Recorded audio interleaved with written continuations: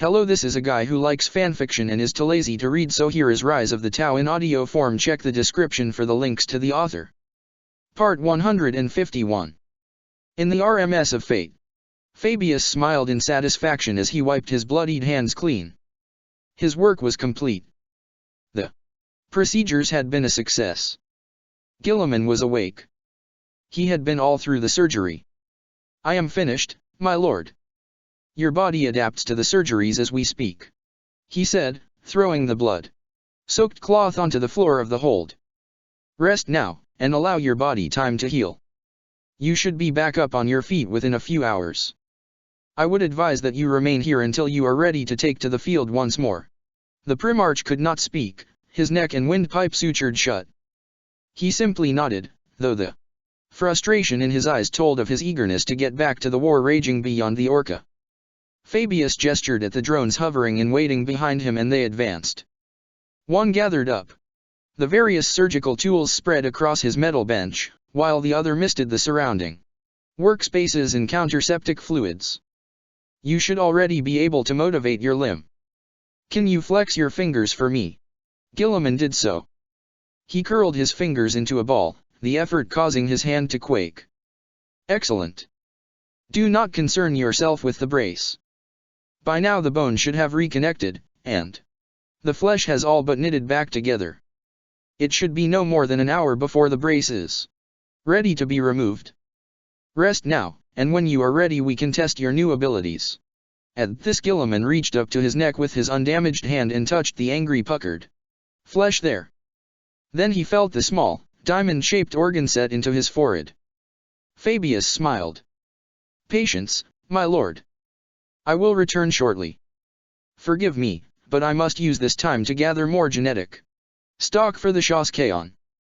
This war is far from over, and OKIR campaign will require much fresh blood if it to yet succeed. With that he removed his bloodied gown and cast it aside. He passed by the ever-present Barolinus, and threw him a nod. Once the Primarch is recovered, brother, I will facilitate your alteration. That is, if you still wish to go ahead. I will be ready. Barolinus spat. Fabius smiled and tilted his head once more. He looked to the small gathering of Tau medical staff attending to the Primarch. Take care of him, whatever he needs. I will return shortly. With that, he punched the activation stud next to him and the rear hatch hissed open, allowing the fading sunlight to flood the interior of the hold. He stepped out onto the extended ramp and the hatch closed behind him. The sounds of warfare flooded his ears, deep and all-pervasive. He could feel the low seismic rumble of artillery and explosions in his chest cavity and at the center of his brain. The air was thick with the heady scent of combat and death. Acrid smoke and cordite mingled with the rich scent of blood and cooked meat. The blood did not worry him, for it was an odor he had long since grown used to. Roving squads of fire warriors shoaled around the Orca like fish, voices raised in indecipherable exchanges. He watched as the warriors passed by, utterly focused on whatever orders had been given to them. He waited a short while longer, taking in the sights, sounds and smells of war, savoring them, for it was an age since he had stood upon the battlefield. At last, the activity of the Unity forces died away around him, and soon all that was left to be seen was a scattering of non-combative units, damaged armor and silent, disinterested automata. He afforded himself one last glance about him and then swept around the dormant landing craft, heading out towards the shadows of the nearby buildings. The area around here was dense, flecked with many small paved squares and intersections. As he approached, he raised a wrist and tapped the Tau-designed communications device there. He did not speak, but instead opened and closed the channel several times. A moment later the communicator buzzed, the crackling sound mirroring the sequence exactly. By now he was already in the shadows of the nearest building, and heading towards a darkened walkway. Litter and rusting detritus lay across the entrance to the alley, and he found himself having to negotiate the scattered refuse. He passed by a crumbling incineration unit and underneath the dark metal struts of a walkway high above. Here the alley took a sharp right angle and he followed it deeper into the gloom. Here the space was dark and foreboding, with only the guttering light of a few scattered lumen globes to light the way. A few meters into the void he slowed, and then came to a stop. And there he waited. Several uneventful moments passed, the distant sounds of the war dull and muted on the cool breeze. Somewhere in the darkness he could hear the steady drip-drip of water, constant and rhythmic. There was nothing else to be heard, not even the scraping shuffle of scurrying vermin. Is it done? The voice was close, so close he felt the rush of air in his ear.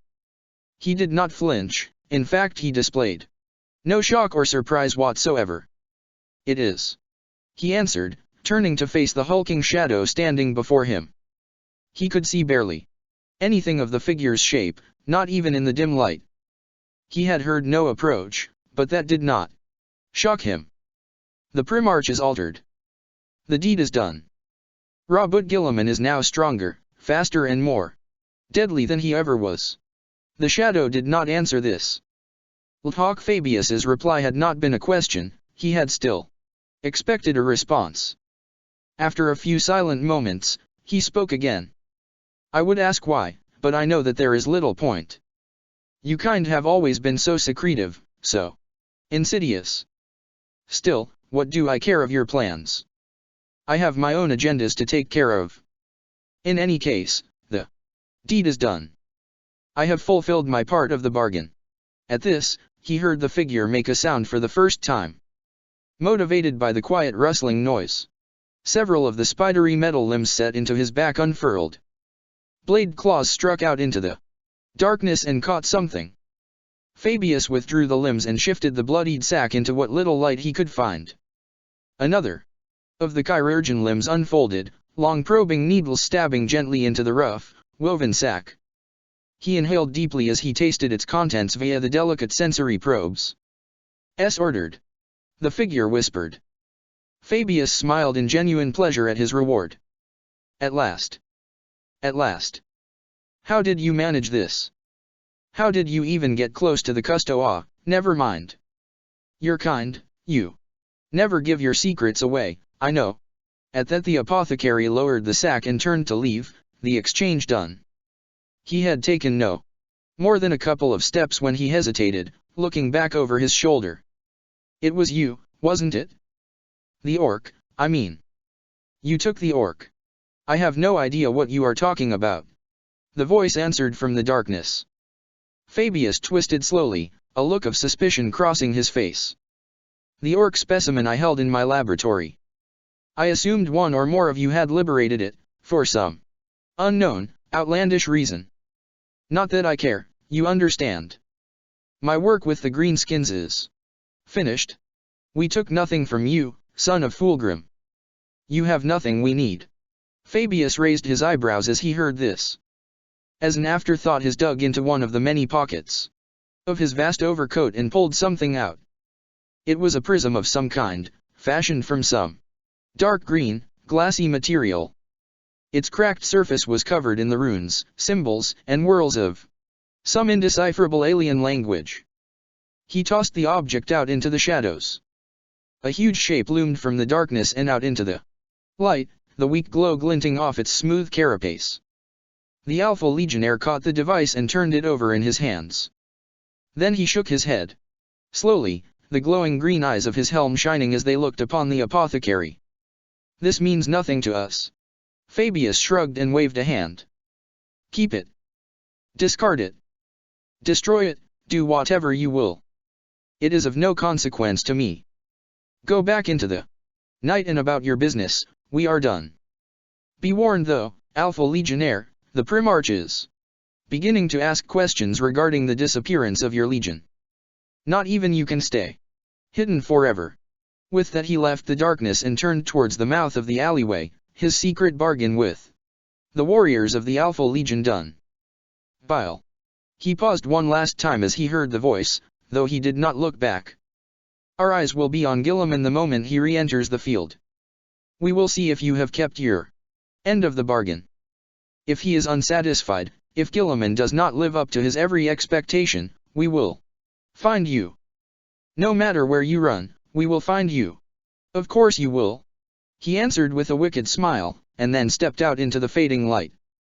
The Eternity Wall Gate Push. LL of you, push. Codian dug his heels in and followed his own instructions. The smaller guardsmen clustered around him, put their shoulders to the pole and shoved for all they were worth. The towering field lamp ascended, its base support finally crashing into the solid rockcrete beneath it with a hollow metallic clang. Codian righted himself and spun his finger around. Light it up. Light it up. High above his head the power bank of lamps came online with a low, crackling thrum. He wiped the back of his gauntlet across his face, smearing the dust that caked his features. Night was approaching fast. The skies beyond the city were a deep red, as if the sun itself was sinking into a painful, bloody death. The same scene repeated itself on both sides of him, stretching as far as the eye could see. Portable field lamps were being raised, ready to counter the coming threat of the unknown Viscion. The trenches were a hive of activity now, even more busy than they had been during the daylight hours. The day had seemed to last forever, as if he had been fighting this war for months, and yet, now, with the coming of the night, time seemed to be hurtling by far too quickly. Other precautions were being taken too. The onset of dusk had seen the enemy forces here before. The Eternity Wall Gate decreased their efforts. The attacking forces had pulled back slowly as the sun had begun to set, leaving only the long-range ordnance to keep up its relentless bombardment. There was no way for the enemy to disguise their intentions now. Codian knew that as well as the combined command structure of the Imperial Defense. They knew what was coming, and the Unity knew they knew. The threat of the Viscion was a powerful and unsettling thing. No one had the slightest idea what they were about to face once the night drew in, and yet everyone knew that something was coming. That the Unity had drawn their forces back to facilitate this only compounded the palpable sense of foreboding. He looked on as fresh gun emplacements and portable void shield generators were hurriedly set into place, and could not help but share the mounting sense of trepidation that soaked through the defense lines. The appearance of the Eldar, or at least one of their enigmatic champions, had only served to heighten that tension. Exactly where the being known as Fuegan had gone, and what his intentions were here, no one seemed to know. Even Ka had remained tight-lipped about the situation. Codian had heard whispers concerning the re-emergence of the beings that had named as the Void Champions, and yet nothing had yet been confirmed. Reports had filtered in as the day had worn on, serving only to add to the melting pot of the defense lines. There were so many variables out there still to consider, far too many for any man to hope to make sense of. Guilliman was still out there somewhere, his own Primarch. Likewise Russ, the feral and yet personable Primarch of the Space Wolves. No amount of incoming intelligence had as yet given any clues as to the fate of these two legendary figures. Then there was Regos, the self-proclaimed Sigillite of Terra. As far as he was aware, only he knew the terrible truth behind the true identity of this being, and yet, of his fate, he had heard no mention. The key to all of this intrigue and confusion was Ka. He knew that, and yet the ancient alien had offered nothing in the way of information. Codian had considered confronting the Xenos a number of times over the past few hours, and yet he had thus far failed to motivate himself to do so. Was this a product of his own emotions, or was it more? Was Ka himself responsible for? He shook himself, dismissing such notions. Neither man nor God chose his actions or his fate, he told himself.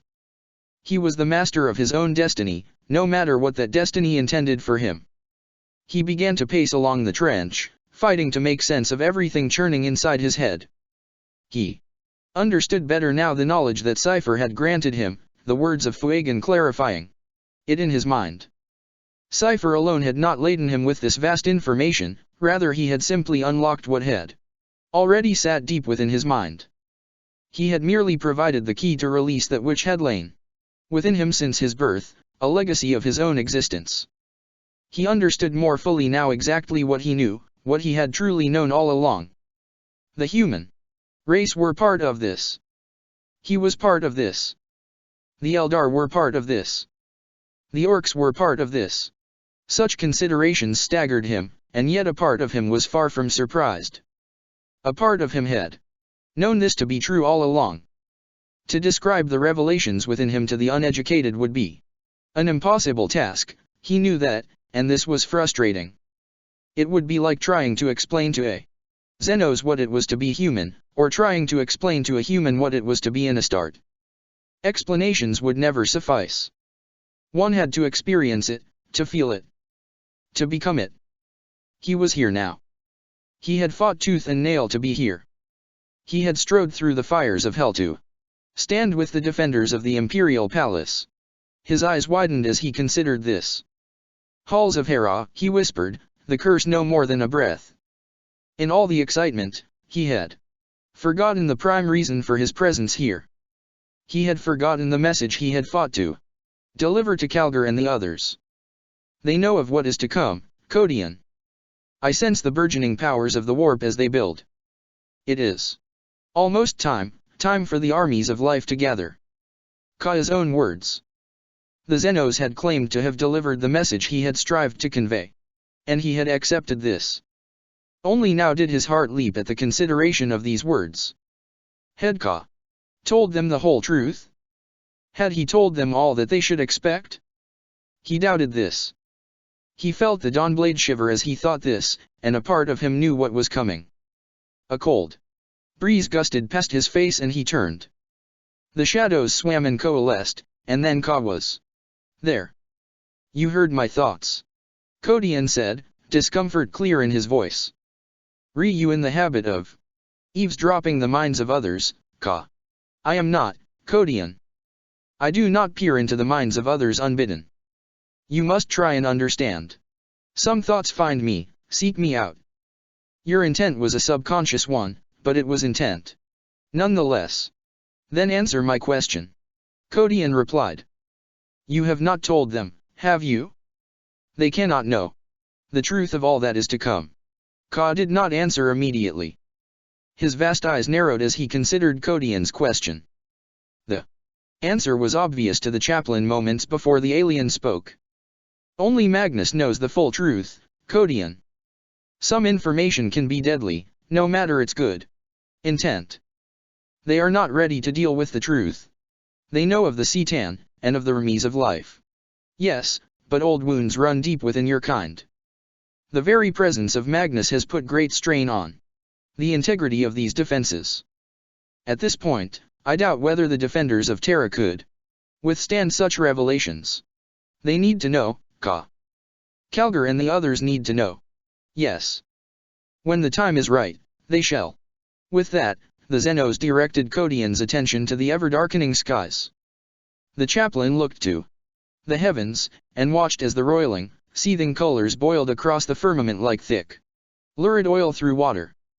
Despite the failing light, he knew that the darkness of the approaching night should have been far more advanced than it was at this present time.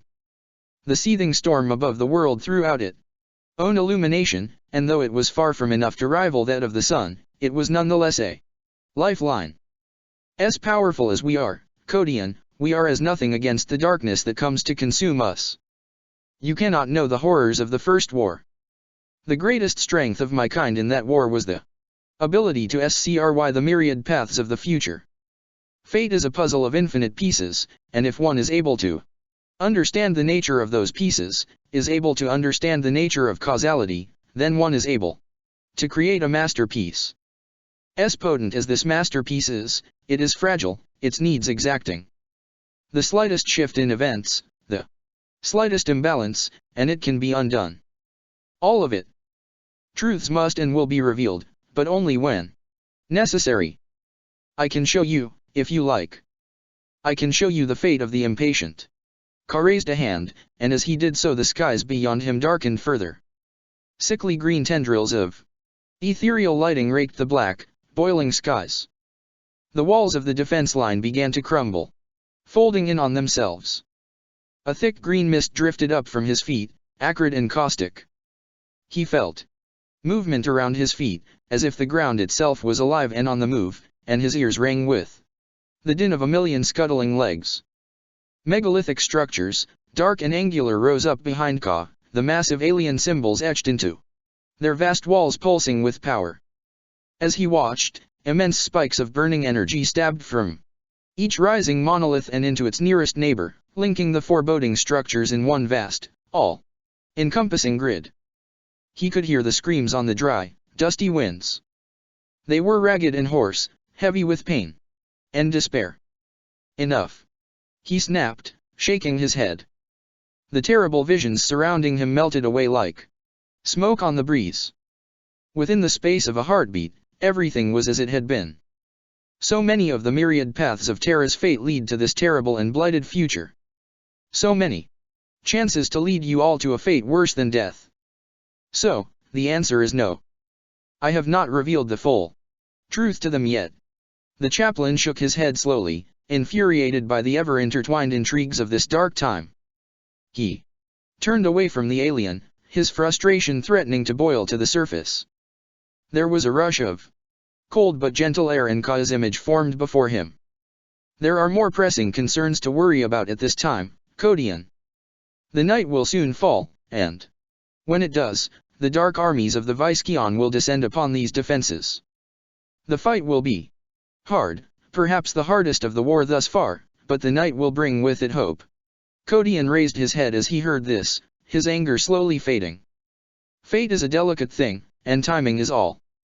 You see, with the arrival of the Viskeon, the dragon has now committed the majority of his martial strength to the push for the palace. In his arrogance he has directed his full attention to breaking these walls, for his actions are now born of desperation. And he feels the pressure of the passage of time. And you call this hope? Yes.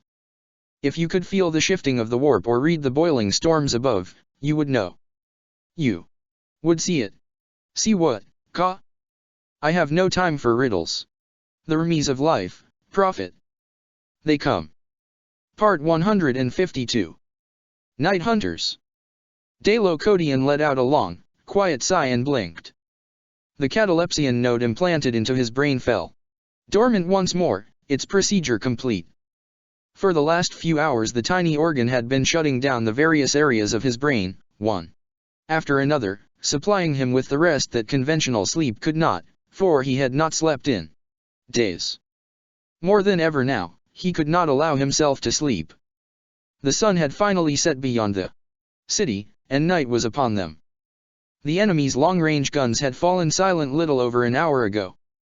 Since then, they had been able to hear them.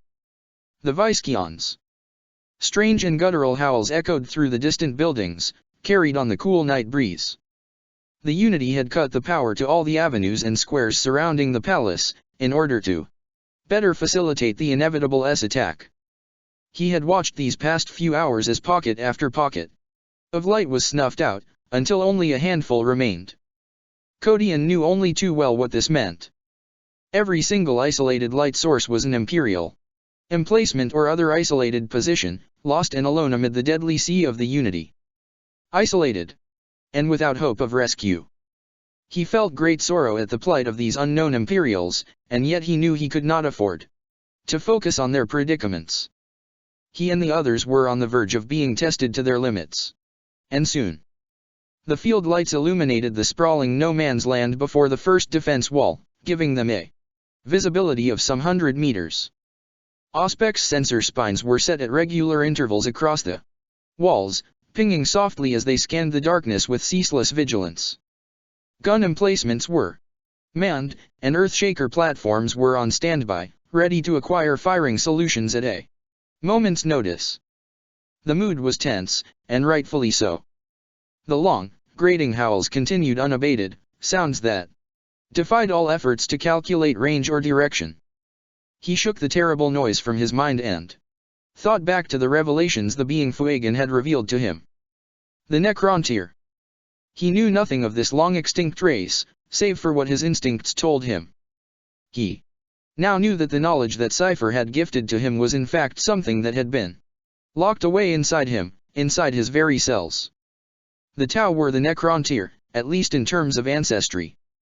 He knew that this was a significant revelation, even if he knew nothing of that ancestry.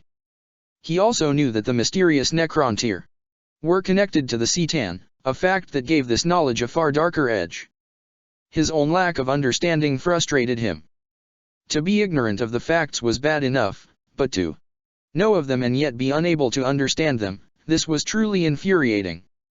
He paced along the length of the wall, barely conscious of the scattered groups he passed by.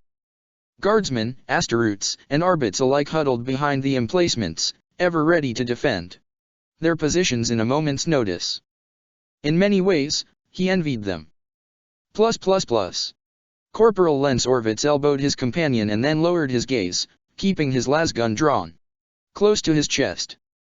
Tarv snapped his head around and made to curse his comrade, only for the intended blasphemy to die in his throat as he clapped eyes on the dark, hulking figure that passed by.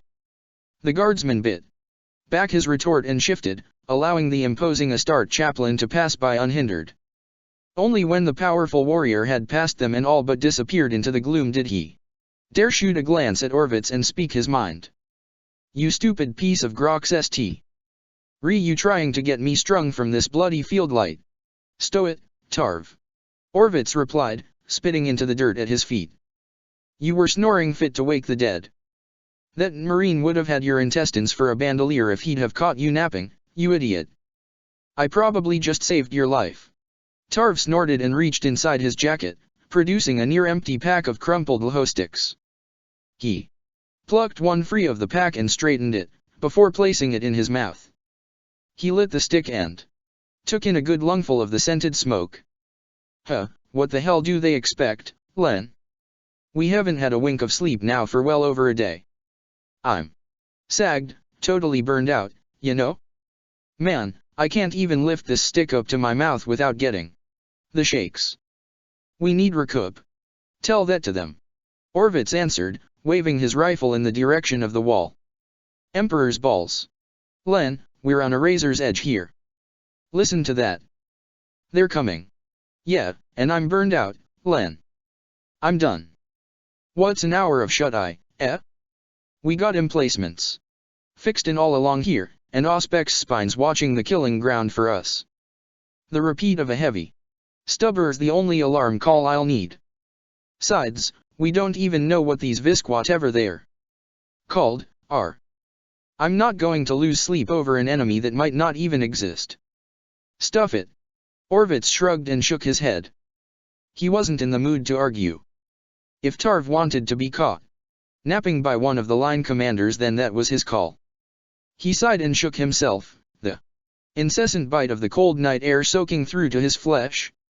He slung his lasgun across his shoulder and climbed the metal rungs leading up onto the scaffold. The cries of the enemy had set him ill at ease, just as they were intended to do so. He cursed the invisible enemy and hauled himself up to the edge of the wall. This was the first of the defense lines here before the gate, and this fact caused him no little concern. This was the first line the enemy would hit, and that scared him.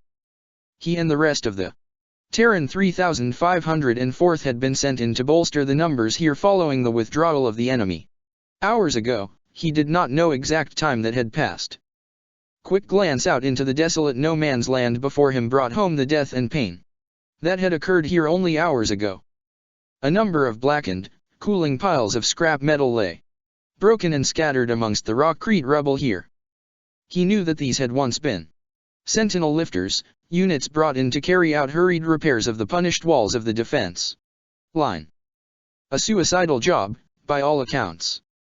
The guns of the enemy were as far-reaching as their own, and many had fallen as they had desperately fought to fortify the line. There were bodies here too. Human and Tau corpses were strewn before the walls, scattered lumps of dead flesh that stretched out into the night, a carpet of suffering and death. Most were Tau, and he gave silent thanks for that. He could hear the quiet buzz of Tarv's snoring even from up here. The defiant guardsman had fallen asleep once again. Tarv was going to get himself killed if he wasn't careful, and it would not be by the enemy. Tarv wasn't the only one who was tired. He was dead on his feet too, but he couldn't let that urge for sleep claim him, not now, not in a million years. Not while the enemy were poised to attack. He took his prized Auspex out of its holster at his side and activated it.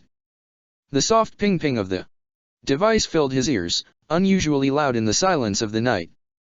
He knew that the sensor spines along the wall were far more powerful and had much better range, but he trusted his piece, and had done so for almost 5 years now. He didn't want to have to wait for the alarm to be raised by one of the sweep teams. He wanted to know firsthand when the enemy were about to attack. The soft song of the Auspex was almost like a lullaby, rhythmic and soothing. He felt his eyelids growing heavy, and was thankful for the cold breeze against his face. He lowered himself down onto the wall top and made himself as comfortable as possible. Then, as satisfied as he knew he could be, he lifted the sight of his rifle up to his eye, and waited.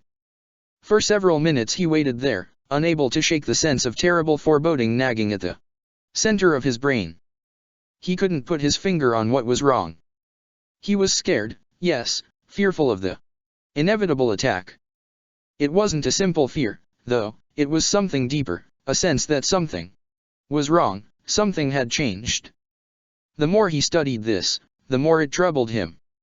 Soon, even Tarv's incessant snoring had faded from his ears, such was the Tarv. He couldn't hear Tarv anymore. He couldn't hear it. The awful roaring of the enemy.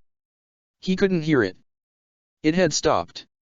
He shifted, checking his power pack to ensure that it was charged and ready. Something's wrong, he began. The gunner near him shifted his vigilant gaze and looked to Orvitz, his face hidden by the gloom and the distance. He was still glaring at him as something hissed through the air and punched through his cheek with a dull, wet thunk.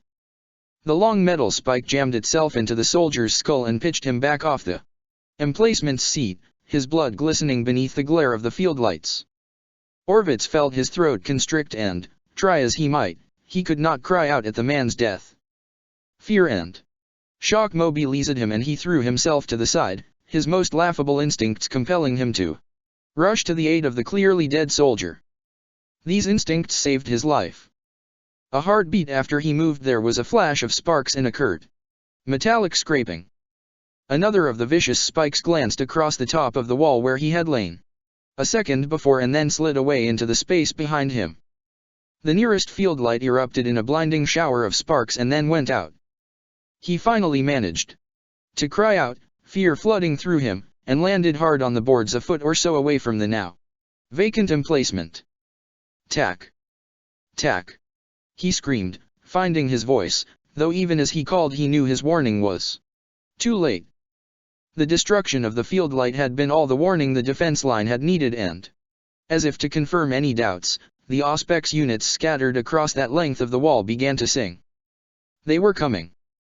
The Viskeons were coming. The stubber above him rocked violently beneath a powerful, ringing impact. Yet another spike twisted away over his head and into the raised trench, clattering in the gloom as it landed. Further along the lines the nearest Earthshaker emplacements opened up, sending their powerful shells out into the night. The thunderous booms were punctuated with the less powerful hollow pops of mortar positions. Within moments, the Imperial defenses were in the swing of full response. He felt the walkboards quake beneath him and realized then what this meant. Shouted orders drifted past his ears and he glanced down and past the back of the emplacement to see squads of soldiers filing up the nearest rungs, ready to counter the threat. The sound of las gunfire filled the air. A moment later, and he knew then that his time cowering in the wake of the enemy attack was over. The Emperor's eyes would be on them all here, he knew that, and he could not be found wanting by that gaze. He could hear them more clearly now, their harsh cries growing louder every time. Guardsmen filled the walkway now, sending a hail of las gunshots out into the night. He could tell by the way they were loosing the shots that they still could not see the enemy. Most of them were firing from the hip, literally hosing the ground beyond on full auto. One of the men let out a wet cough and flew back, his chest impaled. The force of the blow caused him to convulse, and Orvitz had to duck as lost rounds slid past him, striking the stubber and the box of the emplacement. He heard a scream rise up from the trench below and past him. Some poor bastard hadn't been as lucky as him. Get a grip! He screamed to himself, tearing a frag grenade from the webbing around his chest. He pulled the pin free with his teeth and hurled it over the wall. He let out a cry of desperation and ascended, unleashing a withering salvo out into the night. He saw them. Just for a moment he saw the enemy. The Viskeons. The blackness was unforgiving, vast, and endless, thick as oil. Far beyond the shells of the Earthshakers were doing their job, sending vast plumes of angry red fire out into the darkness.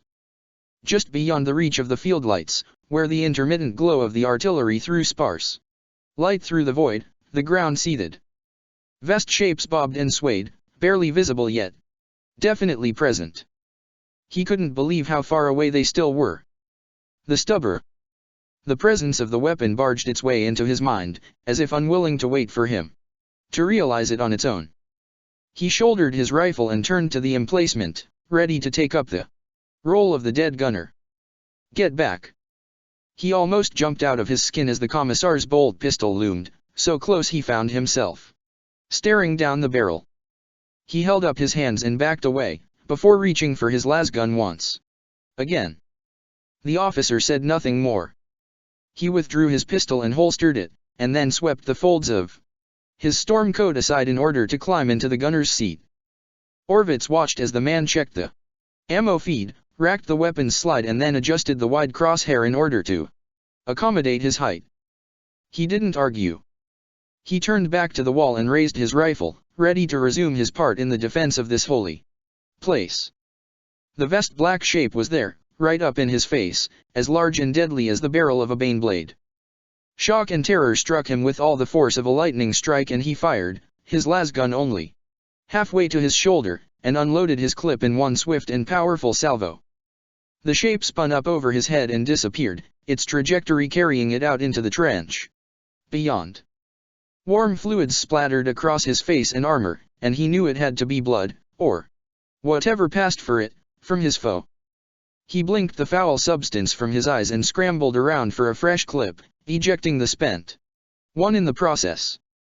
By the time he could see, the pack was in place and he cast around, ready to kill again.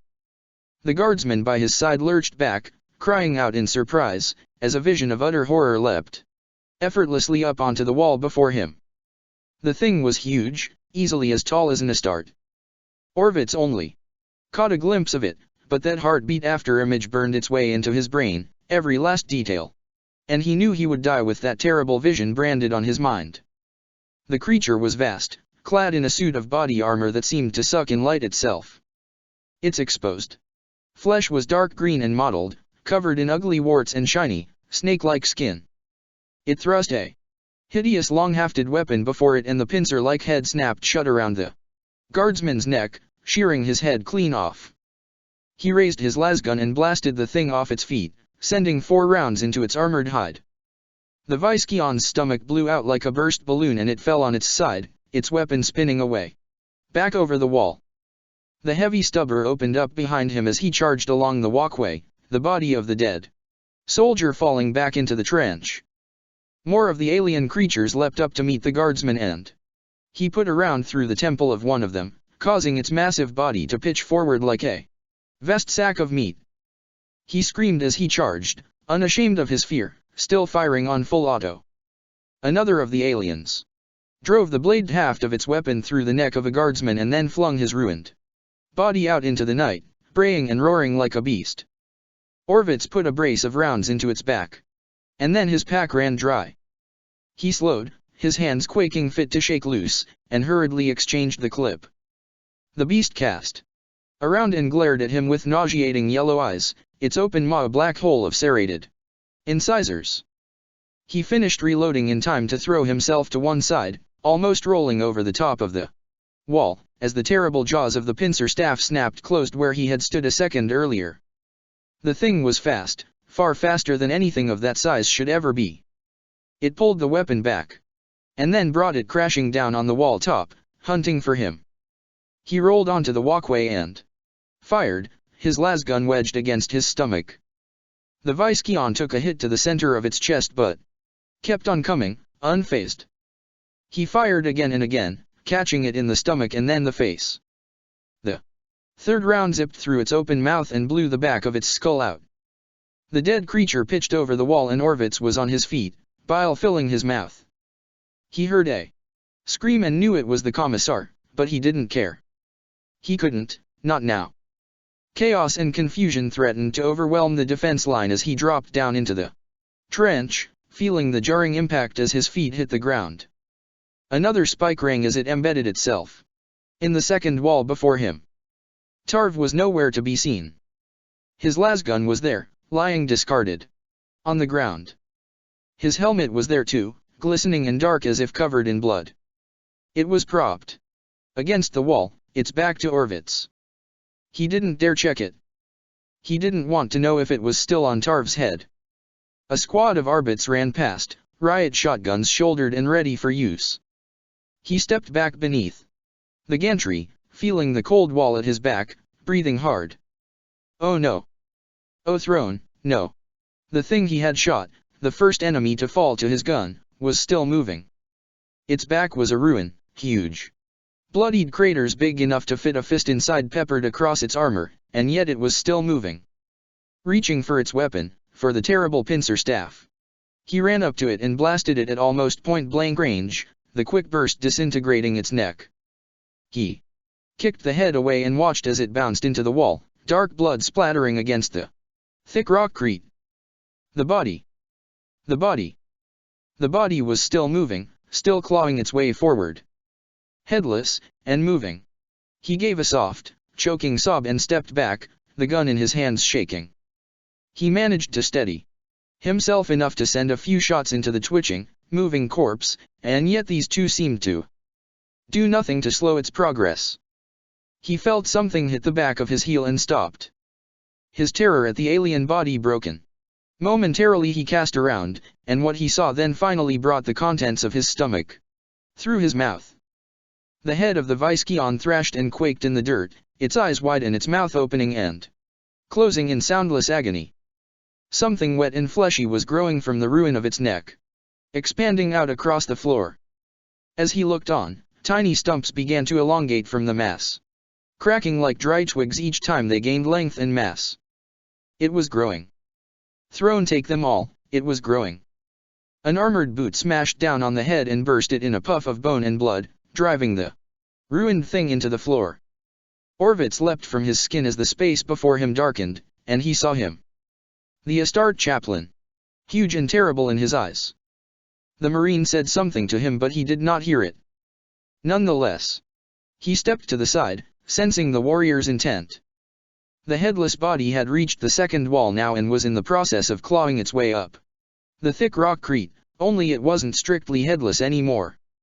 Misshapen, fleshy lump had begun to grow between its shoulders, pushing its way into being amid a torrent of alien blood. Shock and despair seized him in its grip and he stumbled back, falling onto his behind in the blood. Slick dirt. Tears streaming down his face, he lifted the barrel of the lasgun up to his mouth, and begged the almighty Emperor to forgive him. Codian felt his stomach twist at the sight. The Xenos thing was still alive, and moving.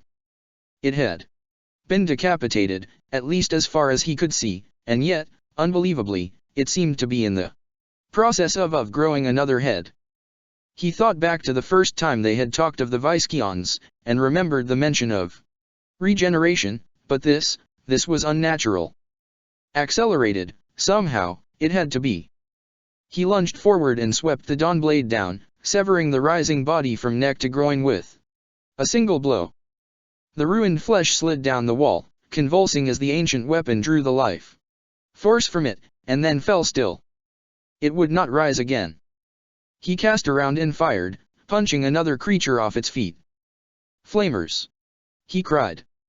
We need flamers, grenades, meltas, anything with the power to put these things down for good. He turned slowly then, his eyes finding the shaking guardsman at his feet. He glared at the man, the vision slits of his helm burning in the gloom. You, he said. Did you not hear me? Put the rifle down and spread the word. Flamers, grenades. Go. Corporal Lance Orvitz did not argue. Part 153. Hydra. The defense line was close to breaking. They were seconds into the enemy attack, and the line was near to a complete rout. Kodian shifted his aim and fired twice, making a ruin of the Viscyon in his sights. The thing's torso came apart as it fell, blood and viscera spreading like the vile petals of some fleshy flower. "Get those void shields up!" he cried, pivoting on his heel in order to cover the opposite end of the trench. Men screamed and died as dark shapes tore into them, snapping heads from shoulders and raking stomachs free. He fired out into the gloom and did not stop until the hammer of his pistol clacked over and over again, his clip empty. He fell to one knee and rapidly reloaded, one eye always on the desperate fight. Men screamed and fled in terror all around him, and yet he remained calm, collected, just as an Astarte was conditioned to do. He rose once again, retrieving the Dawnblade as he did so. "The shield generators. Fire them up. Flamers and assault weapons to this position. Now. We have breaches. We have breaches." To his left he heard the familiar whoosh of erupting flame. He afforded himself a quick glance down the line and saw the troopers there hosing the enemy with flaming promethium. The defenders were starting to respond, albeit piecemeal, but even now he could tell that it was not enough. The Viscyons were coming over the wall faster than anyone had anticipated. They were huge creatures, but they were agile, able to leap up onto the parapet in a single bound. He had expected terrible things of the Unity's secret army, but these past few minutes had blown his every expectation out of the water. The Viscyons weren't armed with ranged weaponry in any conventional sense, and for this fact he found himself grateful, but still they were swift and strong and utterly deadly, able to tear apart a guardsman with frightening ease. He felt the ground shake beside him and threw himself around, sweeping his living Crozius in a wide arc. The alien attacker came apart from waist to shoulder, its inhuman face still contorted in a rictus of hate and bloodlust. Dark energies curled from the bisected parts of the alien, the very life force of the Viscyon flowing from it into the blade. The Dawnblade. The Dawnblade knew how to kill the Viscyon finally, and with one strike. Drink the life from them, every last drop. That, or punish the very stuff they were made of utterly. "Hold this line," he thundered, striding down past the ruined stubber emplacement in the opposite direction of the flame teams. "Hold this line unto death, and beyond should your faith be strong enough. Do not let this enemy break through. Do not disinnure the Emperor through fear or weakness. His gaze is ubiquitous, and I am his judgment. The sword is not lenient in the hand of its master." His instincts kicked in again as another enemy loomed from nowhere, radiating deadly intent. He spun around and put a bolt through its face, driving it back. A series of fast and violent blows took the thing's vast meat slab body apart where it lay. "Line control, Chaplain Kodian here. Get me the War Master," he commanded, shouting into his vox. "Link. Line contract. Plus Calgar here. News of the attack has already started to filter through, Chaplain. I have ordered Astarte support squads to your section of the defenses, as many as we can spare. Plus, be advised, War Master, the Xenos warriors are able to regenerate. I repeat, they are able to regenerate. We need flamer teams to support the defense squads. We need to burn them." The Link erupted then, gunfire hammering in his ear. He waited anxious seconds before Calgar's voice came back. "Plus confirmed, Chaplain. Ultimate and Lion's Gate both report attacks along their primary defenses. This is coordinated, Kodian. Hold tight and don't give the BDS an inch. Calgar out." Plus. He severed the link and stepped aside as a squad of Astaroths jogged past, assault weaponry armed and ready to deal with the threat. This section of the wall seemed secure, at least for now, but his eyes and ears told him that much of the wall was under assault by now. The enemy were attacking in such numbers that breaches were inevitable, and the most vulnerable point of the raised trenches were the access spaces. These were sections of the secondary defense wall that were left open, in order to facilitate the passage of troops and support teams to filter through the trenches. Either stationary armor Emplacements or heavy weapons teams manned each gap, and though the weapons that guarded these spaces were potent indeed, they were still vulnerable spots, open to attack by the enemy. He started out towards the nearest of the access spaces, intent on doing all he could to keep the enemy from gaining ground. Roving squads of guardsmen and arbits passed by him, shooting up at the top of the walls or dispatching those Viscount who had already fallen to their guns. He listened as he passed to the shouted orders of the officers, and it soon became apparent that his warning had already begun to filter through to the masses. Satisfied by this at least, he doubled his pace towards the access space. Spaces were set at 100-meter intervals, and it was not long before he reached the nearest of them. As he predicted, the enemy had already begun to cluster around the space. A few of the bravest or most foolish of the attackers leapt up onto the second wall, intent on catching the defenders of the access space unawares, only to be cut down by merciless and sustained salvos of loss and bolter fire. A loud, rumbling boom shook his chest armor and he skidded to a halt, watching as the huge column of flame rolled out and over the gathered Viscount. The burning flames swept from left to right, hosing the entire space. The alien monsters howled as they were incinerated, flesh turning to ash within seconds. The fire died away, its grisly task complete. Seconds later, a number of armed figures charged through the gap and began to rake those Viscount still alive with last fire. "We need more men here," Codian called. "Get men and weapons into this trench now. Keep this line bolstered or we will lose ground here." There were none amongst the guardsmen who dared to argue with an Astarte chaplain. Several of the soldiers shouted into the gap and then ran to follow his orders. Officers appeared, their faces radiating anger. That anger faded upon seeing the chaplain. A simple gesture from him brought squads of men flooding forth. Codian waited for them to pass and then moved to check the defense emplacement. He checked his surroundings for signs of enemy activity, and then, pistol still raised, peered around the opening. The Hellhound sat idling, its vulnerable rear armor resting against the third inner wall. The gunner atop the turret cupola trained his storm bolter upon the chaplain. Several guardsmen were astride the hull of the tank, standing or kneeling behind the fearsome Inferno cannon. Rifles were brought forth, and then slowly retracted. "Keep this position tight," Codian called. "On pain of death, and worse, dereliction of duty, keep the enemy from gaining ground." The guardsmen saluted. Satisfied that they would play their part, he turned back to the war for the first trench. He heard it first. The sound was strange, indescribable, like the cries of a wounded animal. He scanned his surroundings for the source of the sound. There. His stomach tightened with disgust as he laid eyes on the abomination. It was an arm, a vast and powerful slab of muscle and claw. It was alive. A glistening sack of flesh and bone dragged it across the ground, straining with the effort of shifting the limb. The thing was Viscount, in a fashion, and yet it was small and childlike, with the proportions of an infant. It cried and wailed as it dragged its own adult arm towards the shade of the walkway above, hissing hatred at the chaplain. Even as he looked on, the creature continued to grow. It would shudder and then inflate, flesh and bone increasing in mass inside its body. Another Viscount warrior was literally growing from the severed arm, and within minutes it would be of the same size as its original donor. Codian put a bolt round through the vile thing and then stamped what was left into an unrecognizable pool of viscera and gore. He watched the wretched remains for a moment, in order to ensure that they would not reknit and begin to rise again.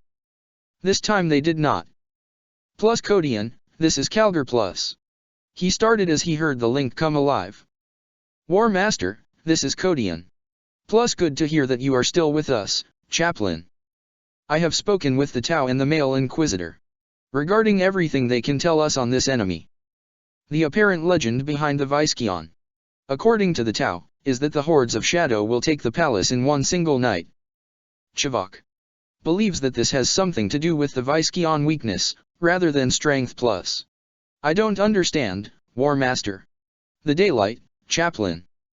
He believes that the daylight will slow them down. If this is true, if we can hold these lines until daybreak, then we may have a chance plus. Understood. Kodian out. He severed the link and then sprinted beneath the walkway, movement above him catching his eye.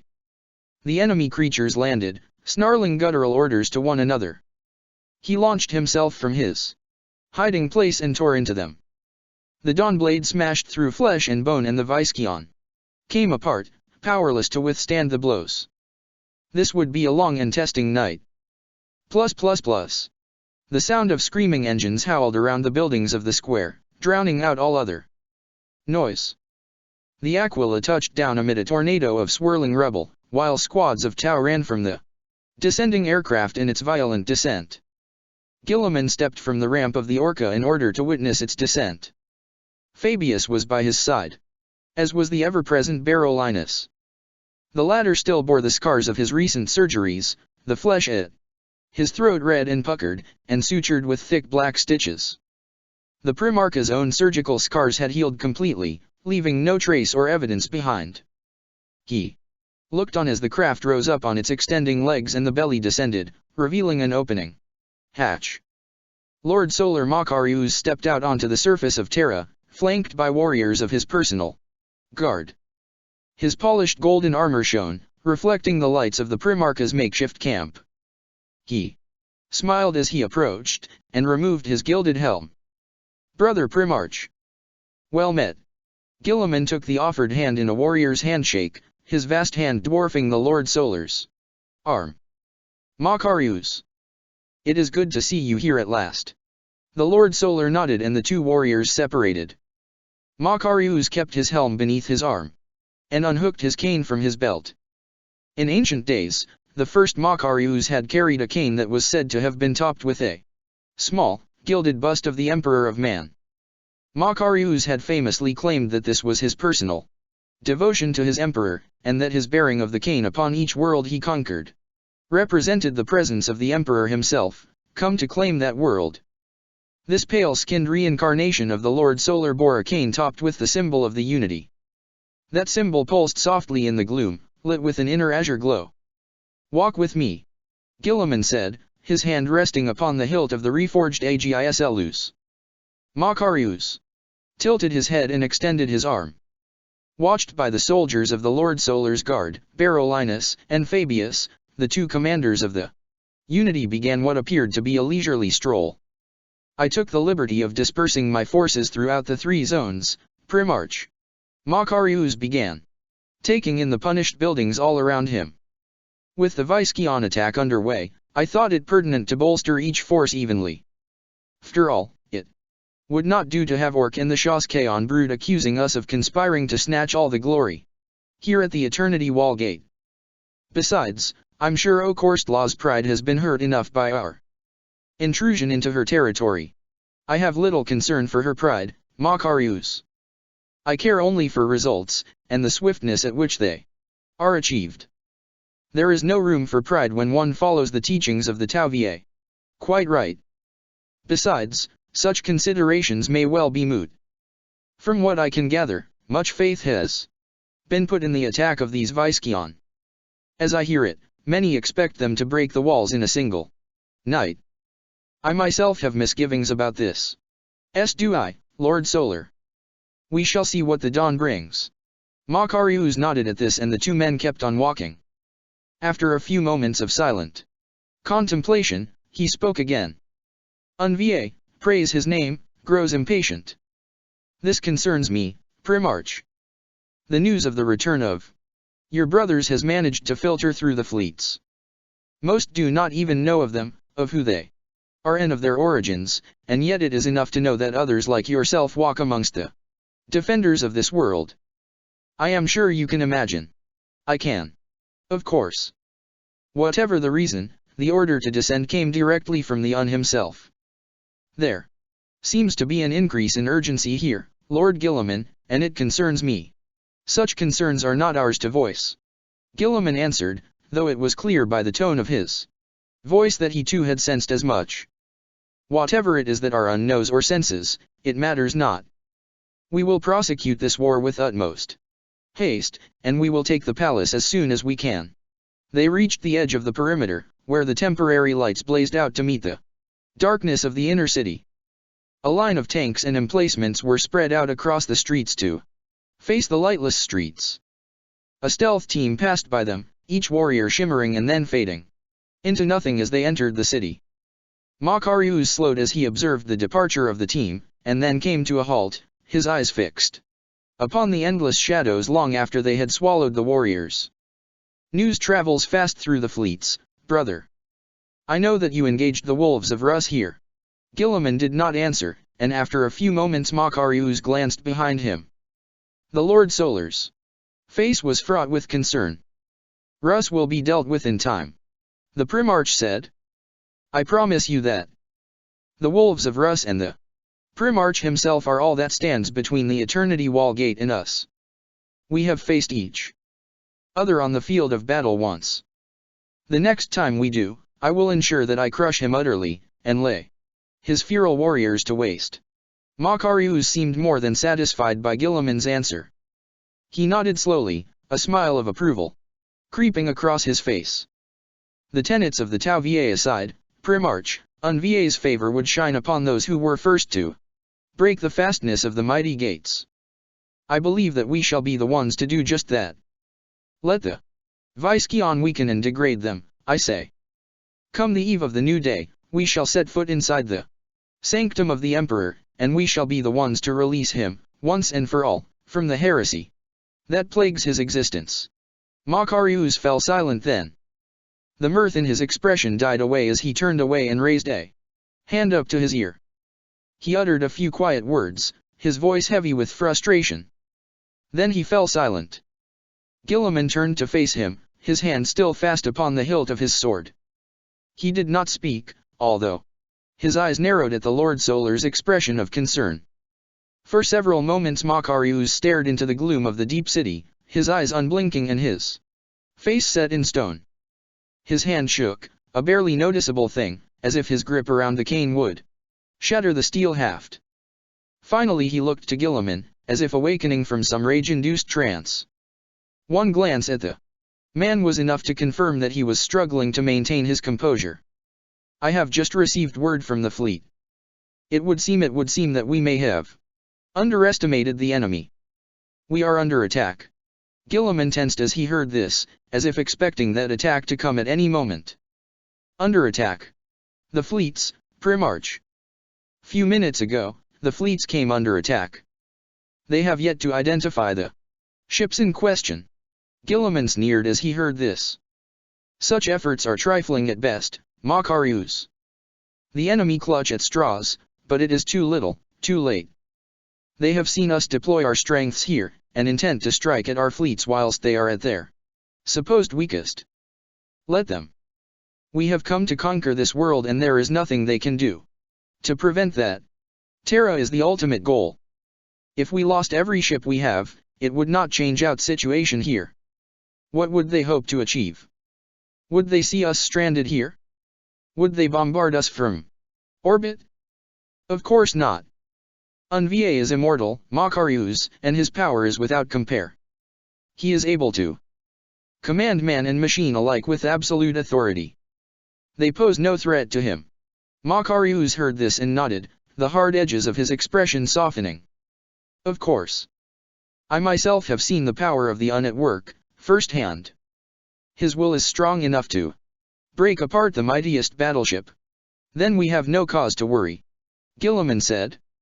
With that he turned to the darkness before them and drew his sword. Agislus sang as it was freed, the keen blade ringing against the oiled interior its scabbard.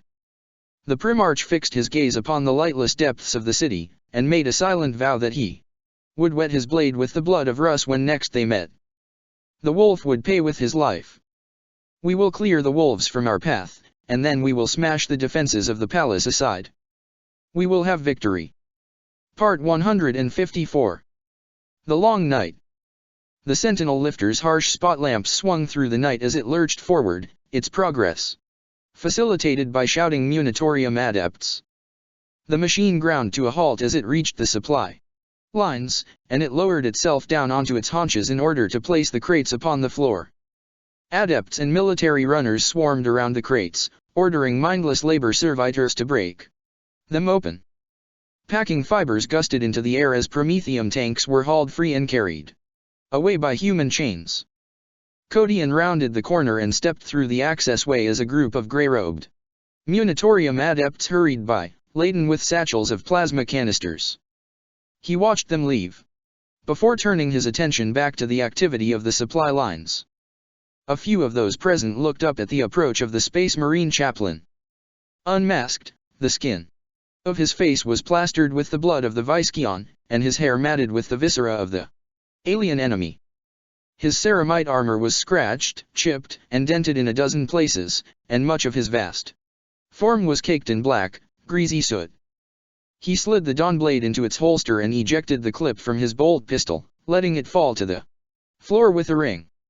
One of the robed figures scurried forward and retrieved the spent clip before sinking back into the mass. "Bolt pistol ammunition," he called. A crate was soon carried over to him and he did not waste the opportunity to replenish his ammunition supply. He scooped handfuls of magazines up, placing them wherever he could about his person.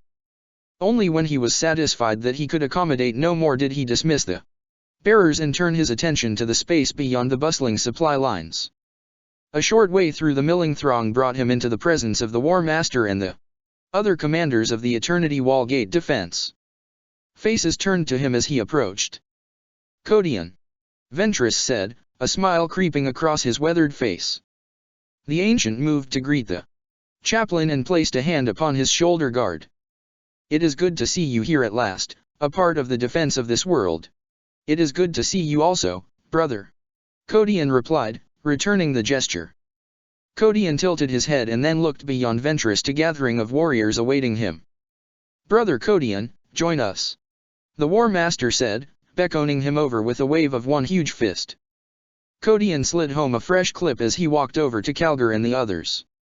Cassius and Tigurius greeted him, the latter affording him no more than the most cursory acknowledgement before turning his attention back to the small army of officers and marine commanders surrounding him.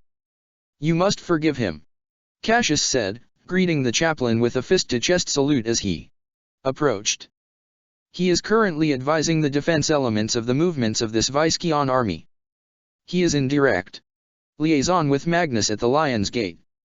It would seem they are finding particular success against the Viscion there." "As will we," Codian replied, looking back towards the many defense walls beyond him. "I have just come directly from the 7th trench. We are holding fast there. The first 6 trenches may be lost to us, but they are choked with the Viscion dead. We have 3, maybe 4 hours until sunrise. I think we may just hold them." "Codian," Calgar said. "Well met, chaplain. I see from the state of you that you have taken more than your toll of the enemy." Calgar himself bore all the scars of hours of brutal combat. His vast frame was awash with the blood of the enemy. His mighty fists were black, the result of a combination of energy discharge and Viscion blood. It was clear that all of them had seen action against the alien infiltrators and, like him, had only returned from the battlefront a short while ago. "How goes the defense of the palace, War Master? Do the other gates fare well?" "We are holding them, yes. The Knight and these Viscion have brought much punishment, chaplain. But the gates still hold. The sheer numbers of the enemy harry us still, but we continue to hold them back." Codian holstered his bolt pistol and joined Calgar as the hulking commander of the Alliance turned back towards the monolithic gates. Once he was sure that he was beyond earshot of the majority of the gathered throng, he spoke. "We are holding them only by the skin of our teeth. LL3 of the gates have lost ground to these monsters. Many have died tonight, many more than we have lost to the Tau. We must wipe these Viscion out, we must utterly destroy them, for I fear that if we have to withstand another night of such punishment then these defenses will fall, and the palace will be lost." Codian did not answer, for in truth, he could think of no positive response. He agreed fully with the War Master's assessment of things. The Viskeon were bestial and crude, and they were utterly devoid of any form of support. The strength of this new and terrible enemy was numbers. Where other armies could be whittled down through sheer force and firepower, the Viskeon could not. They did not need armor, nor support. He had seen many terrible things in the hours he had defended the palace. He had seen alien warriors grow from severed limbs. He had seen individuals torn apart, only for the separate pieces of his victims to begin to expand and grow, and form entirely new bodies, up to 5 at a time, from the remains of the deceased creature. When he had first encountered the Viskeon he had, for all their ferocity and strength, dismissed them as feral and easily countered. He had been mistaken. There have been other events in your absence, Chaplain, events that may prove pivotal to this war.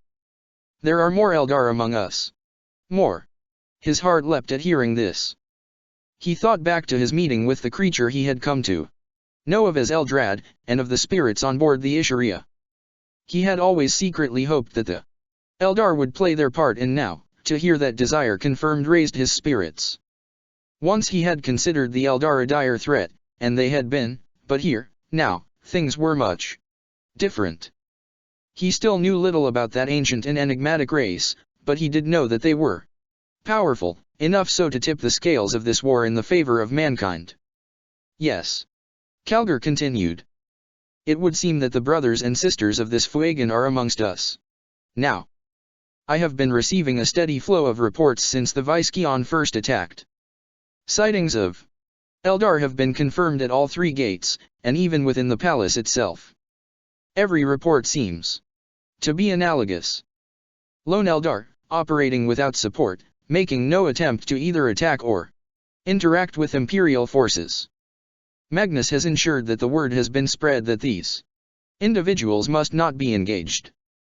He seems to know more than any of us on the subject of their appearance. Trust him. Codian answered. Even he could not explain the confidence he held in the repentant Primarch, and yet his conviction was without question. Almost as surprising to him as this was the fact that the War Master agreed. Magnus seems to have faith in the Eldar, and I trust his judgment. I cannot say exactly what plan these Xenos warriors are following. All I know is that they are at large, an undisclosed number of them, and that they seem to share a common purpose. Whatever their collective agenda, they are amongst us now. This moment in time, if they engaging the Unity forces, then I say we leave them be. Codian said. The Eldar are as much a part of this war as we are, War Master. In time, I believe that they will approach us. For now we must leave them to play their part. I am starting to learn that it is wise to trust your judgment, Dalo Codian. Calgar replied. Whatever source of knowledge you hold, it has thus far served us well. The creature Fuegan spoke of something inside you, something that set you apart from the rest of us. I will not press for answers, Codian, for I doubt that I have neither the time nor the patience. It is enough for now that I have faith in you. Faith has long been one of our most potent weapons. Codian said. Faith in the Emperor and faith in one another. With that he pointed to the skies above, to where the storm raged still. He will deliver us. The Emperor's final act will be to bring all the forces of life together to fight this war, Lord Calgar. I know. Calgar answered. Codian looked to the War Master as he heard this, his eyes narrowing. He had not expected this answer. Short while ago I received word from the fleet. Ships have exited the warp around the planet. Chaplain. Thousands upon thousands of them. Codian turned his gaze to the heavens once more, his heart stirring at the news. Then he saw it. He saw it with his own eyes, as surely as if the phenomenon had been waiting for his attention. The vast storm shuddered, the unnatural light of its presence flaring like a dying star. Vast flares of energy coiled in on themselves, writhing like dying serpents, and then the storm itself looked to shrink, to implode. Blessed halls of Hera, he breathed, watching as the storm swirled, pulling itself into a pure white point of central light. Then that light blinked, shimmered, and was gone. In its place the firmament was visible once more, and yet it was changed utterly beyond anything he could remember. Stars, millions of them, dominated the heavens, tiny pinpricks of every imaginable color, so thick that the void of space could barely be seen beyond them. Each star was a ship. Kodian knew that. Thousands, you said? He uttered to the War Master, who had by now turned his own attention to the skies. That may have been a vast understatement. As the two warriors looked on, the first of those stars began to fall. Plus plus plus. Plus plus plus the Ziggurat Imperialis plus plus plus. Plus plus plus the Imperial Palace plus plus plus. This deep within the bowels of the vast Ziggurat Imperialis, within the very lowest levels of the ancient edifice, the dust-covered catacombs had lain undisturbed for millennia. The catacombs were a dark and forbidden place, a place of legend. Only a handful of living individuals even knew of their existence, and those who did would never dare to venture into their haunted depths. They were the oldest part of the palace, predating even the Imperium itself by several millennia. The legend of this place claimed that the Emperor himself ordered the palace to be built over the catacombs, in order to seal their secrets deep within, for all time. They were of a dark and terrible time in Terra's history known as the Dark Age of technology. Mankind had reached the pinnacle of its scientific and technological ability, and it was a time when borders and limits seemed powerless to prevent the ascension of man. The age of strife had come to claim the power and magnificence of mankind, and much was lost. Much, but not all. Here in the catacombs, many ancient relics of the dark age of technology survived still. The ancient glow globes guttered as the shapeless void soaked through the walls of reality and formed at the center of the wide stone corridor. Antiquated defense systems rattled to life, dormant logic cores firing up at the sudden presence of the intruder. Glittering null dust puffed out into the corridor, and ancient sensors filled the space with the choking smoke of burning Daemon Bane. Ka formed from the dark mass and swept a hand before him. The dust and smoke dissipated immediately, and the defense systems crumbled to metallic dust. These were systems designed to dispel the most powerful entities of the warp, and yet the old one turned them aside as if they were nothing. I know you are down here.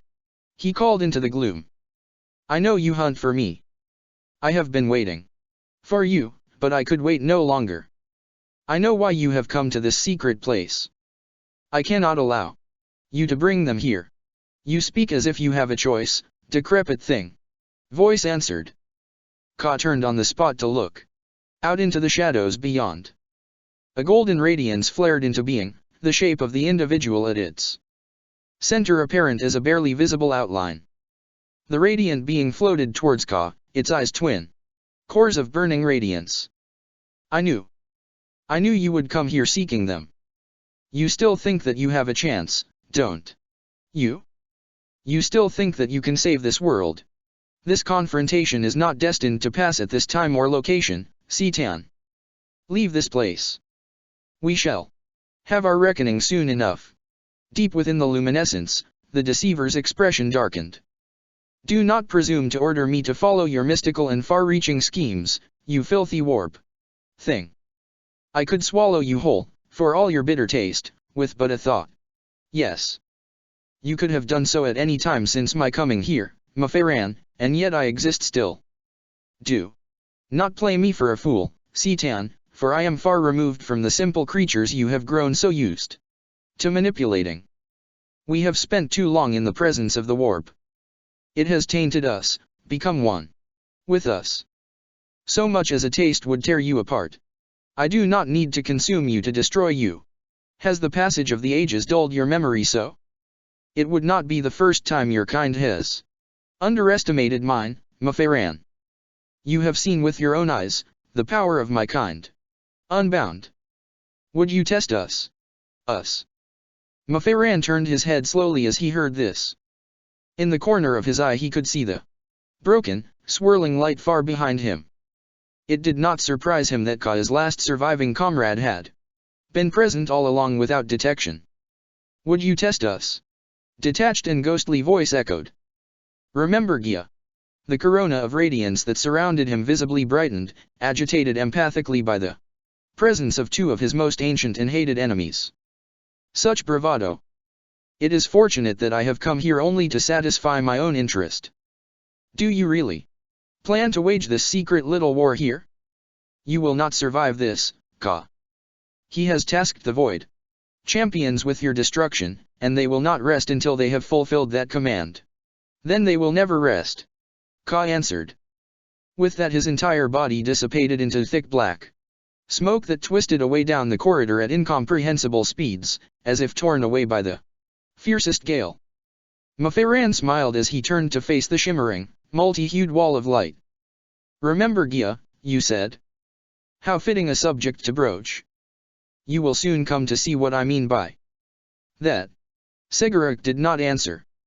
He simply faded from sight, his burning eyes the last visible part of him to sink into the darkness. Maferan looked away from the departing being and took in the desolate emptiness around him. His eyes roved the gloom as he spoke. I sense your Eldar too, he whispered. I know they are down here, hunting the Void Champions through the shadows. What good sport you will make, in time. The walls of the Imperial Palace Rogaldorn thrust his hand forward and caught the howling shape by the throat.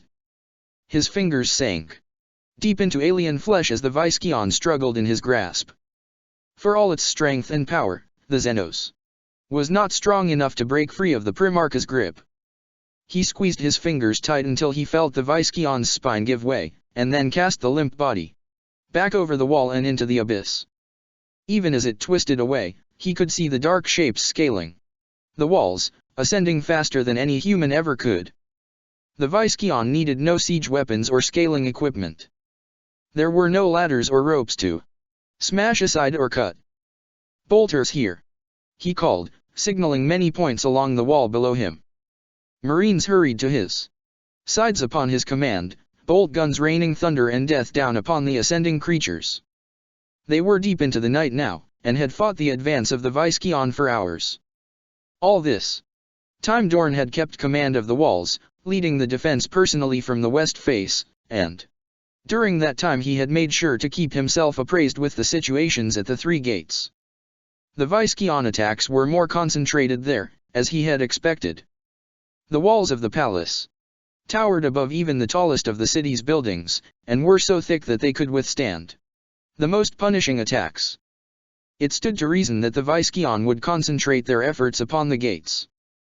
Despite this fact, even though he had no idea of the numbers of this latest enemy force, he knew that there had to be hundreds of thousands of them.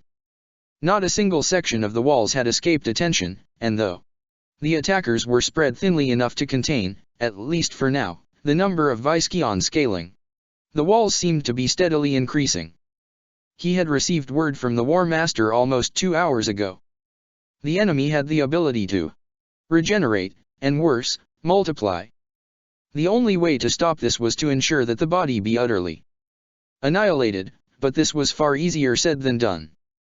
Those Visceon who fell to the guns of the defenders were sent tumbling away into the darkness, and though the deadly fall had to obliterate the victim, there was no way of being sure. Frag grenades. We need more frag grenades up here, he called.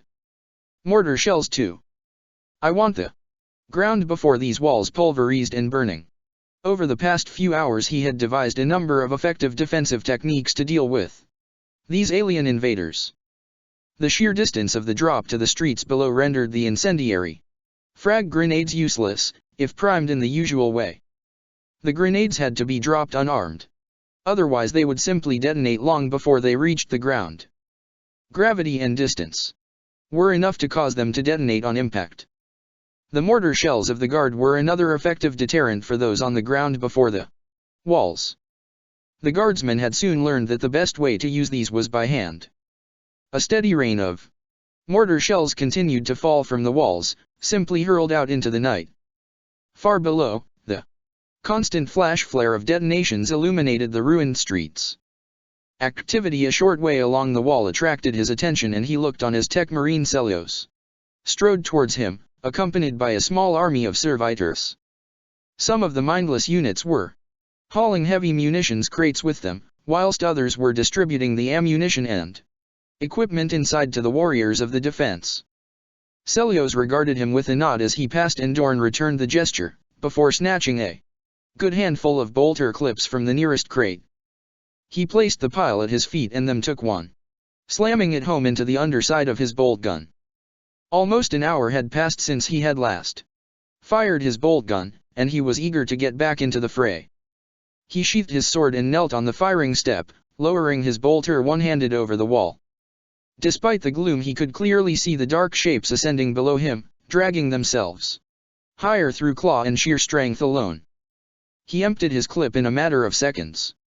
Each shot found a target, and killed without mercy, blowing Viscion from the walls in showers of blood and gore. He watched the last victim tumble away and then drew himself back up, ready to reload again. He caught sight of the bright plume of fire far below just as he withdrew. Something had exploded below, almost halfway down the wall.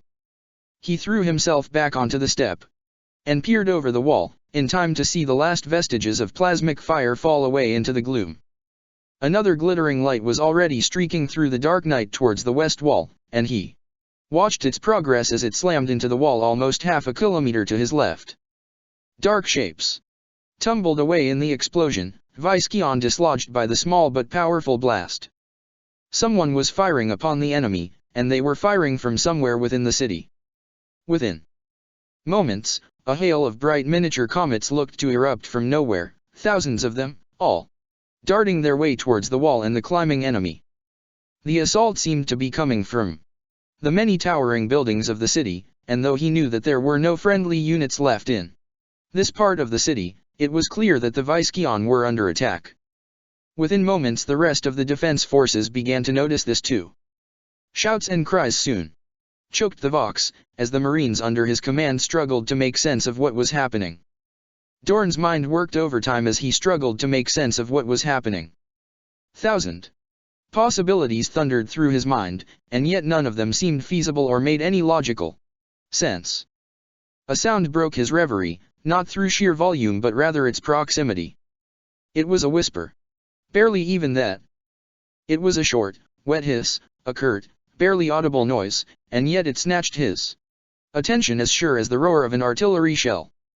He cast around, his sword and bolter at the ready, fast enough to almost skewer the Viscion raider standing on the lip of the wall. The creature's eyes were wide, yellow, and bestial and glistening with surprise. Its forehead was a ruin of bone and flesh, brain matter glistening in the air before it as if frozen in time. The Viscion was dead, that much was clear by its injuries. It toppled forward onto the wide floor of the wall top and Dorn was quick to haul it back over the precipice and out into the night. He heard a roar from below and glanced down in time to see another of the aliens plummeting away, fontaining blood. It had been almost at the summit of the wall when it had been attacked. There, to his right, another Viscion assassinated. Puffs of rockcrete blew back from the wall where the silent projectiles that had killed it buried themselves in the thick barrier. A third Viscion reached the top and leapt over the bulwark, howling with bloodlust. Its feet had not even touched the floor when a hail of glinting death shredded its bulky form. Fury of the Phalanx. Dorn uttered. What is this? Part 155. The Coming of the Lost. The Lion's GTE+++. His name was Lionel Johnson. The Lion. He was the greatest son of Lost Caliban, father of the dark angels, flesh and blood of the Emperor of mankind himself. The Lion had spent millennia in obscurity, trapped in limbo between the borders of life and death, laid low by treachery and sedition. He had dreamed as he slumbered, deep within the fathomless depths of the rock, held far away from the eyes of mortal man by powers beyond the ken of all, awaiting a time when prophecy would be realized, and he would be freed, the ancient debt repaid. He had awaited this time, for he, like all his brother Primarchs, had seen it. The end time. The final war. Now, at last, the Lion was free. And the enemy would know it. The Lion stood before the walls of the ultimate gate defenses, alone and defiant. Viscion screamed their rage and bloodlust out into the night as they charged him in waves 100 strong, and yet They knew nothing of the being they faced. The lion stood his ground before the Viscyon, his mighty arms swinging the lion sword from left to right. Each sweep destroyed tens of Viscyon, severing limbs and parting bodies. Those who fell to his blade did not rise again, for the unknown power within the dark energies that wreathed the blade brought with them an irresistible finality that transcended even the lion's vaunted physical power. Every thrust and swing was like a concussive blast, felling every Viscyon within reach. Wave upon wave fell away, parted and broken, only for those beyond to drive forward and fall. The touch of the blade was potent indeed, and the bodies of his victims smoldered and burned to blackened ash at his feet. A deep film of greasy soot surrounded him, ankle deep. The choking stuff drifted thick on the wind, stinging his eyes, and yet he did not pay it any heed. He had long since ceased to voice his rage at the attacking creatures. Now he simply killed in silence, over and over again, ending twisted lives with every stroke of his obsidian sword. The guns of the defense lines roared above and behind him, reaping hundreds of Viscyon lives by the second. Johnson's presence seemed to infuriate the beasts, his brazen challenge attracting them, luring them into the trap that awaited them. He advanced, a single step at a time, the aliens breaking around him like a raging torrent. None could break through his defense, for he was a monstrous opponent, a god of war.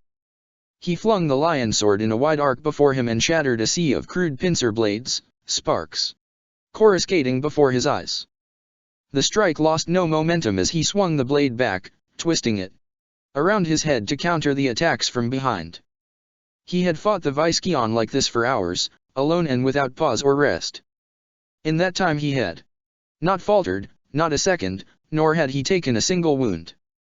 His eyes were wide and his pupils small, his perfect teeth permanently drawn in a rictus of absolute fury. He swept to the right, cleaving bodies in two, and then threw a powerful backhanded punch at those attackers who loomed in to exploit the absence of his blade at his left shoulder. Viscyon bodies twisted away behind him and slammed into the wall, bones shattering to dust. The first bow wave of searing amethyst fire came without warning. He looked on as the nearest hate-filled alien faces turned to black ash before his eyes, seconds before the flesh and bone disintegrated and the ash that remained curled away on the wind. For the first time in hours he could see clear space before him. He took the opportunity to gather himself, to take stock of his situation and change his defensive stance. The second burning wave flared up from the ground a few meters before him and rolled through the enemy, turning bodies to ashes in the blink of an eye. The screams of the dying echoed through the air, ghostly and disjointed, lingering far longer than the laws of reality would usually allow. The lion sensed the approaching presence long before the descending shadow fell across him. His face streaked with the blood of his enemy, Johnson slowly turned his head to regard the coming of his brother. Magnus, he growled, his voice heavy with disdain at the intrusion. The time for the cleansing of your soul in righteous conflict is at an end, lion. Magnus answered, drifting down onto the ground beside the Primarch of the Dark Angels. Like the lion, Magnus was a monstrous and imposing being. His long red hair was braided and swept back, revealing his pale, scarred features. He came to rest beside his brother and banged the haft of his massive chain glaive on the ground. The sound of the strike rolled across the battlefield like thunder, and where the haft struck the ground bright energies sprang up, expanding at an incalculable rate until the vast bubble of force had created a barrier that the Viscyon could not pass, for all their most fervent efforts. You must come with me, lion. I have felt a shift in the tide of this war, one that will affect all that will come to pass. We must retreat, now. For a lingering moment Johnson looked as if he would protest, his eyes narrowing. Finally, as if sensing the weight behind Magnus' words, he relented, his reply a simple nod of the head. Magnus returned the gesture. Then, with an almost dismissive gesture, he raised his free hand up and spread his fingers wide. Then those same fingers closed, and they were gone. The lion blinked his eyes and he was elsewhere. He shook the tingling sensation of sorcery from his person and cast his gaze around him, assessing this new location. They were far behind the front line. Now, in a position elevated enough to see both the lines upon lines of raised trenches stretching out into the distance and, beyond these, the last vestiges of flickering illumination that signaled the lingering dissipation of Magnus' spell. "Why have you brought me here, Magnus?" he spat, his voice saturated with bitterness at his brother's intrusion. In answer to this, Magnus raised his hand to gesture slowly around him. "It is as I said. The layers of fate shift, waving and intertwining. Scenes are set, the pieces slide into place. This war progresses and we must progress with it. He is coming." Johnson tensed as he heard this. Magnus stepped forward and laid his chain glaive across the dark Angel Primarch's chest, as if to hold him back. Johnson did not find the time to protest. A sound rose up as if from nowhere, keen and yet distant, like the howl of some ethereal wind.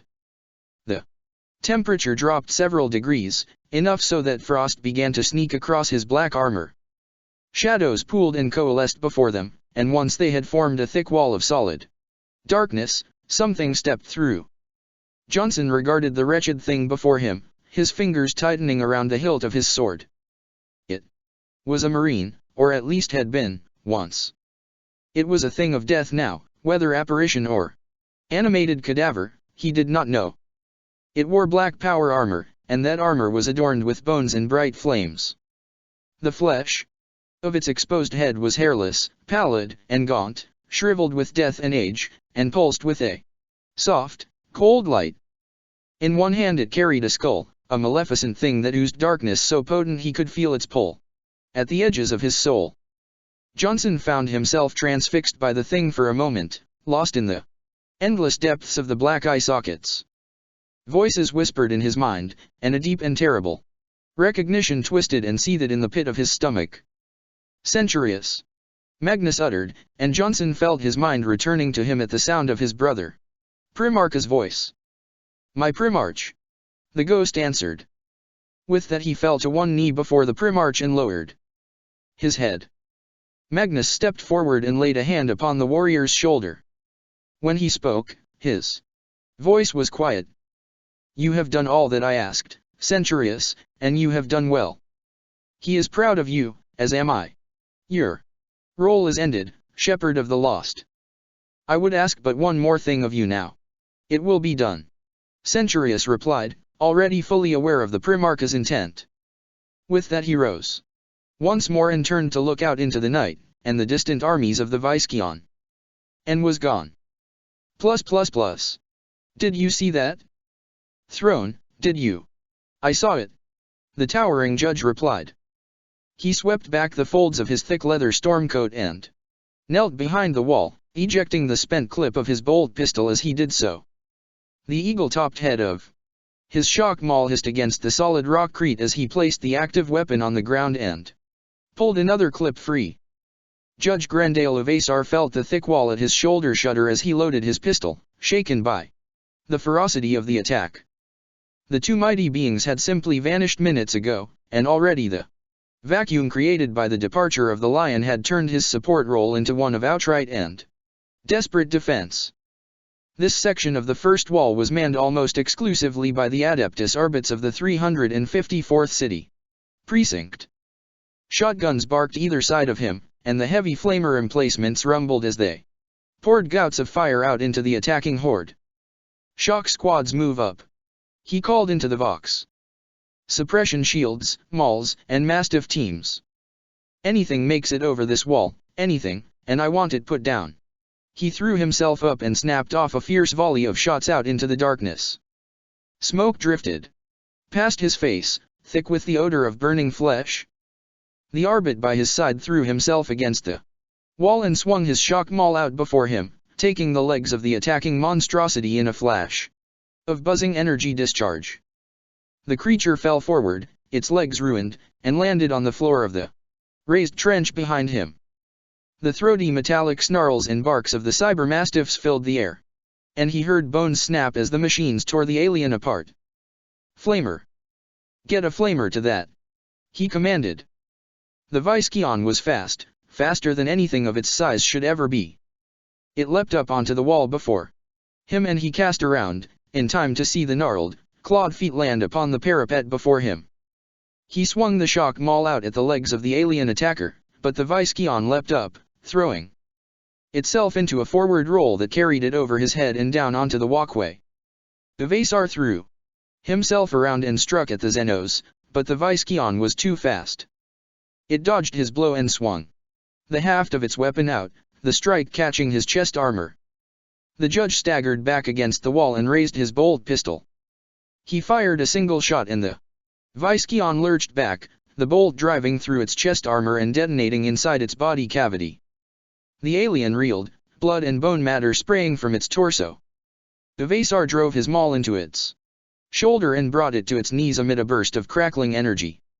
For his realm and his throne, the judge cried, swinging the maul around his head, ready to strike the killing blow. The Visceon swatted the descending blow aside with its pincer staff and rose, following with a strike that threw the judge off his feet and into the wall. Ivasaur rose fast, rolling along the walkway and then springing to his feet. The Visceon stabbed down at the place he had fallen and struck cold metal, the blow ringing like a bell. It followed the judge's progress and thrust, the claws snapping shut inches from his neck. The judge rose sharply and blew the Visceon's left arm from its socket, the shot rendering its shoulder a ruin. His opponent let out a screech of pain and spun around, bringing its weapon out and round to strike the judge's sidearm from his grasp. The bolt pistol clattered away across the walkway and Ivasaur took a step back, his hand stinging with the impact. The Visceon ignored the wound and kicked him clear off his feet, sending him crashing into the metal grill. The Xenos staggered then, falling to its knees, its injuries taking their toll. A good portion of its chest was nothing but a gaping wound, and its arm was gone. It slammed its weapon into the grill and hauled itself up, shaking with the effort. A bolt round cleaved its head in two, and sent bone and brain matter out into the night. He cast around to see the Astarte standing in the trench behind him, his smoking bolter held out like a pistol before him, and despite the fact that the warrior had saved him, he felt a shiver run down his spine. The Marine's armor was a hideous parody of everything he had come to recognize of Astarte. The face of its helm was a grinning skull, and its chest plate was wrought to resemble ribs. Its eyes were twin embers of guttering green light, and its gaze chilled him to the core. Another deathly Astarte stepped from the very air by his side and began firing out into the Visceon lines with his heavy bolter, the weapon's harsh chatter hammering against the judge's ears. Ivasaur stepped back, almost crumbling with shock, unable to believe his own eyes. Like vast shadows of wrath, ghostly Marines bled into being all around him, firing upon the enemy. Even as they appeared, he leapt down from the walkway as a squad of the warriors materialized meters away from him, sprinting as they stepped from the air, one by one. Wielding bolt pistols and chain swords, they leapt up onto the lip of the wall and then out into the darkness, unafraid of the sheer numbers of the enemy beyond. Daemons! Daemons! He cast around in time to see one of his men sprinting forward, his eyes wide with fear. The officer racked his shotgun and skidded to a halt on one knee, raising the weapon up to his shoulder, ready to fire. The judge sprinted towards him and kicked the shotgun aside. "Pull yourself together, man." "Daemons, Judge." The terrified rabbit hissed, his entire body shaking. "The terrors of the warp have come to claim us. They step from the abyss, come to claim the souls of the dead and the damned." Ivasaur had heard enough. He lunged at the man and swept the flat of his pistol across his face with enough force to send the arbit sprawling on the floor. "Pull yourself together, arbitrator. The men under my command do not fall apart, not ever. Who or whatever they are, they fight the Visceon. Do you not see that? Get up onto your feet, retrieve your gun and take advantage of this." The officer shook himself and nodded, whispering frantically beneath his breath. Ivasaur hauled him to his feet and shoved him into the stream of arbit bodies passing by. One of the apparitions strode past him and hauled an arbit to his feet, his bolter spraying deadly fire out into the Visceon that managed to penetrate the defenses. The ghostly Astarte pushed the arbit aside and met the enemy, firing his bolter again and again until the alien warriors were upon him. The Astarte disappeared for a moment beneath the sheer weight of the attacking enemy. His bolter continued to roar and several of the Viscyon lurched back, bloody holes blown through torsos. The judge saw all this and brought his bold pistol to bear, snapping shots out into the horde. "Shotguns here!" he commanded, waving rabbits forward with his shock maul as he unloaded his gun into the aliens.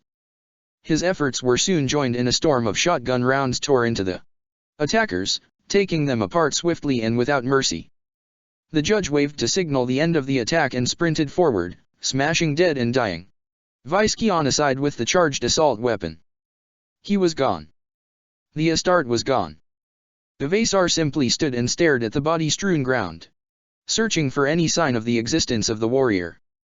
There was nothing there to confirm that the Marine had even existed, not the slightest scrap of evidence. The long, pained scream shook him from his reverie and he cast around, his heart near leaping from his chest, in time to see the Viscyon warrior that had succeeded in almost ending his life.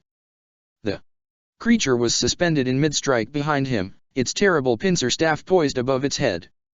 The Viscyon's vile features were wide with terror and pain. Dark energies poured from its eyes and open maw, as well as much of its vast muscular form. The energies swirled away, twisting through the night air, towards a dark and terrible spectral figure standing on the walkway above him. "May the throne have mercy," Uvasar whispered. The ghostly Astarte there paid him no heed. He held one hand aloft, as the dark skull between his fingers drew the very life force from the Viscyon all around him, and screamed his wrath into the night. Plus plus plus. Plus plus plus the walls plus plus plus. Primarch. Look. Dorn twisted at the waist as the call drifted through the night air. One of the fists down the line was pointing out into the skies, to where a flare of light could be seen, coming in swiftly through the urban canyons of the city. Plus contacts. We have contacts inbound, Primarch. Friendly signatures plus. Dorn's eyes narrowed as he heard this. He felt his grip tighten around his weapons as bright explosions began to blossom on the ground far beneath the incoming craft. Tiny black specks blew in all directions and he knew that these were Viscyon, hundreds of them. Within minutes the craft screamed by his position, catching his cloak with such force that it snapped about his face and body. He followed the progress of the craft, watching until it passed away out of sight and began to rise, ready for another run. It was a Thunderhawk. My Primarch. He turned to see Captain Doles heading towards him, flanked by a small number of Marines. The Imperial Fist Captain swung his hammer up onto his shoulder and fell to one knee before the Primarch, bowing his head, and then nodded out at the fiery speck in the sky. Templars, my lord. Dorn tilted his head. I know. I saw it too. There are reports filtering in from all across the walls, Primarch. Drop pods and Thunderhawks are falling from the skies all around the palace. Thousands of them. Dorn heard this and turned back towards the night. He raised his head and looked out at the clear night, at the thousands upon thousands of new stars dominating the heavens. My sons have come home. T-last. Plus plus plus. Plus plus plus the ultimate gate plus plus plus. The orc landed hard on the ground of the trench and let out a bellow of shuddering bloodlust, spreading its arms wide. It was a huge beast, easily twice the size of a man, and terrifying. Fukin of the salamanders was far more than a man, and undaunted by such a creature. He charged forward and swung his hammer up, the blow sending the armored brute twisting up and away over the wall. More of the beasts charged in through the breach to his left, the hole created by the earlier advance of the orc commander. The Khan stood his ground at the center of the breach, alone and fearless in the advance of the enemy. He swung his mighty tulwar from left to right again and again, each strike carving orcs in two. He needed neither precision nor finesse here, for the enemy were so thick on the ground that each strike bit home. Foul beasts! He roared, turning on the spot to sweep the blade out before him again. Orc filth! Pass my blade if you can. Test me and die. Jagatai Khan was a force of nature unleashed, as wild and fierce as the driving winds of the steppes. His ancient curved blade flashed again and again and there was nothing that could hope to Stop it! Orcs broke around him, and yet the Khan was as an island, a pinnacle of unbreakable rock at the center of the torrent. He killed and killed over and over again, and not a single blow landed upon him. His blade turned aside crude bullets as well as blows, and he did not falter. Fukin observed the combat for several minutes, his eyes glistening with admiration. Finally, the call of battle became too strong to ignore, and he turned to the hulking salamander terminators behind him. The Khan is yours, my warriors, and you will give your lives if need be to watch over him, to guard him. My brother is a Primarch without a chapter, and as such, my warriors are his. My lord. One of the massive warriors replied. S1 The Terminators bowed their heads and then turned their collective attention to the breach, power fists coming alive with pulsing energy. With that he turned his attention back towards the raging battle. Hours ago the orcs had found themselves reinforced, and the creatures that had come with the night were as bestial and ferocious as the Greyskins. He had heard that the beasts were known as the Viskeon, and they were foul creatures that were able to regenerate damage and even multiply through dissection. He had slain a good many of them since the darkness of night had descended upon the ultimate gate. The scream of jump pack engines grew louder in his ears, and he saw the dust and rubble around him scatter. Korix of the Raven Guard came to rest before him, the engines of his jump pack stuttering and dying as he touched down. The Viskeon have spread themselves across the outer edges of the walls. We still have little idea of their numbers, but it would seem that the orcs have finally asserted their dominance. Fukin shook his head slowly at this. Why do they fight, Korix? Where is the sense in it? It is clear that both forces seek victory herein the name of the thrice-damned unity, but still. It makes no sense, Fukin. True enough. Korix replied. Still, who are we to argue with them? If they want to kill one another, then we let them. Their incompatibility may yet prove to be our greatest weapon against them. Indeed, it would seem that the unity has made a grave error of judgment here. The orcs and the Viskeon may yet wipe one another out. Something else concerns me, Fukin. The towering Primarch tilted his head as he heard this, for he already knew what his brother had come to say. I know, Korix. I have seen it too, and I do not know what to make of it. Fukin was referring to the events that transpired a couple of hours previously. The raging storms that had surrounded the planet had suddenly and inexplicably cleared, to reveal a vista thick with the twinkling flare of orbiting craft. All three of the Primarches had watched as those stars had begun to descend, many of them towards their part of the city. Thousands of dropships had descended upon the city. Do we dare to hope of reinforcement, or do we assume the worst? Korix asked. I cannot answer that. All I can say is that, given the sheer number of landing craft we have witnessed landing within the city, if they are the ships of the enemy, then the ultimate gate will fall. Korix did not answer, for he knew that his brother was right. The Eternity Wall Gate Codian swept the flaps of the temporary command center aside and stepped into the pale light of the hollow projection. Calgar, Manus, and a number of the others stood around the tactical desk, their hulking armored forms reflecting the glow of the three-dimensional image. We think that they are Imperial, Manus said as the chaplain joined them. He pointed to the many blinking symbols on the map. Codian observed them, and saw that the readings were unsure. Lthawk, we cannot say for sure. The Primarch continued. We have no way of sending a scouting unit out into the city to investigate now that the Viskeon have us surrounded. As far as we can tell, there isn't anybody left out there who could investigate this, said Calgar. We haven't heard from any of the scout units since Codian's return. Aerial surveillance is an obvious impossibility, given the situation. Not even a servo skull would survive out there long enough to take a look. What about the fleet? Chivok asked. I understand that the ships in orbit are currently indisposed. But surely we can trouble one of them to perform a sentinel sweep. No, the fleet has enough to worry about for now, uttered the Primarch of the Iron Hands. I doubt that such requests could be answered at this time in any case, Gormat said. I understand. that communications with your vessels in orbit have been steadily worsening. This is no coincidence. This is the Unity's doing. Such difficulties in communication will only worsen as the war progresses. Then what about psychic communications? It was Orakiel's turn to speak. We have psychers here. And plenty of them. Manus shook his head. No good. The dissipation of the storm has affected them in undesirable ways. Forgive me, Primarch, but we have one such individual amongst us who is above such weaknesses. Tigurius. The War Master shifted his bulk in order to turn towards the powerful librarian Dreadnought.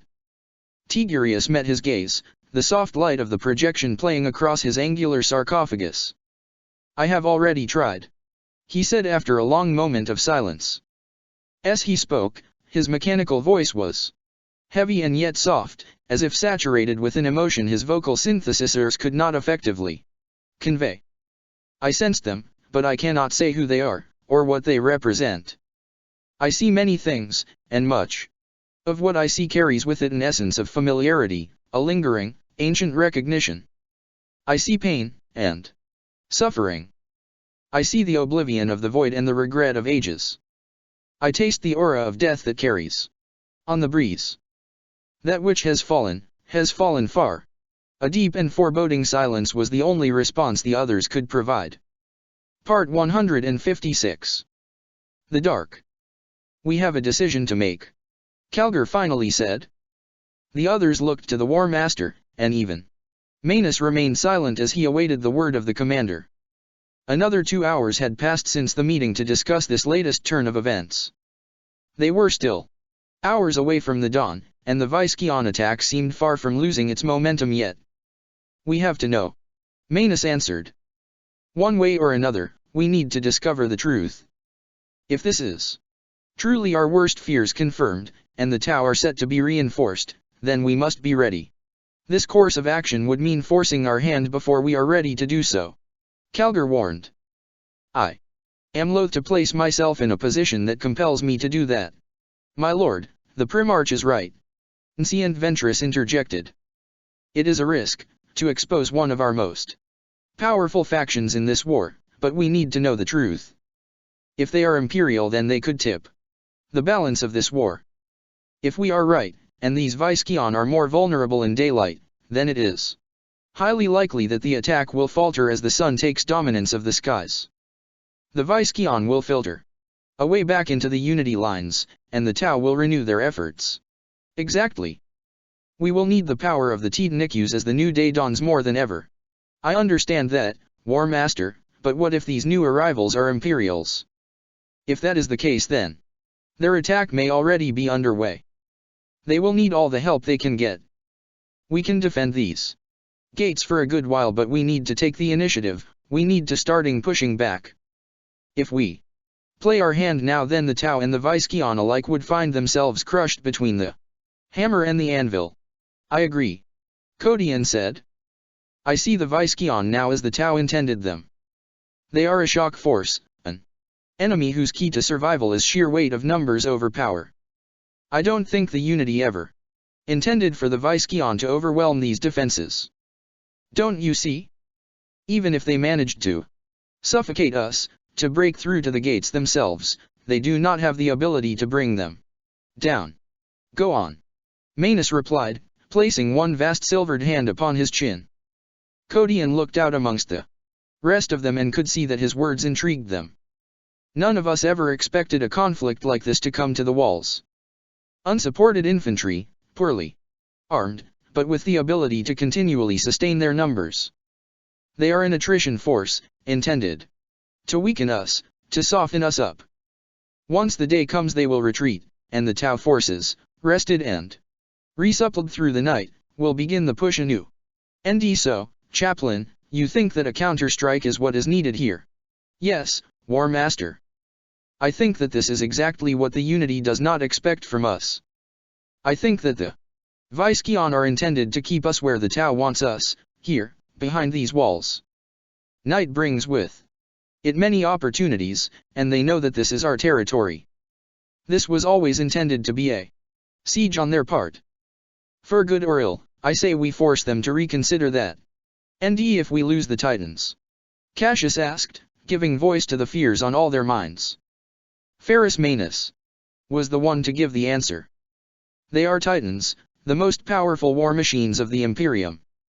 If the Tau have the capability to destroy them, then they will fall, no matter what. Too long have we held our most powerful weapons at bay, for fear of expending their power upon the hallowed edifices of this city. We can no longer afford to hold them back. The streets are riddled with the enemy, an enemy who cares nothing for the preservation of this capital.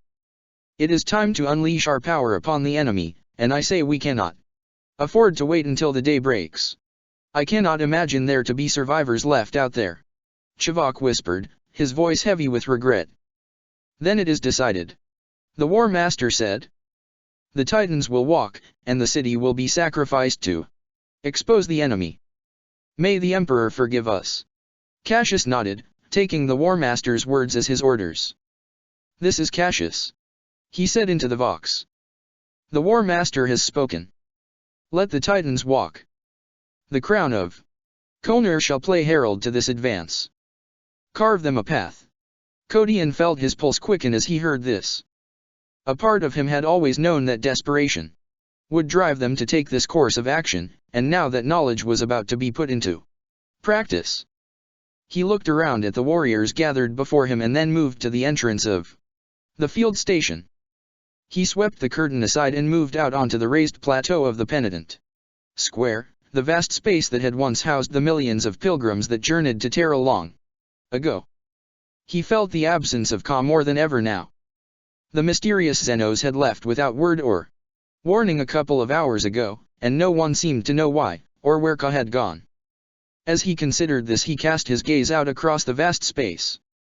Many of the pious that had made the pilgrimage to Terra had found the end of their journey here, before the Eternity Wall Gate, as all but a favored few were allowed to pass beyond into the palace itself.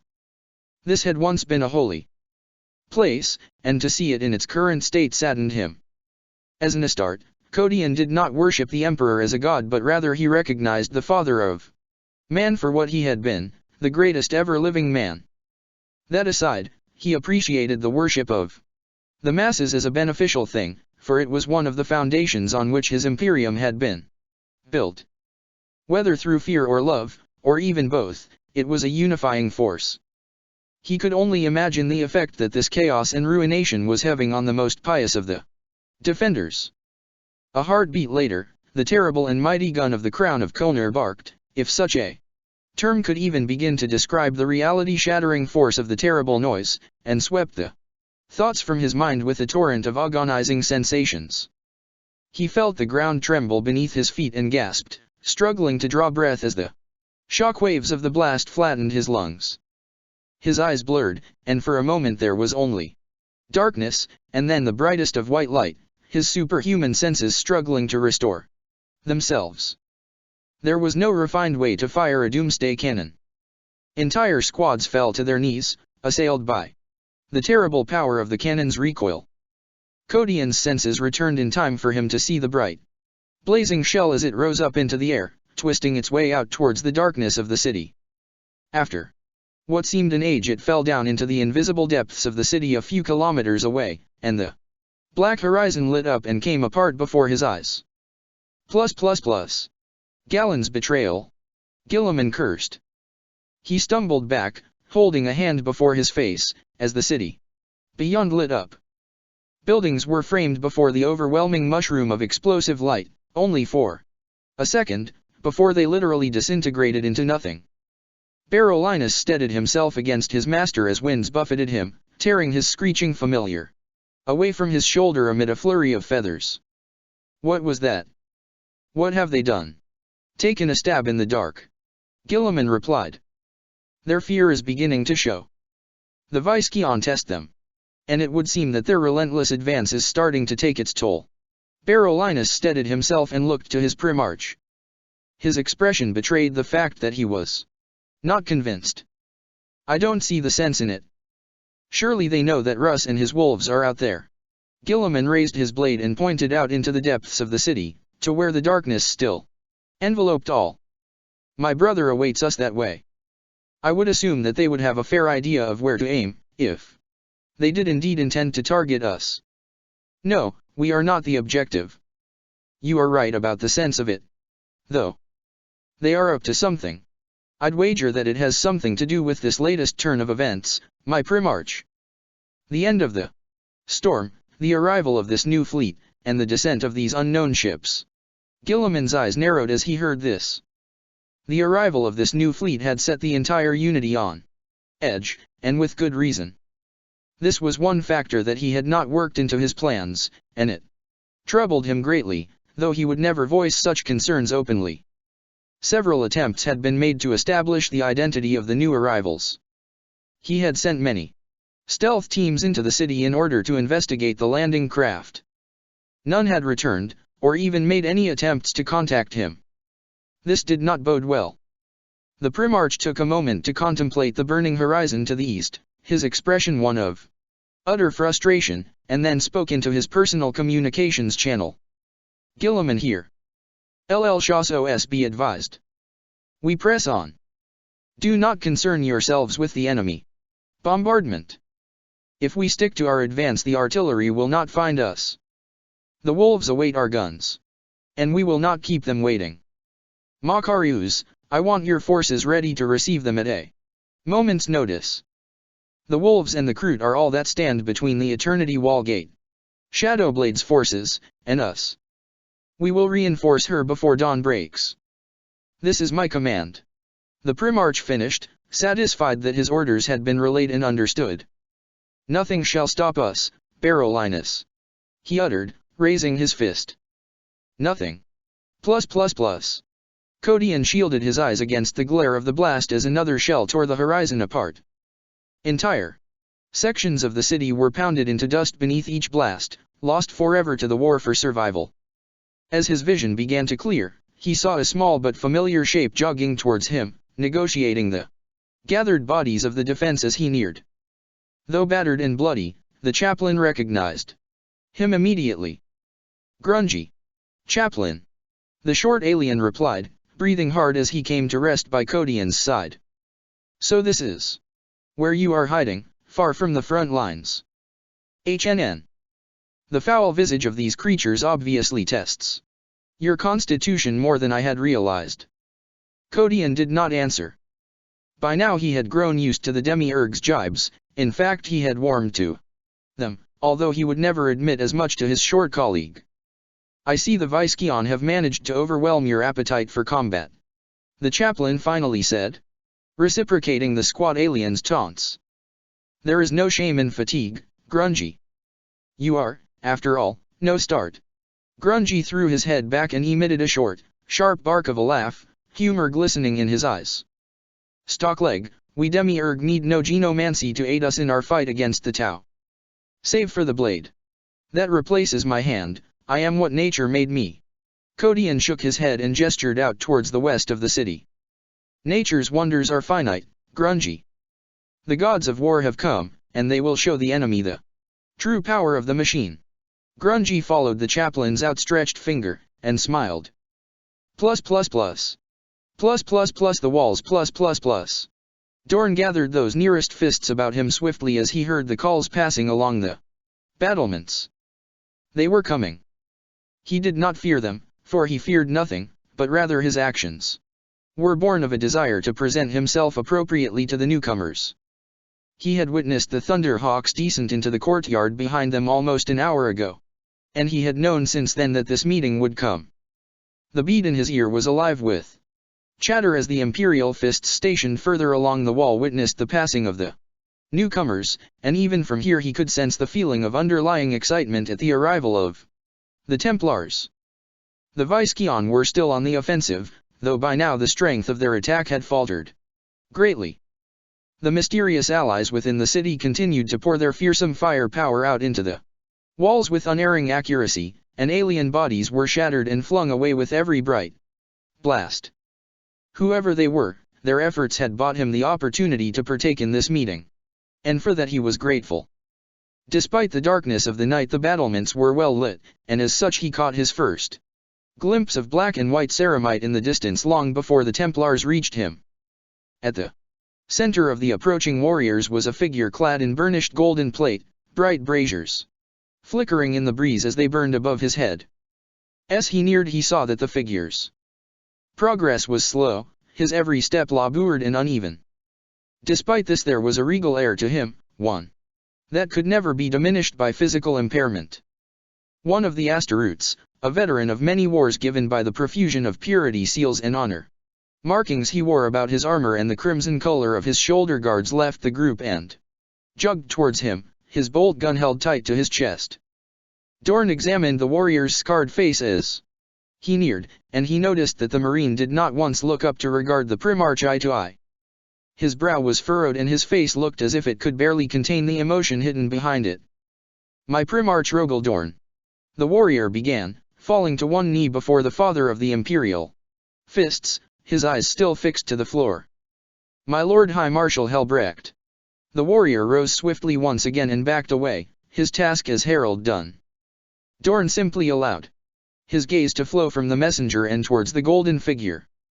The High Marshal was of great age, that much was apparent by his visage. His smooth head and face were tanned and lined, like old leather, and crisscrossed with many old scars. The worst scars had literally consumed the right-hand side of his face, and both his right arm and leg had been replaced with bionics. Chains bound a flowing black tunic to his mighty frame, and countless purity seals were nailed to every segment of his armor. The thing that struck Dorn and held his attention were the warrior's eyes. They were red with tears. Tears that flowed freely down his face. "My Primarch," Helbrecht whispered, his voice harsh and deep like that of some feline predator. He drew the sword at his side and placed it tip down upon the ground, and then kneeled before Dorn.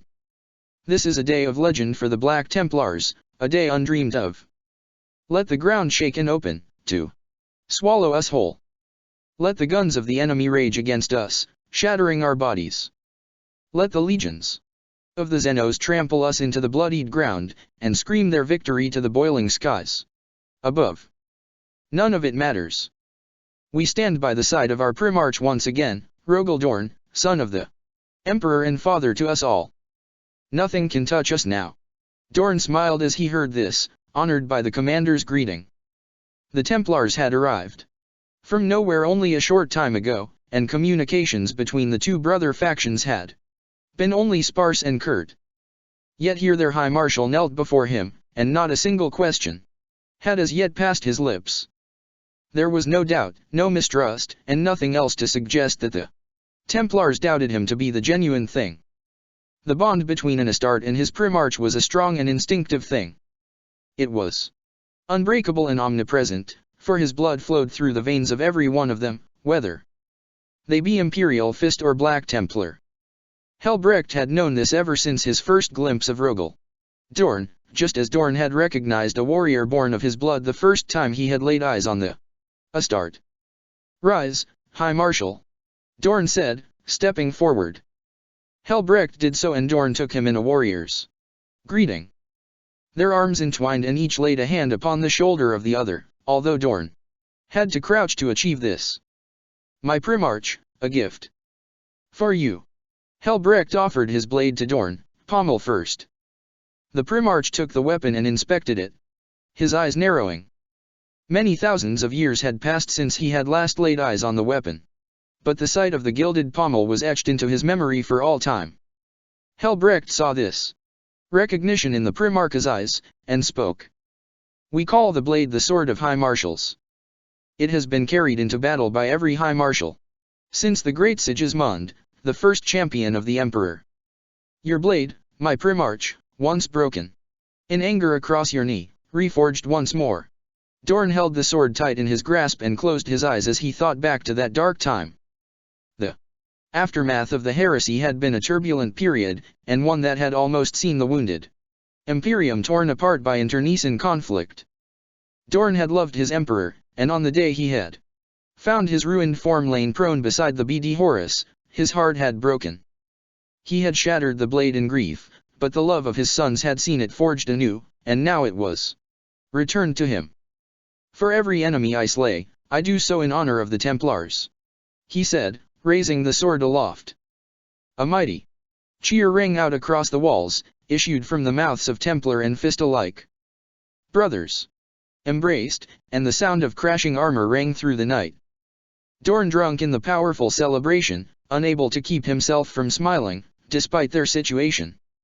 Many of the Astaroths had paused to greet their brethren, but those who still defended against the Viscion attacks did so with a renewed fury. The tops of the walls blazed as bolters sang, and alien bodies were dislodged by a deluge of murderous fire. So many questions ran through Dorn's mind that he found he could not choose which one to voice first. So much had transpired since the departure of Sigismund, and he would know it all if he could. Helbrecht caught sight of the question behind his eyes then. My Primarch, when the eye closed we took that as the sign. There were many among us that spoke of the end of Sigismund's crusade. We few knew the truth, though. We knew that this was the sign that we had awaited for so long, the sign that his true crusade had begun in earnest. He always knew, my Lord Dorn. He always knew that Terra would be our goal. From the moment we left for the stars, he knew that we would realize our quest here, on Holy Terra. Then Sigismund was as wise as I ever knew him to be. Dorn answered. For your destiny is here, my son, and your crusade has found its conclusion. Together, we will fulfill that destiny. Part 157. Visions of Treachery. The constant thunder of Titan weapons drifted in through the open door behind him, a continuous reminder of the fierce advance of the god machines. Even here, deep within the mighty mobile edifice that was the crown of Konur, he could hear it still. The tiny chapel lay at the center of the vast Leviathan, and yet the sounds of the Titans continued to disturb the tranquility of the chapel. The crown was after all the true heart of the Eternity Wall Gate defense, and as such its every ramp, hatch, and access way lay open in order to accommodate the constant flow of human traffic passing through it. Still, the mighty cannon of the land fortress was so vast that it took almost half an hour to reload. And he had intended to take advantage of that pause in order to seek out the vehicle's chapel, for the hours to come would surely take their toll upon him, and he needed to ensure that his mind and body would be ready for the trials they would bring. He depressed the hatch activation stud and the thick adamantium sheet slid into place, immediately bringing quiet to the small space. Satisfied, he turned towards the altar at the far wall. It was a simple thing, constructed of dark wood edged with gold, and lit with guttering candles. A small golden statue of the Emperor sat upon the altar, and behind it hung a faded but magnificent banner depicting the Imperial Quila, surrounded with the pale white U symbol of the Ultramarines. Chapter. It pleased him to see that Calgar had not fully abandoned the old livery of his chapter. Indeed, several iconic artifacts lined the walls of the chapel, such as pieces of armor and ancient weapons of great artifice. He removed the Dawnblade from its scabbard and carried it over to the altar, where the crimson carpet at his feet had worn and faded through the centuries by the thousands of armored knees that had fallen here. Most of those who knew the Astaroths well enough, particularly members of the Inquisition, struggled to understand a Marine's stance on the supremacy of the Emperor. The Emperor was a god to the common man, a divine being, and was worshipped as such. They could not grasp why the Astaroths refused to deify the master of mankind. The Emperor had been a man, once. Marines respected war above all else, and the Emperor had been the greatest warrior ever to have lived. Codian lowered himself down onto his knees and placed his weapon head down on the floor before him, holding the hilt in both hands close to his chest. He closed his eyes then, and pushed all thoughts from his mind, leaving only the image of the golden idol in his mind's eye. Minutes passed. Codian. The voice, though quiet, caused him to start. He felt the hilt of the Dawnblade grow warm beneath his fingers, even through his armor. Leave me, spirit. Now is not the time. Now is the time, Codian. The war progresses, and soon your kind will face the greatest of tests. There are still many terrible trials to come, trials that will test the resolve and determination of the Mon. Key to their absolute limits, but there is an even greater test approaching. A test of faith. Our faith has been tested already, and it has not been found wanting. You do not understand. You know many secrets, more than any of your kind. You have ascended. Kodian, evolved by regression into the state that was always intended for your species. You know much of what the past and your origins intended for you, but there are dark truths hidden from even you, revelations you could never know. You must know them now, Dalo Kodian, while there is still time. Kodian let out a deep sigh, frustrated at his inability to find peace here. The Dawnblade pulsed softly in his grasp, alive with the power of the presence within. You are correct, Spirit. I know much, but there are still questions in my mind that need answers. We have a history in this war, you and I, a spiritual link that I recognize but cannot explain. This is why I have tolerated you, welcomed you even, into my thoughts. You have given me guidance in this war, and doubtless kept me alive when I should have rightfully met my end. For this I am grateful, but I ask you now, Eldrad Ulthran, why? Why are you here? When we parted I assumed that we would not meet again. How is it that you came to reside in this ancient blade? The Dawnblade is a conduit, Kodian, a gateway to the souls of the departed. It was fashioned as such, as a vessel to channel the vengeful souls of the Eldar. I knew that you would find the blade, and I knew it would serve you well. But why are you here, Eldar? You may return to your people now, Dalo Kodian, and pay no further consideration to the resolution of our acquaintance. Do you remember those words? That is what you said when we parted ways. You needed me to physically return you to that place, Eldar. So my question stands.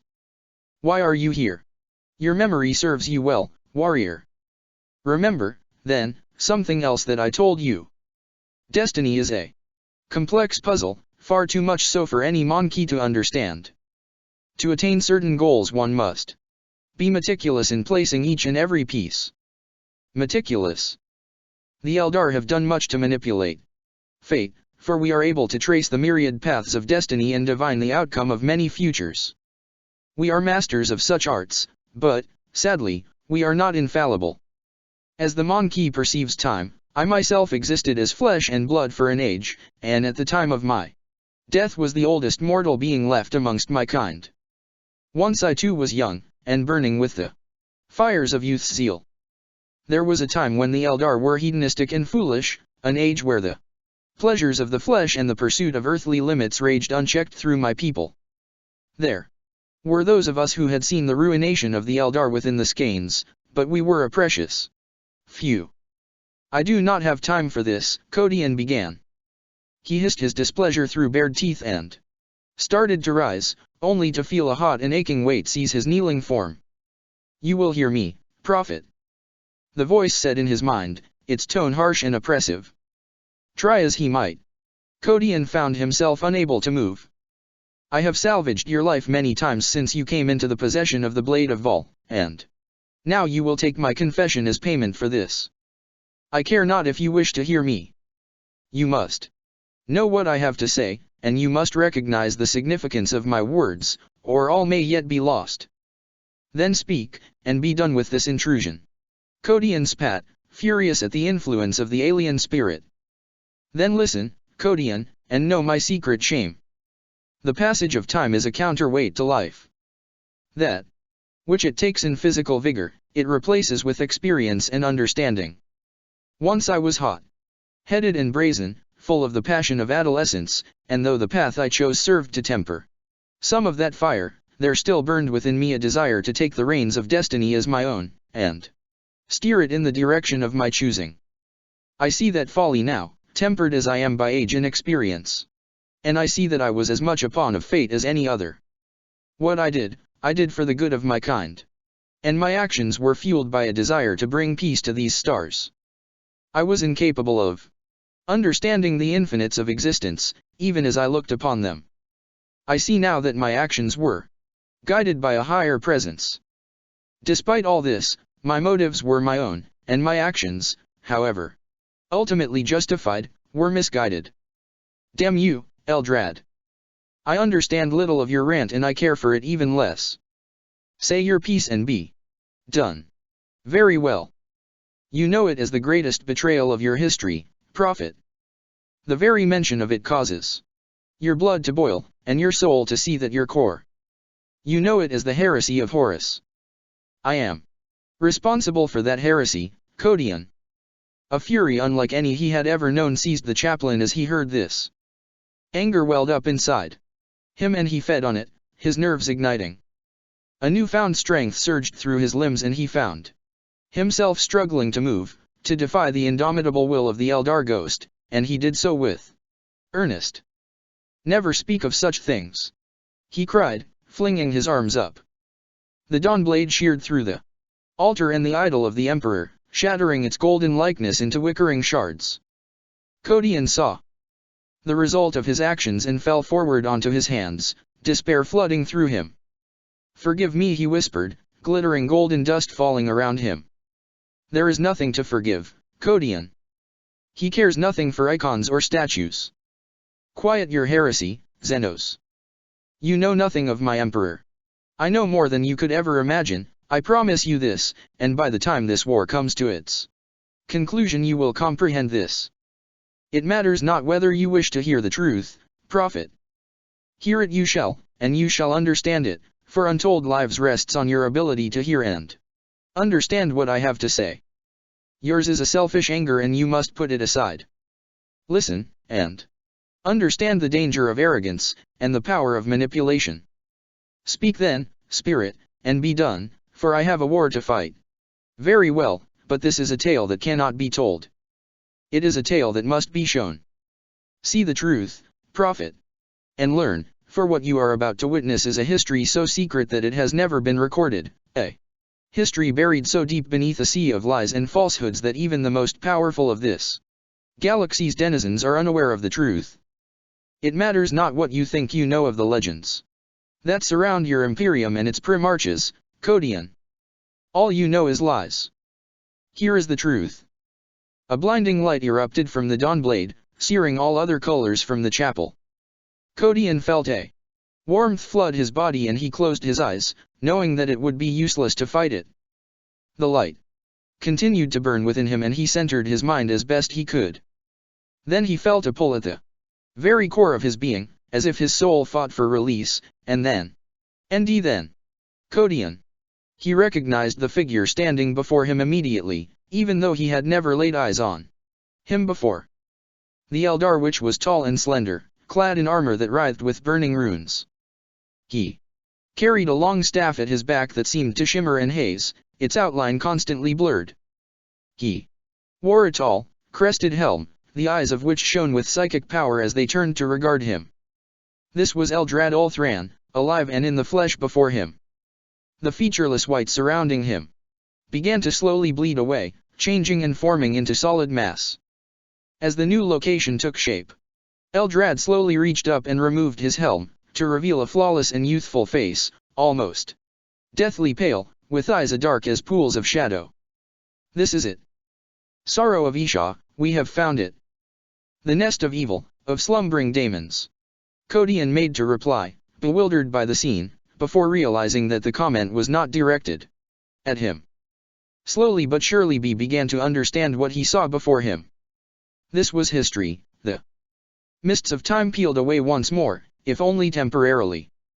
The scene changed, shifting its focus away from him, and then omitting him completely, as a history both ancient and incredibly secret repeated itself before his eyes. The young Farseer glanced around him, his face twisted in utter disgust. Several warlocks ghosted through the vest chamber, passing between the machinery and the towering glass cylinders. The liquids within were murky, too much so to pick out the features of the stirring forms within.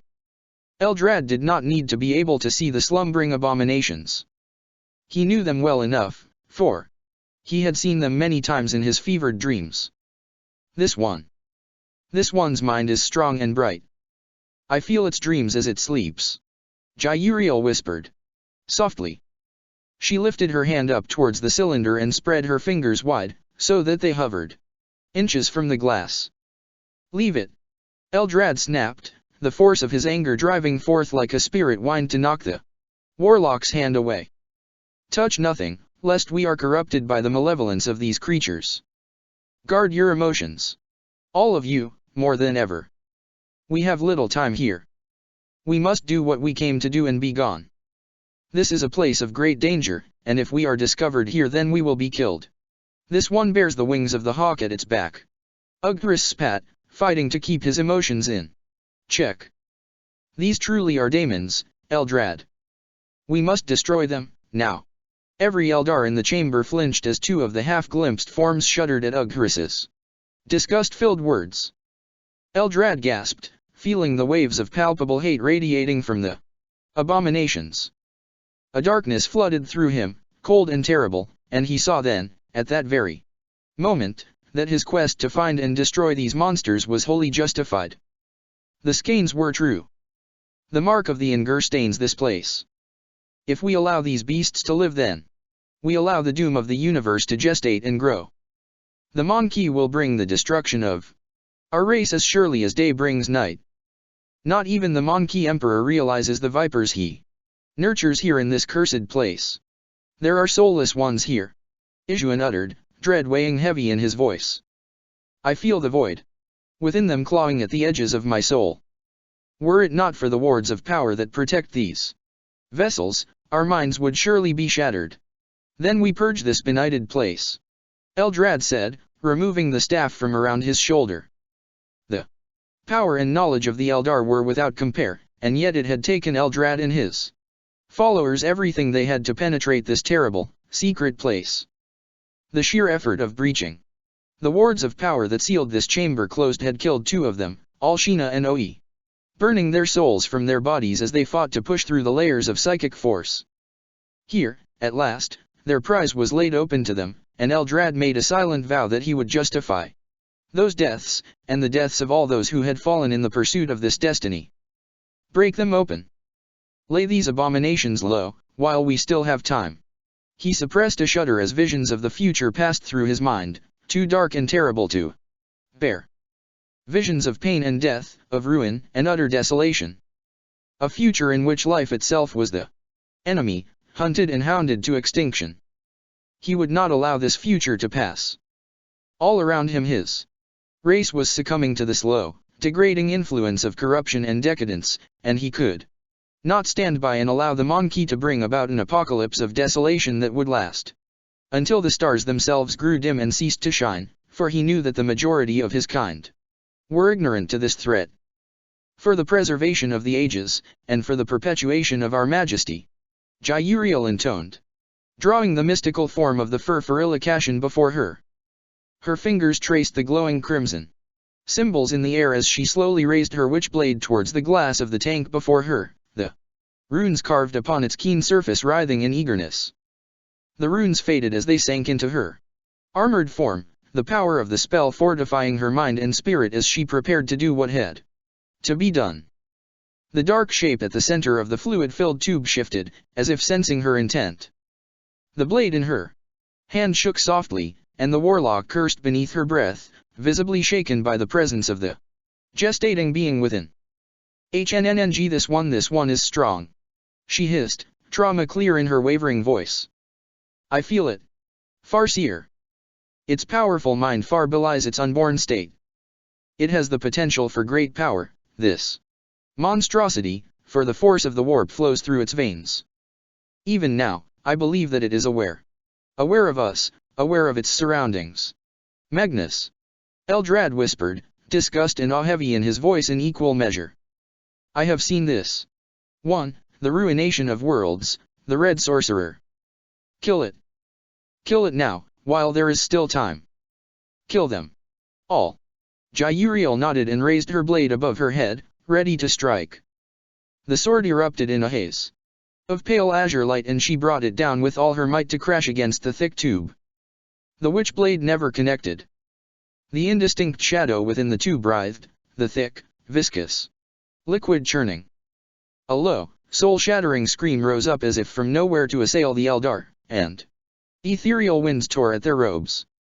Fingers of crimson lightning speared out from the tube and struck the warlock, breaking against her and lifting her clean off the ground. It tore the blade from her grasp and stabbed deep into her body, causing the pulsing runes scattered across the armor beneath her robes to shatter and dull. Eldrad staggered back as the energy forks coruscated all around him, flashing from tube to tube, the unearthly powers illuminating the forms within. Each dark mass writhed as the energies struck it, and within seconds the entire chamber was in turmoil. Systems overloaded, showering the Eldar with sparks. Tubes burst beneath the onslaught, throwing glass through the air and spilling gallons of thick, murky liquid out onto the floor of the chamber. The terrible power arced around the chamber for several seconds and then died away, causing flickering after images to flash across Eldrad's vision. He gathered all his mental strength and stepped forward towards the nearest ruined tube, bringing his glowing staff up, ready to fulfill his destiny. It was gone. The infant creature that had occupied it was nowhere to be seen. Fear began to mount inside him as he freed his mind, sending his consciousness flooding through the chamber. They were gone. Not a trace of them remained. Farseer Ughtris began. I know, Warlock. They are gone. They have fled this place. How is that possible? I cannot say. None of us could have expected this, not even I. Our suspicions were correct, and yet we greatly underestimated the potential within them. They have escaped us. We have failed here. The gathered warlocks converged around Eldrad, fear and confusion rising through them. Ishuan's blade glowed brightly in his hands, the living weapon roiling in empathy of that fear. Then all is lost. We have failed to put an end to the princes of the Monkey, and the galaxy shall suffer for that failure. As he heard this, Eldrad turned to the others, the eyes of his helm glowing with a clear determination. No, we have not failed. I have seen this day, this possibility, within the skeins. I had hoped, prayed to the gods, that we would prevent this, but we did not. Powers that we cannot understand have snatched our quarry away from us and spirited them beyond, scattering them to the four corners of the stars. This was not but impulse, the instinctive survival reaction of the young. They may be gone, but they are far from safe. We will find them. I do not understand, Farseer. Ishuan raged, his voice breaking. Eldrad felt the tears of grief then ran down his cheeks as if they were his own. I have seen into them, these Primarches, and I know them now. I have seen strength and weakness. Potential for both greatness and failure. I have stared into the souls of them all, and I see the path we must take next. This is far from over. But they are gone. Ughtris said, cradling the shattered body of Jyuriel in his arms. And we will find them, Warlock. We cannot destroy them, we know that now, but we can manipulate them. I will scour the tides of the ether for them, and I will not rest until we have found them all. With care and diligence we will forge their destinies for them, I vow this, and by the time these lost princes of the Monkey return to the fold of their emperor, our work will be done and the seeds of dissension shall be sown amongst them. The greatest empire to rise since our own will be destabilized before it even has a chance to flourish, and our future will be secured. It was Ishuan who spoke in answer, and Eldrad felt the darkness of the question forming in the Warlock's mind long before he gave voice to it. Can we really do this alone, Farseer? There are few of us still dedicated to the old ways now, and we all know that we do not have the strength to save our peoples from themselves.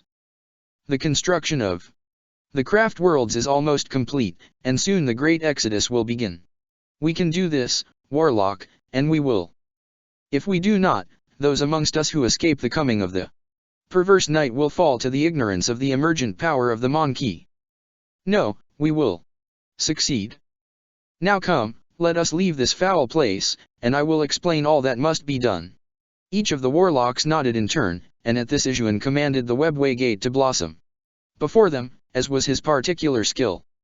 Eldrad ushered the others trough the breach, and only when he was sure that the last of his companions had left that infernal place did he pause and look back into the gloom, the eyes of his helm glowing ever brighter. He could sense them, hidden in the darkness. Codian gasped, drawing a great breath as the vision faded, the alien shapes sinking into oblivion. Slowly but surely the dark wooden altar before him took shape once more, punished and broken where his blade had carved through it. The realization of all he had heard brought a sickness to his stomach, and an ache to his heart. He wanted to deny the spirit's claims with every fiber of his being, and yet he knew deep down that the being once known as Eldrad spoke only the truth. "How?" he whispered, shaking his head slowly. "How did you do it?" "It was hard, Codian, but ultimately necessary. One is able to achieve the unheard of when the stakes are high enough." I had looked but briefly into the souls of the young princes, but I saw much, and I knew what I had to do. The Primarchs were powerful and each held a potential unheard of, but I saw there the many flaws that I could and would use to turn them against your emperor. Pride, arrogance, aspiration, jealousy. All these traits and more I recognized, for my own people were slowly degrading into ruin through these very universal flaws. I knew then that fully half of them had the potential to turn from the Imperium and rebel, and I saw what I had to do. We found the one that came to be known as Angren first, on a world cursed with the same vile afflictions of decadence and corruption that were slowly destroying the Eldar. He was young still, no more than a child, and yet the hatred and power within him was already strong. This one needed no influence or manipulation. I had come to poison his mind against the Emperor, Codian, and what I saw when I arrived on that world was a creature who was already lost to madness and corruption, a creature whose rage was unbound and uninhibited. He slaughtered 12 of my followers with his bare hands, and none but our most potent powers could touch him. We left him then, to the winds of fate, for we knew that Angren was destined to be a name that would strike terror into the Imperium of the Monkey. After this dark event, we realized that we needed to plan ever more carefully. My followers and I spent many years divining the skeins of fate, constructing ever more complex matrices of strategy. And we did not rest until we were sure that our millennial plans were perfected. Even as our race finally brought itself to oblivion and beyond, we did not rest, for we knew that a far greater threat still lay within the future, dark and terrible. It was to be many years later that we acted once again, sure that we had realized the plans that would bring the Imperium to its knees. The next Primarch we discovered years later, when the crusade of your emperor was in earnest. We had seen him denied, rebuked by his master for his devotion and fierce obeisance, and we knew it was time to act. I came to him alone, on board his mighty starship. The one named Lorgar was broken with grief, for his misguided faith had brought him nothing but enmity and chastisement from the being he so loved. He was a creature given to visions, and he received me as such. I told him that the Emperor was a fool to reject his devotion, and that he was not worthy of the love and worship of his most faithful son.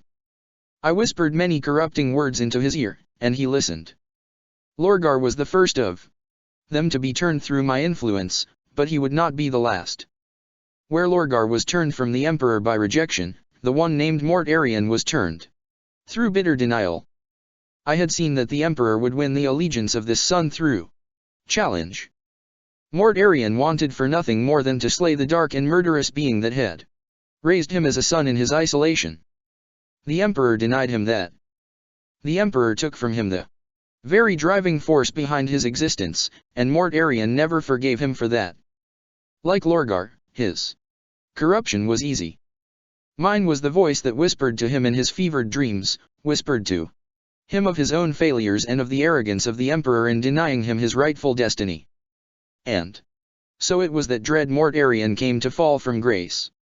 Codian let out a quiet snarl of anger and rose, his face red with rage. So, Spirit, at last we begin to see the truth. I hear your words and my soul quakes in anger. The very Imperium I serve lies in ruins, broken and bleeding, gasping its final breaths, and now I learn this. I have fought and killed under your guidance, despite every fiber of my being railing against that. I have bent my knee to your myriad plans, and even considered your kind to be allies in this war. Now you tell me that the worst schism ever to blight my Imperium was caused by you. You tell me that you are responsible for bringing ruin to millions, and for steering fully half of the greatest warriors of man into the embrace of the gods of chaos. No, Codian. I was merely the path by which these Primarchs found their way to corruption. For millennia, our two races were sworn mortal enemies, consumed by hatred for one another. Had I not acted when and how I did, the Monkey would have scoured the Eldar from the galaxy. Would you hold me to task for ensuring the survival of my race? Understand this, as great as all the Primarchs were, those that turned away from the Emperor and fell to the corruption of chaos were always destined to do so. This had to happen, no matter how it came to pass, and you will understand that, in time. There is little I truly understand of this, it would seem. Codian replied. Tell me, Eldar Ghost, why I should believe any of this. The very question I was asked by the one named Conrad Kurz. Of all the Primarchs, Kurz was the most unsettling. Not even I dared to face him in person, and so I weaved a great and potent spell that saw my spirit transported as a vision across the gulf of space to the world upon which he ruled. Through absolute fear. Like Angren, I found Kurz before the Emperor came for him, as fate decreed was necessary. I told him all that would come to pass, of the coming of the Emperor and of the Imperium.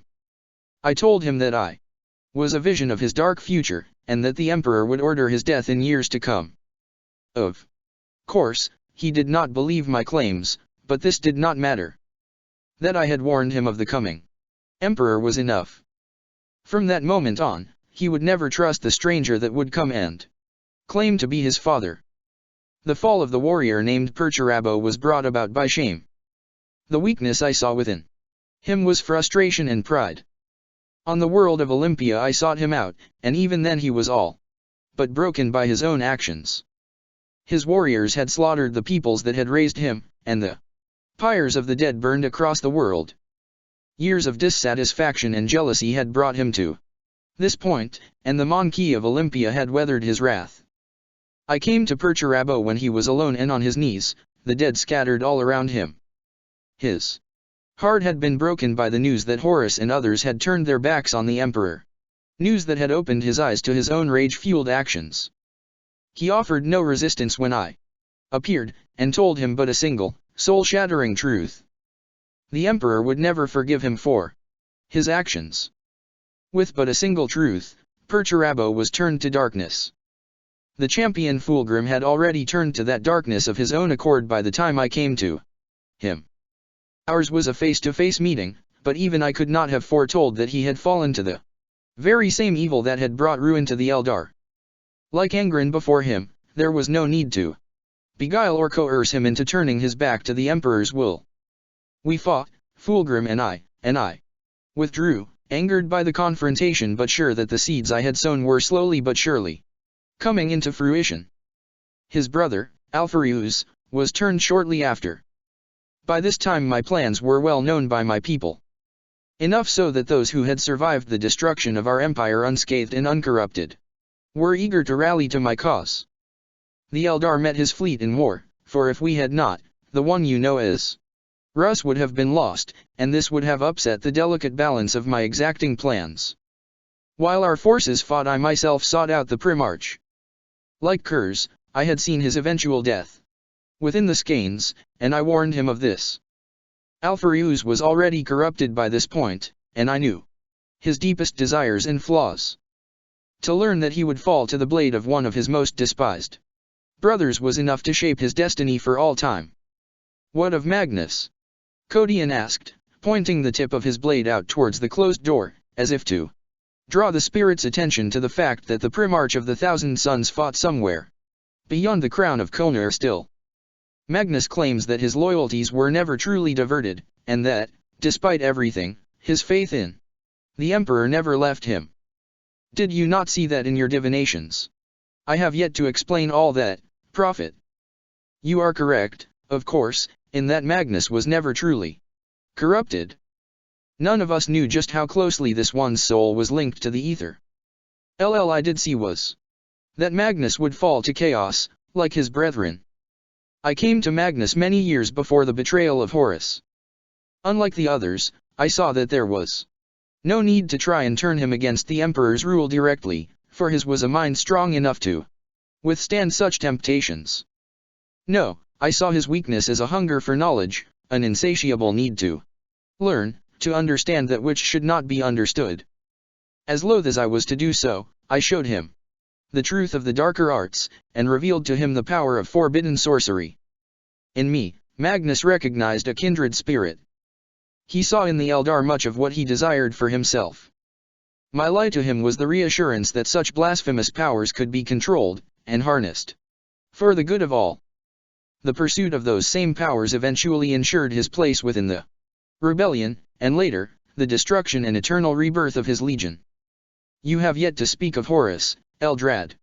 Codion said, the very mention of the dead War Master's name like poison on his lips. That I have, Codion. Horus was the crux of it all. In him I saw the greatest potential. I saw the power of a star ascendant, a drive and ambition unmatched by any of his brothers. I saw the truth of Horus the moment I laid eyes on the slumbering infant, and I tasted the doom of billions as an aura around him, heavy and dark. Of all those who were destined to fall from grace, Horus was unique. Much of what I saw back in those terrible and desperate times I did not truly understand, and many thousands of years would pass until I would realize the truth. You see, I did not need to turn Horus, for his was a destiny that was set in stone. He was born to betray, and to die for that betrayal. That makes no sense. Codion answered. Long ago, I would have agreed with you. I saw it even then, standing amongst the slumbering Primarchs. I saw that, of all of them, 2 of the young princes were destined to die, as if that destiny was written into the very blood that flowed around them. It was if they were created to do so. I saw the Angel of Blood, his fate irrevocably sealed. I saw Horus, the Eye of Darkness, born but to be destroyed. Both martyrs to a cause I could never have understood in my youth. I understand that cause now, for the passing of the ages has revealed much. I need you to understand this more than anything else I have told you, Codion. I need you to understand the truth. Then I am destined to disappoint you, Spirit, for I understand nothing of what you have told me. I see that you worked to destabilize all that the Emperor wrought, yes, but beyond that I see nothing but confusion. Then listen to my confession. Do you not see the patterns within my words? All I did, everything I planned. I changed the fate of a galaxy, Codion. I changed existence, and yet I changed nothing at all. I strove to become the avatar of manipulation, when all along it was I who was being manipulated. The masses of your kind believe the Emperor of Man to be a god.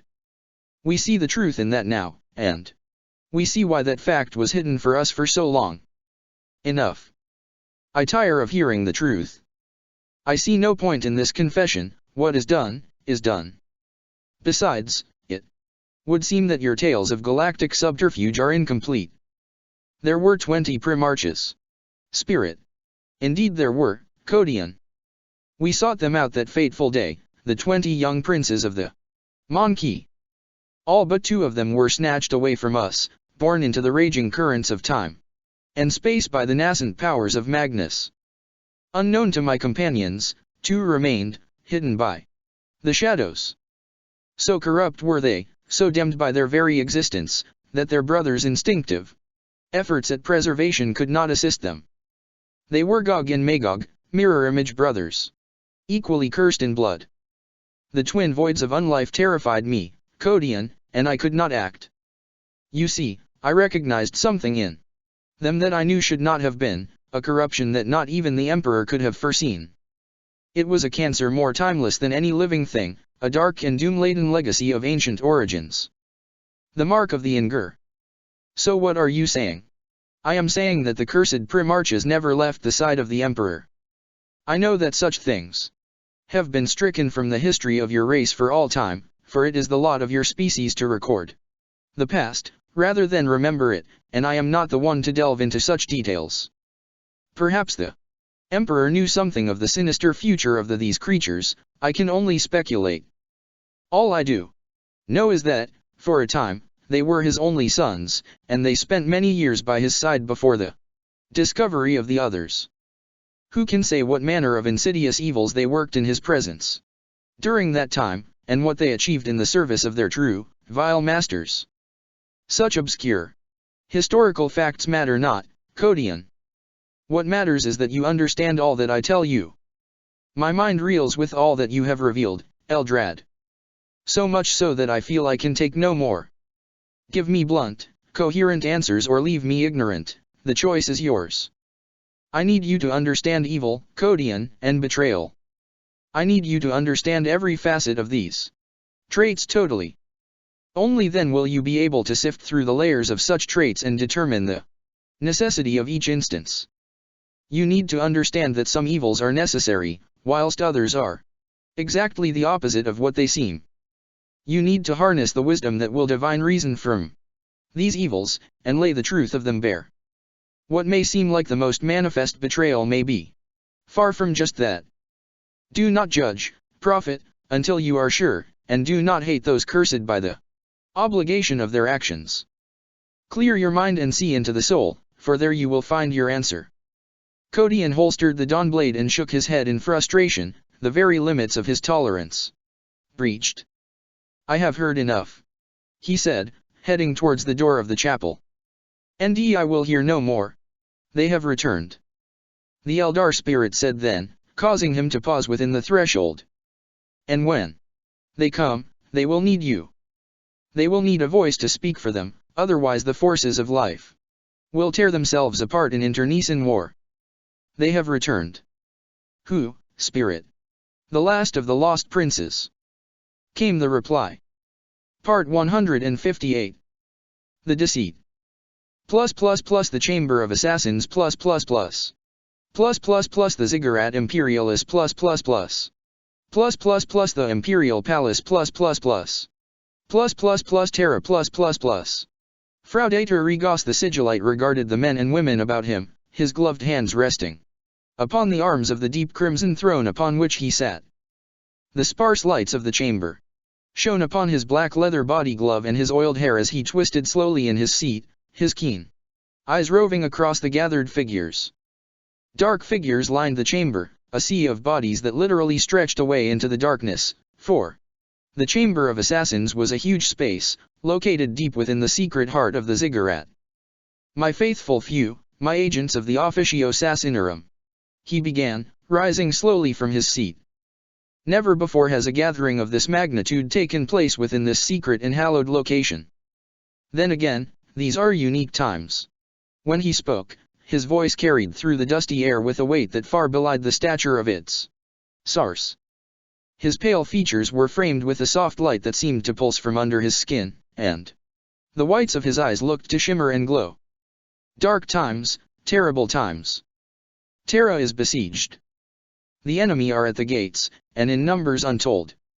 Once our Imperium stretched from this world to the corners of the galaxy, and now we are reduced to this. He gestured slowly about him at the ancient walls. Single fastness, one last bastion. I am the Sigillite, the supreme ruler of Terra, the voice of the Emperor of Man, and yet I am without a kingdom. All that remains now of the might of Terra fights as we speak to keep the enemy from these walls. He paused, a look of sadness passing over his face. Palpable waves of grief emanated from him to wash over the gathered figures, as if his own emotions were virulent and all-pervading. Our beloved Emperor has passed into the night. Our father, who has clung to life since the last great schism, is dead. We defend a corpse, brothers and sisters. An atrocity has been committed here, at the very heart of the Imperium. Our Emperor is dead, and that betrayal was committed by those who were tasked with his protection. He was murdered by the Deptus Custodes. The agents of the Assassinorum were known to be a hardy and disciplined breed, not given to display emotions other than hatred or rage, and yet a quiet gasp of disbelief passed through the gathering at the Sigillite's words. After a few moments Regos held up his hands for silence, and then continued. Whatever their motives, I cannot guess, but the treachery of their callous act was enough. The Custodes are against us, and they have succeeded in achieving that which the vile Tau came to do. Many are the enemies that surround us, my agents, but we are loyal, and we are strong. They cannot touch us, nor break us, for we are stronger and better than that. I have gathered you all from the dark recesses of this palace, where you have hidden since this war began, for it is time to act. We tried to save this world from the shadows, but even we were not aware of the sheer level of deceit and treason that has made a ruin of our imperium. We usurped the other weak High Lords for their indecision and failure to unify, and because we could not be sure of their loyalties. We were right to fear this, and we see that now. Just when it seemed as if we had regained stability, and thus laid the foundations required to unify this defense, that hope was dashed by monsters from the mists of our ancient history. I say enough. He paced before the gathered assassins, his arms raised up by his sides. His features were more illuminated than ever now, and his eyes shone with a golden light. The Emperor was the greatest of our kind, and we will never see his like again. We cannot know his ways, and yet we must trust in him. In the moment of his final death he came to me, his sigillite, and spoke unto me. He tasked me with the ruination of the conspirators that infect this world. He gifted unto me but a portion of his greatness, so that the faithful would know me, and would rally to my cause. His power flows through my veins now, for I am his vessel of vengeance. I am his burning fist. And I will strike the life from all those who oppose us. At that moment, Regos the sigillite ignited, golden light erupting from his form to scour all other colors from the chamber. Unnatural winds tore at the assassins as they fell as one to the ground, in genuflection to the burning figure. The time has come, said a voice of thunderous power, to excise the cancer from this world. No longer am I Fraudator Regos. I am the messenger, and my message will be heard. He bathed in the exultation of his audience then, letting the waves of applause wash over him. For several moments he kept his stance, his arms held aloft, the adulation of the secret army a potent confirmation of his own self-importance. Then, without any word or warning, he turned from the gathered throng and passed into the shadows of the doorway behind him, and out of sight. He passed into the darkness then, his strident form still aglow, as the door slid closed behind him. As he progressed further into the gloom, the radiance emitted by the being receded, and he began to transform. His skin became liquid and golden, the living metal looking to literally absorb every last trace of clothing until all that remained was a well-defined and naked humanoid shape. He rose then, every step connecting less and less with the ground beneath him until he trod no more, and his partially cloven feet were a good distance clear. The shadows around him ran fluid, twisting and swirling like oil at his behest. His glowing outline shimmered briefly and then dissipated abruptly, and he was no longer deep within the imperial palace. Maferan smiled as he took in his surroundings, despite the utter darkness around him. As if in response to his arrival, sickly emerald thunderheads rumbled and flashed to life in the distance, and within moments the monolithic chamber was bathed in that same green glow. My lord. His gaze fell upon the ancient, silvered figure before him as it crossed its arms before its face and then stepped back, placing the blade haft of its softly pulsing staff onto the dust-strewn floor of the airless tomb complex. The Necron Lord had no name in which he could be addressed, but once he had assumed the guise of a human creature by the name of Macherin Raleigh. Now the necessity of that guise had long since passed, and he was free to exist as the unliving creation of his Citan master. The time fast approaches, the deceiver said. Soon I will lead my armies in the harvest of the living. My plans proceed just as they should. Life is drawn to Terra from all the furthest stars of the heavens, and soon there will be enough of it to draw upon, and the feast of Ascendancy will begin. The godlike being smiled malevolently as he considered this, his inhuman eyes blazing with anticipation. No living thing could even guess as the depthless hunger of a Citan. What of the others, Lord, and their legions? Dr. champions and their legions are already amongst the cattle. That was always inevitable. His arrogance and self-importance are key elements to this plan. He sees his own efforts as the initiation of this final phase. We must continue to allow him to think this. Our own machinations shall be conducted far beneath the furor and chaos brought about by his own An event such as this could never been planned without the inclusion of the others. The Necron Lord's eyes shimmered as it heard this, as if the very mention of those opposed to its masters will stoked some murmur of anger in what little remained of its emotions. The Matrix is alive with activity. Every tomb world stirs, my lord. I can confirm that the legions of Faltoric are already awakened and abroad. I know. Mafaran answered, his voice charged and heavy with disdain at the concern of his skeletal minion. He gestured with his hand and the Necron Lord fell to its knees amid a storm of coruscating energies, unleashing a mechanical howl of agony as it did so. Never presume to inform me of any fact, slave. I exist but to know the truth of things. I have seen this, and more. I know of the coming of Faltoric, just as I know that the Great Ward Sphere has begun to open. The assault upon the Necron ceased as immediately as it had begun and the punished machine staggered to its feet, residual discharges flaring about its artificial form. Though it was impossible for the thing's rigid, skeletal features to display any form of emotion, the fear in its voice as it spoke was obvious. Then Gia is freed. Yes. The Great Ward Sphere cannot act as her prison forever. Once, an age ago, we had to make a choice. We could not have put an end to her then, and thus our dominancy was delayed. Now she has been starved for eons, and tortured so totally by her confinement that she is far beyond any dimension of sentience. She will provide only distraction, and will be destroyed along with the others, when I ascend. The Necron Lord paused then, as if rendered immobile by his considerations. After a few moments, he spoke again. From what I am to understand of my lord's intent, the technology of the Cattle's dead emperor is to facilitate this. Has this plan been compromised by the loss of this creature? Mafaran shook his head slowly. Compromised? No. It has indeed been facilitated by this event. The Cattle things are by and large easy enough to fool. You seem to forget, my servant, how much the technology of the young races is founded upon our own. They tried their best to rectify this, those opposed to Dr. but one cannot remove a cancer that is riddled through to the heart. Indeed, the events that occurred during our dormancy have done much to facilitate my plans. Technology can be manipulated and turned to one's own use, no matter its origin. The Necron Lord bowed deeply and then stepped back, turning as he did so to sweep his staff out at the endless gloom. Your legions are stirring even now, Lord, here and on every single world you command. Your word is all that we await. Soon. Mafatran answered, his shimmering form already starting to warp the gloom around him, as he prepared to return. Soon.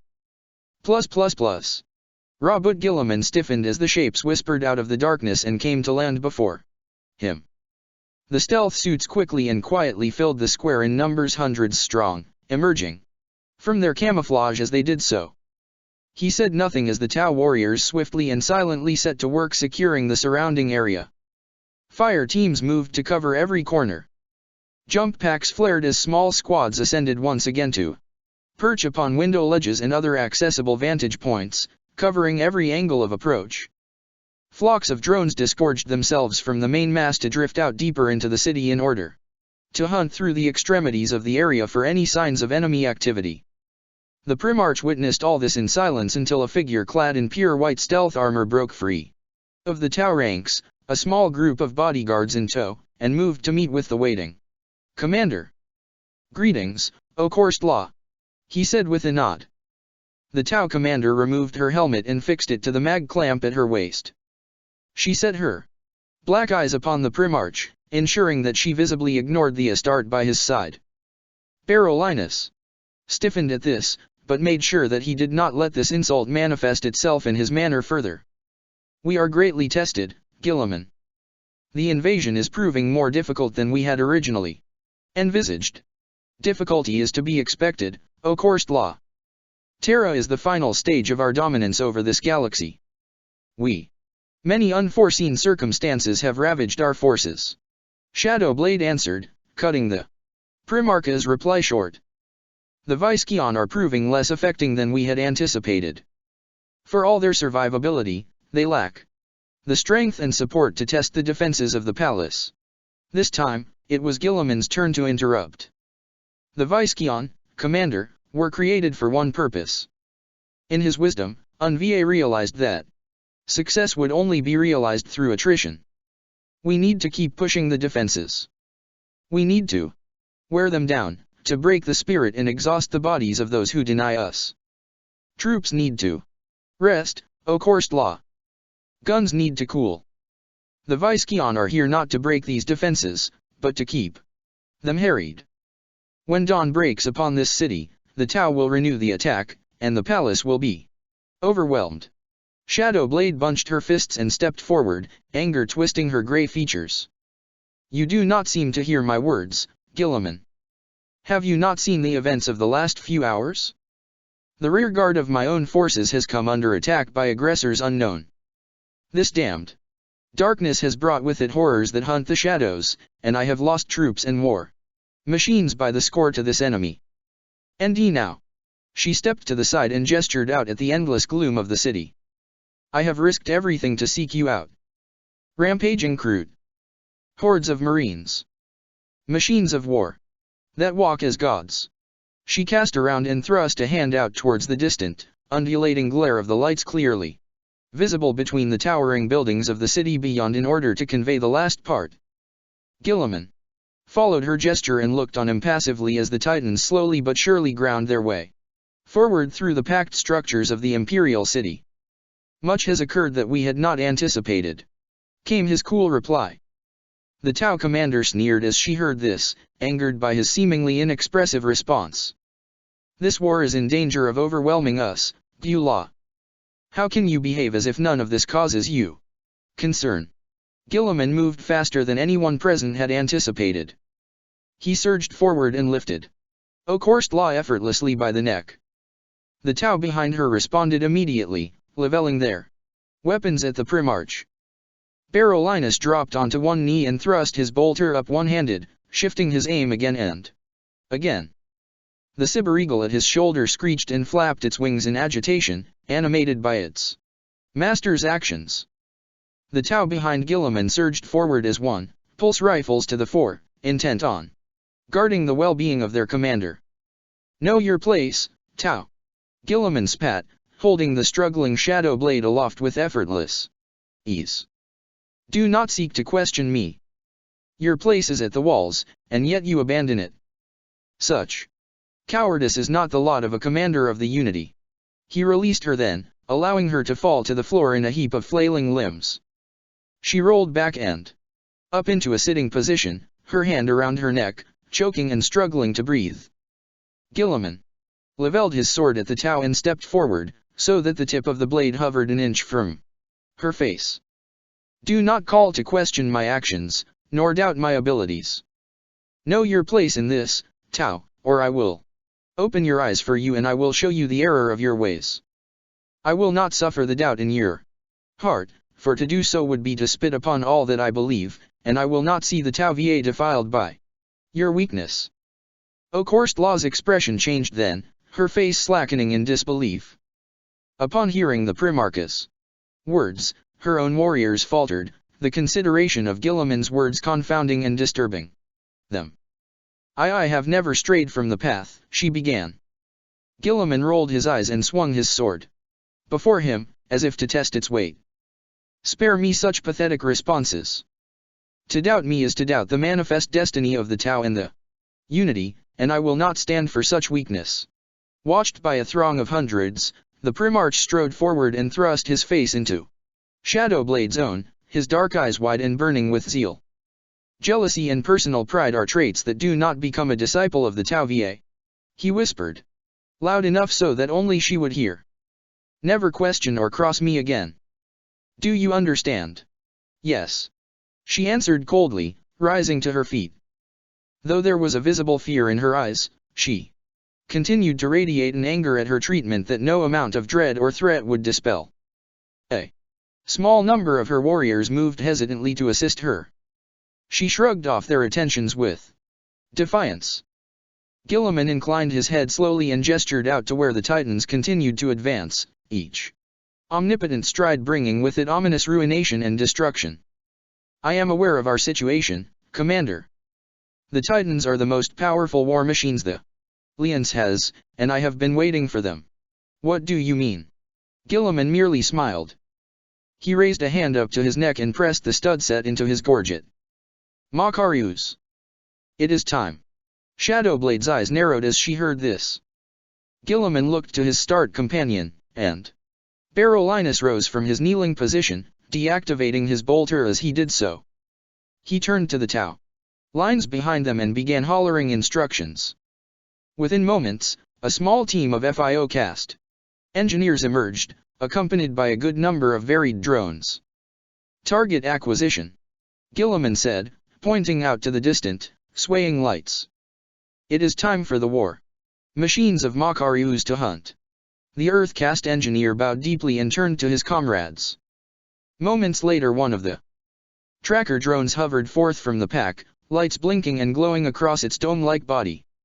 Small thrusters flared to life beneath it and it was gone, rocketed into the dark night skies, a rapidly shrinking dot of light. Shadowblade watched all this in silence, and only tore her gaze away when Guilliman spoke again. Doubt is caustic, Commander. Doubt degrades the integrity of any effort of war. Question if you must, for that is the mark of a competent commander, but believe always. Had the Titans of the Alliance stayed to defend the gates of this city, then the siege would have lasted far longer than is desirable. At that, he brought his hands together and then separated them once more, slowly. Divide and Conquer. Part 159. Angels and Abominations. Codian clambered up the metal steps and stepped out onto the firing step of the wall, guardsmen scattering in his wake.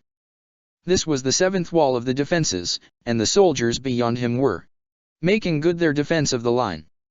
The noise was horrendous. A howling cacophony of hammering, whining, and thunderous booms split the air, so thick that nothing distinct could be heard above the noise. He glimpsed the shadowy shapes of Viscion here and there, hulking dark masses lunging forth from the gloom, only to be beaten back by the sheer concentration of fire. One of the aliens leapt clear of the walls and the defenders and landed in the trench before him. Punctured in a dozen places by lasfire but far from done. It swept its terrible pincer staff out around it and carved the brave soldiers, then ran to engage it into pieces. He levelled his bolt pistol and blew its head into a mist of blood and bone, and the surviving guardsman nearest it descended upon the corpse with flamers, immolating it even as it fell. The defenders had learned quickly, and they had learned well, he could see that. They had held this wall for the last 2 hours, and showed no indications of losing it any time soon. An uneasy but strong stability had settled over the defense lines now. The night had brought with it a baptism of fire, and the many varied soldiers and warriors of the Alliance had paid a heavy price, but they had learned well. He was confident that the line would hold here, and that the Viscion would ultimately be denied. The events of the past hour lingered in his mind still, an unwelcome and disconcerting presence. Only the purity and clamor of battle was enough to sweep away the considerations of the mind. Far beyond the walls, deep within the city beyond, he could see the last vestiges of the light that illuminated the advance of the Titan legions as they faded into the dark depths, and he whispered a prayer of silent protection for the god machines. Movement caught his eye then in the trench before him, and he found his attention drawn to a small group of curious figures. The obvious head of the group led the others, robed and unarmed adepts, with strident commands and vigorous gesticulations. His curiosity piqued, Codian quickly moved to investigate. He leapt out over the lip of the wall and landed in the trench. Faces turned as one to greet him, and the man who led the adepts stepped back, shock loosening his face. He wore a suit of thick obsidian power armor, edged in gold. A glittering golden sigil of the Inquisition dominated his breastplate. His aged face was pale and lined with scars, and he wore his tight graying curls close to his scalp. I know you," the man said, recognition passing over his face. "You are the chaplain, Codian." "My reputation precedes me," Codian answered. "Just as sure as my curiosity compels me." The man inclined his head and then swept a hand out to indicate the furor beyond their position. Inquisitor Thaniel Hune of the Ordo Xenos. My team and I form a part of the Leonzuger squads. We were conducting a... Forgive me, Inquisitor, but I am afraid that you will have to indulge me. I am somewhat of an amateur in the mechanisms of this Leonce, Codian said, cutting the Inquisitor short. Of course. It is my duty to assess the movements, tactics, and configurations of the various enemy factions of the Unity. Only through a better understanding of our enemy can we hope to achieve victory over them. I see. And this is a field study, of sorts. More. The Inquisitor answered, his tone darkening. My psychers have sensed something out there. A shift in the patterns and movements of the Tau. I have come here to the front line in order to gain a better understanding of this shift. Yes. They specialize in reading the moods of a battle, and are able to scry the ever-changing tides of war. Something has altered, and recently. Good number of the Tau forces beyond these feral creatures we know of as the Visceon, seem to have left this theater of war. There is a sense of palpable fear amongst the Tau, and I need to know why that is, and if we can use that fear to our own advantage. If you would excuse me a moment. Codian observed the scene in silence for a short while, intrigued by the actions and methods of the small group of psychers. He could feel the workings of their mysterious powers as a physical sensation. The hairs on the back of his neck stood on end, and as he breathed, the steam that passed from his mouth glittered with crystal lizard ice. HNNH Ga. Old blood, he heard one of the wizened figures whisper, his voice brittle and tortured. Pallid sons of death, they stalk the carcass fields. Lust for life unleashed.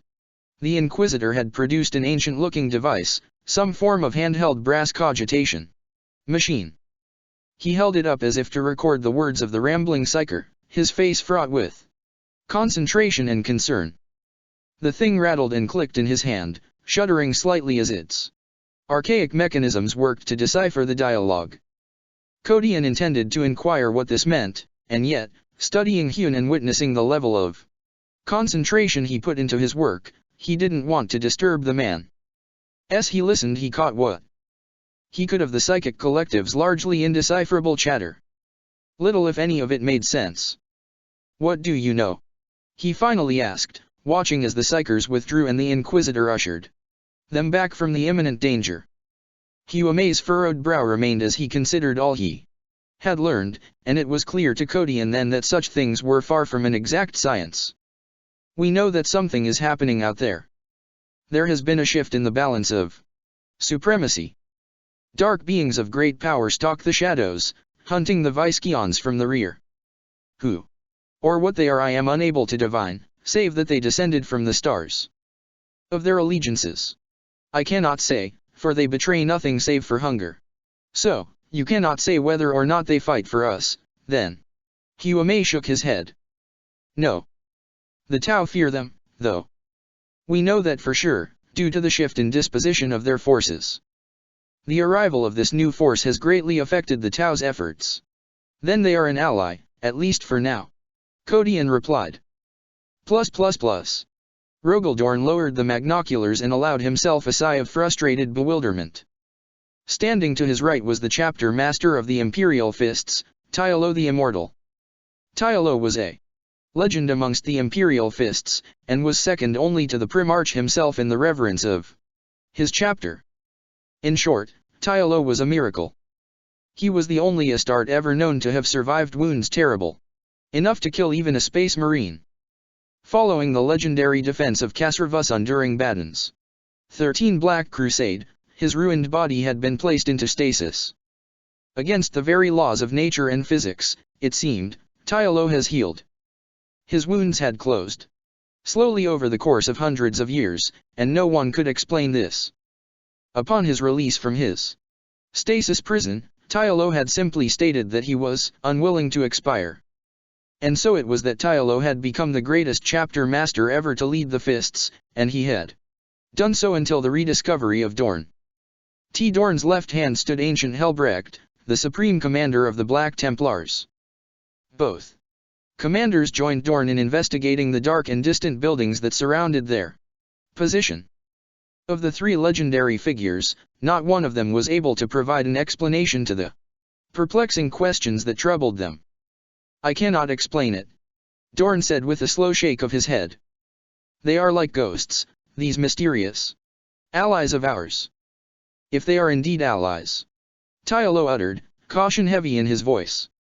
Dorn heard this and looked to the indomitable Fist Commander.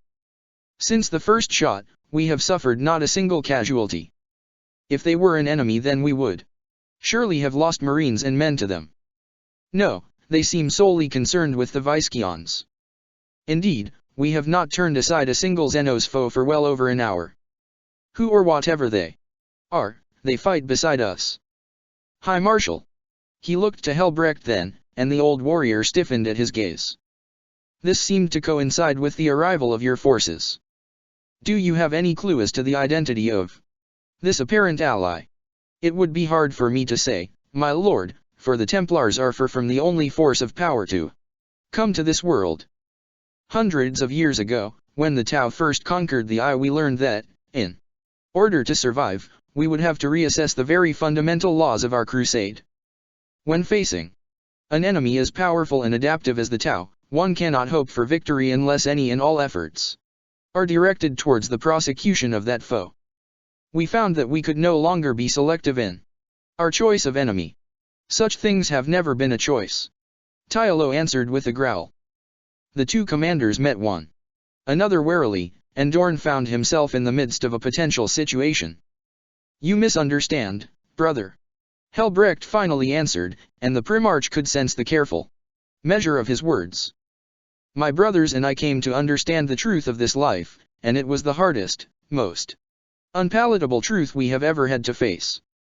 The Unity was a force with the potential to bring about our destruction. Thus the annihilation of the Unity and the Tau became our sole objective. We have saved worlds, systems even, in our fight to drive the Unity back, and we have gained many allies in doing so. Then it stands to reason that you should recognize the traits of this enigmatic ally," Dorn reasoned. At that, Helbrecht leaned forward onto the wall and peered out into the darkness. "Perhaps, my Primarch. There is only one race I can think of that would fit this mystery." He looked to both Dorn and Tylo, as if to drive home the conviction of his belief. "The Eldar. +++. +++ the Ziggurat Imperialis +++. +++ the Imperial Palace +++. +++ area, unknown +++. Here in the unknown depths of the catacombs, the rattle and hammer of gunfire was as thunder. Amplified by the endless halls, the sound was deafening. Bright fire strobed through the gloom, illuminating the slick, ancient walls. "Back! Pull him back!" The Centurion's voice rose above the clamor, powerful and sonorous. Golden armored bodies darted into the press and emerged moments later, dragging one of their injured comrades with them. Custodes poured into the gap created by the retreating bodies, and a sea of Guardian spears lunged through the arched doorway, the bolters fixed to their hafts firing on full auto. The Centurion stepped back in order to assess the situation. More squads were advancing upon their position from the west, ready to bolster the desperate defense. Towering amongst their numbers he saw several brothers clad in Terminator armor, so vast that they barely had the room to advance. "We need to seal this vault," he called, waving them forth with his flaming sword. "This entire sector has been breached." He moved further into the eastern end of the dark corridor as the warriors neared, allowing them access to the contested area. There he took a moment to observe his warriors at work. Centurion Caer Valadimus had resided within the walls of the Imperial Palace since the Emperor himself had been interred within the Golden Throne. He himself had been counted amongst the companions, the 300 warriors tasked with the hallowed undertaking of guarding the Emperor's mortal remains. Leaving the Emperor had been the hardest thing he had ever been asked to do. He had awaited that day for thousands of years, and yet such an expansive prior knowledge of the event had not made it any easier to deal with.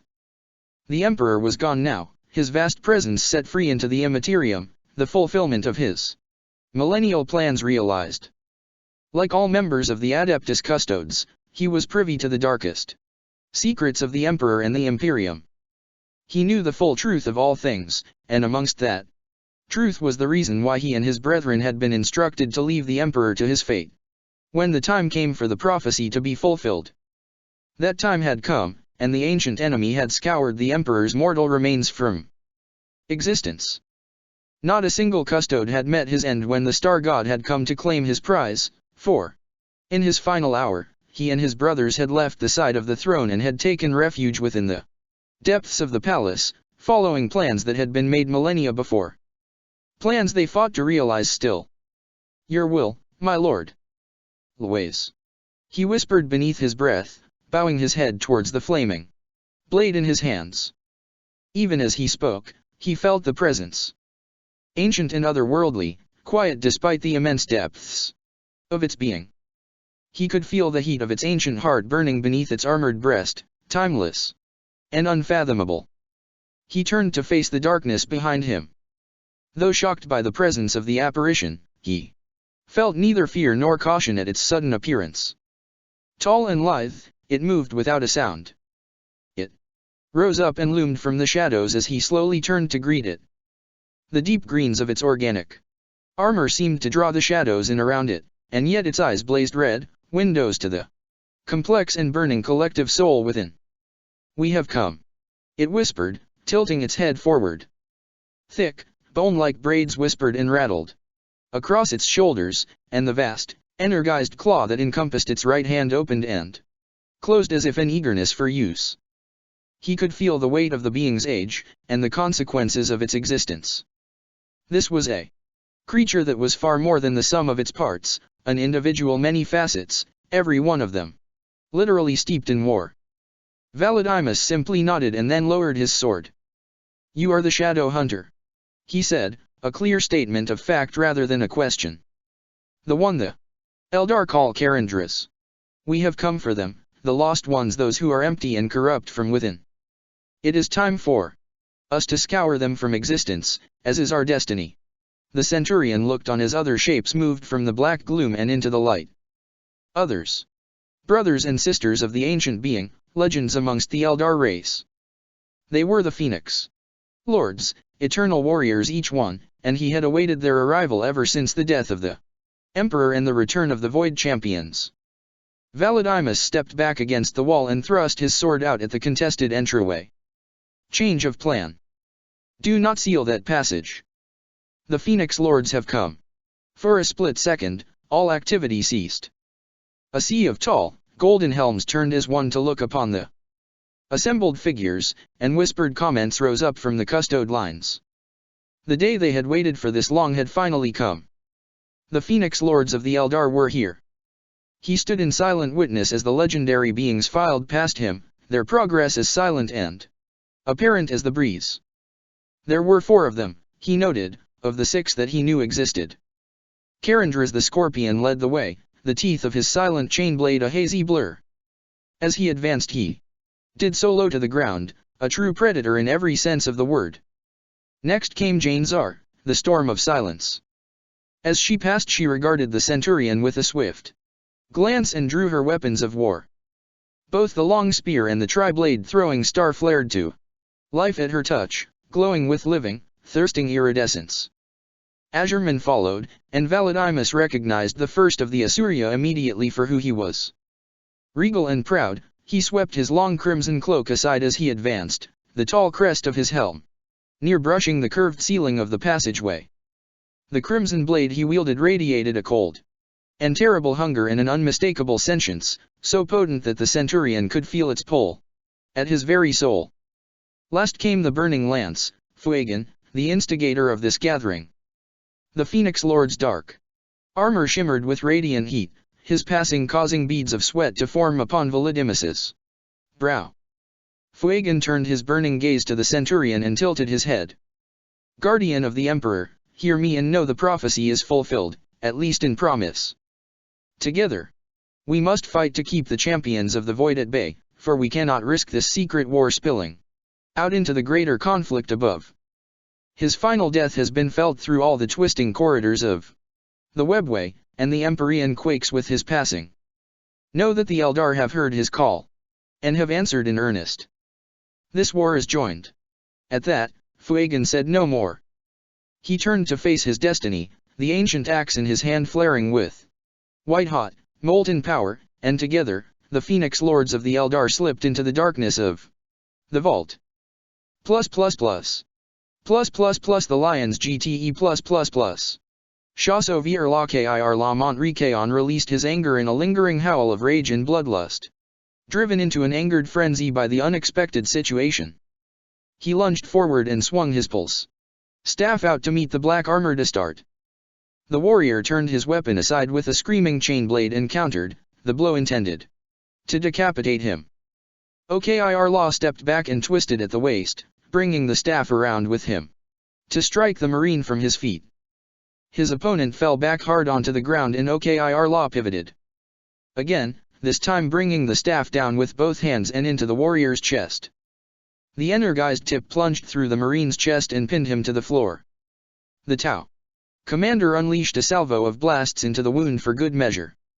The Marine convulsed, azure energies bursting from the cracks in his chest plate. Okir La hauled the staff free and stepped back, bringing it up to his chest. He fired out into the Astaroths, the energy discharge of the pulse rounds lighting up his face and his armor as he sowed death and pain amongst his enemy. Put them to death, all of them. Make corpses of them all, for the Tau Va. He faltered in his murderous task then as he noticed the Marine at his feet begin to come apart. The ruined body began to unravel like smoke before his very eyes, as insubstantial as the wind. What foul trickery is this? He spat, unnerved by the phenomenon. Ahead of him lay the walls of the Lion's Gate defense. Hours ago he had driven his forces deep into those defenses with no little success, but both the casualties he had sustained in doing so and the encroachment of the night had forced him back. This chafed at Okir La, for he was a proud and martial warrior, not given to imparting ground he had won through blood and toil, but the night was the domain of the Viscaons, and even he realized the importance of consolidation. To push himself and his troops too far now would be madness, suicide. Even.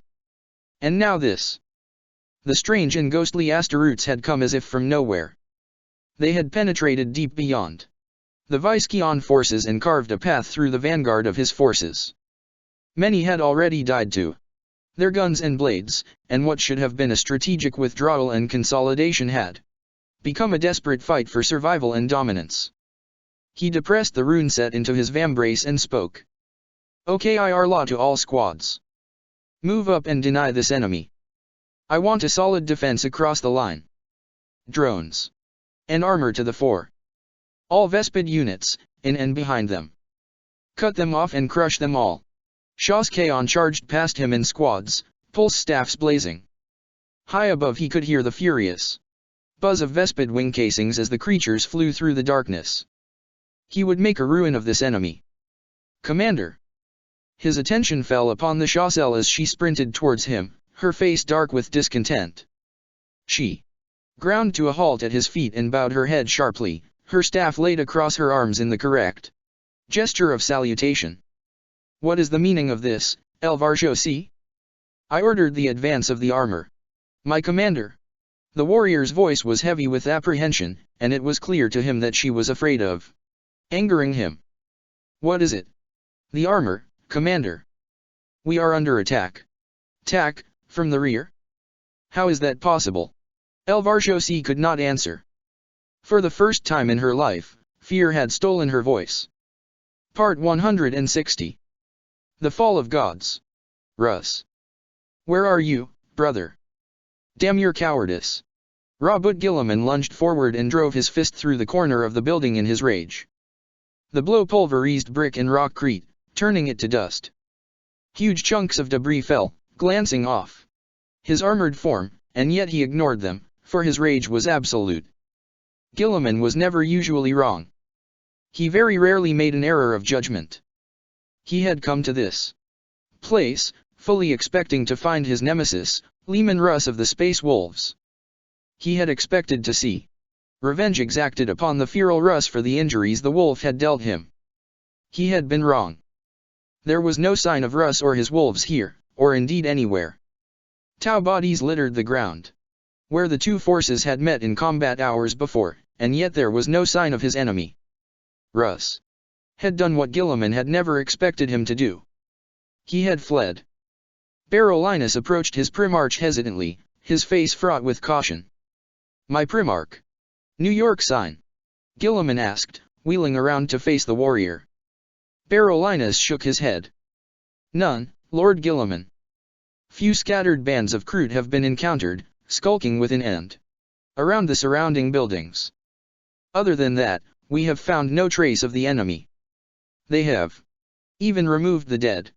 Then they are gone, Berolinis." Guilliman answered, his displeasure clear. "Damn Russ. I was sure that we would face him here.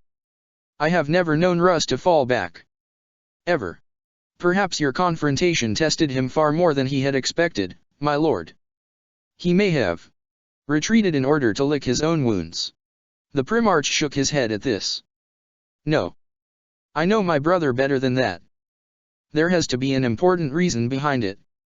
Leman Russ was never given to retreat, not even when faced with a situation that could be considered suicidal to pursue. Something is afoot. What should we do now?" Berolinis asked then, accepting his Primarch's suspicions without hesitation. Guilliman looked past the large buildings that surrounded the square to where the lights of the palace blazed in the distance. "We continue on, to the Eternity Wall Gate. There we will join the Unity in the prosecution of this siege, and we will bring the will of Unva to those too blind and ignorant to realize his truth. Gushio Urvir Makarius Shoka. Lord and champion of the Guvesa." The name of Makarius had been legend long before the most brilliant and faithful human allies of the Tau had plundered his tomb on the shrine world of Makaria for the DNA that would see the celebrated former Lord Solar brought to life again. Makarius closed his eyes and enjoyed the sensation of the cool dawn air upon his face, and he remembered. Memories of the life he had lived before this second existence were far from profuse, but they were present, cellular deep echoes of the life that had passed. He was a conqueror born, and in 7 short years his crusade had conquered no less than 1,000 worlds. For his emperor, he had done this.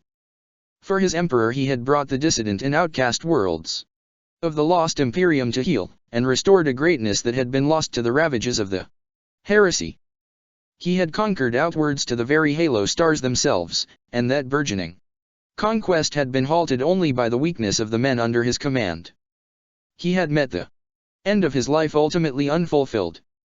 His restoration had brought with it the miracle of a renaissance that should never have been possible for him, and with it, feelings and considerations that would never have been possible for the man he once was. Makarius had not changed, and yet now he was able to see the truth of things far more clearly. Human weakness had set the limits of his potential, and had brought about the unsatisfactory conclusion of his efforts. The Tau race was unburdened by this same weakness. The Tau were unable to display the same dissidence that had seen his crusade brought to an abrupt end.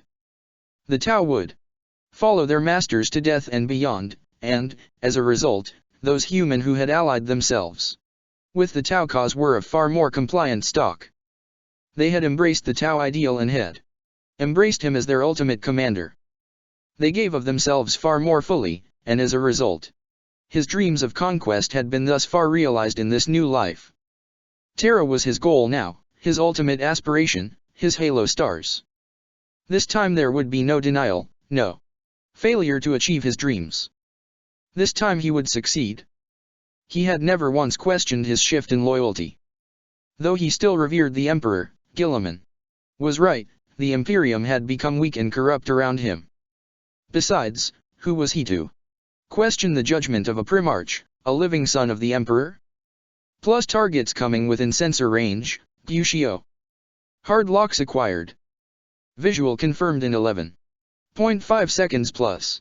He opened his eyes as he heard the voice crackle over the communications net. The dawn was breaking now, the night skies giving way to a cold blue light. The buildings of the city were massive, black angles set against the coming dawn.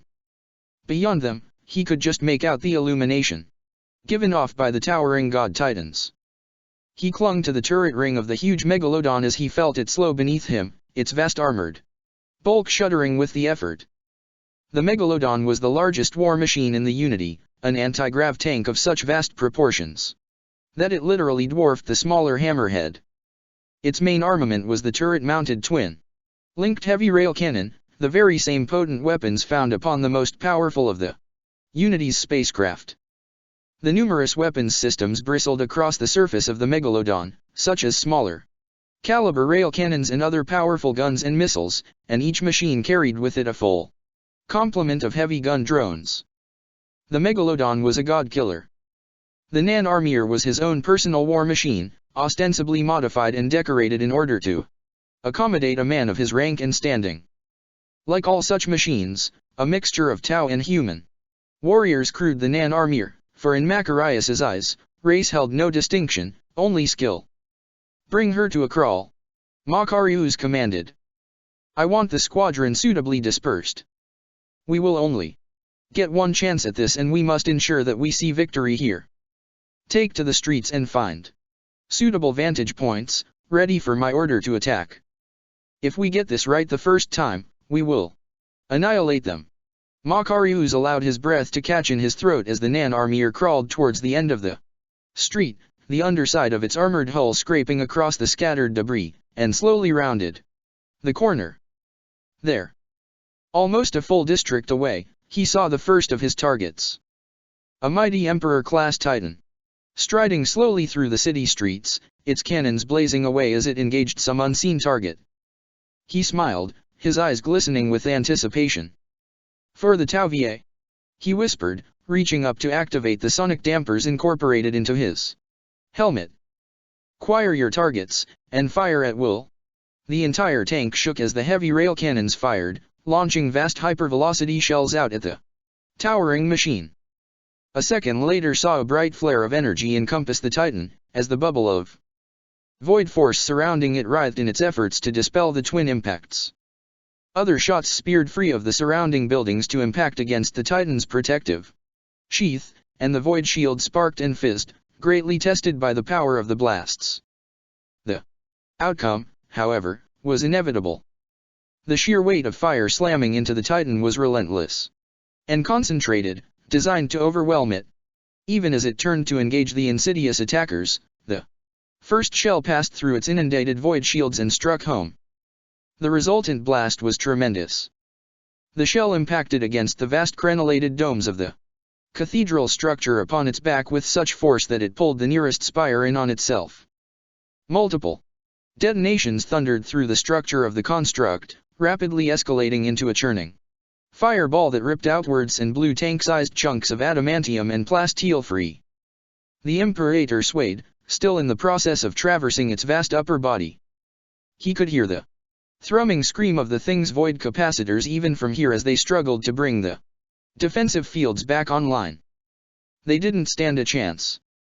More rail cannon shots punched through the meters-thick armor of the god machine. One shot speared through the multiple barrels of the Hellstorm cannon, enough to puncture and destabilize the munitions held within. The cannon exploded in spectacular fashion and with such force that it forced the Titan back, sending it stumbling through one of the surrounding buildings. This was enough to arrest its fall, and, to the credit of its veteran crew, it brought its other weapon arm to bear and fired. The city was lit briefly by the blinding flare of a miniaturist sun as the plasma annihilator erupted, and sent a massive incandescent bolt out into the gloom of the street level. Its hidden target was obliterated instantly, and Macarius knew then that one of his war machines had ceased to exist. "Bring it down," he cried, his entire body shuddering as the vast gun before him unleashed another brace of shells. "Bring them all down. Wipe them out, for the glory of the greater good," he observed as shells continued to slam into the Titan from various positions around him, each successful shot punching churning holes through the thing's mighty armor. The Imperator's many guns continued to blaze and the city around it suffered greatly. Entire buildings collapsed in huge clouds of rubble, or were simply blasted apart. He looked on as the huge cannon set into the front of The cathedral-like edifice atop the Titan's shoulders fired.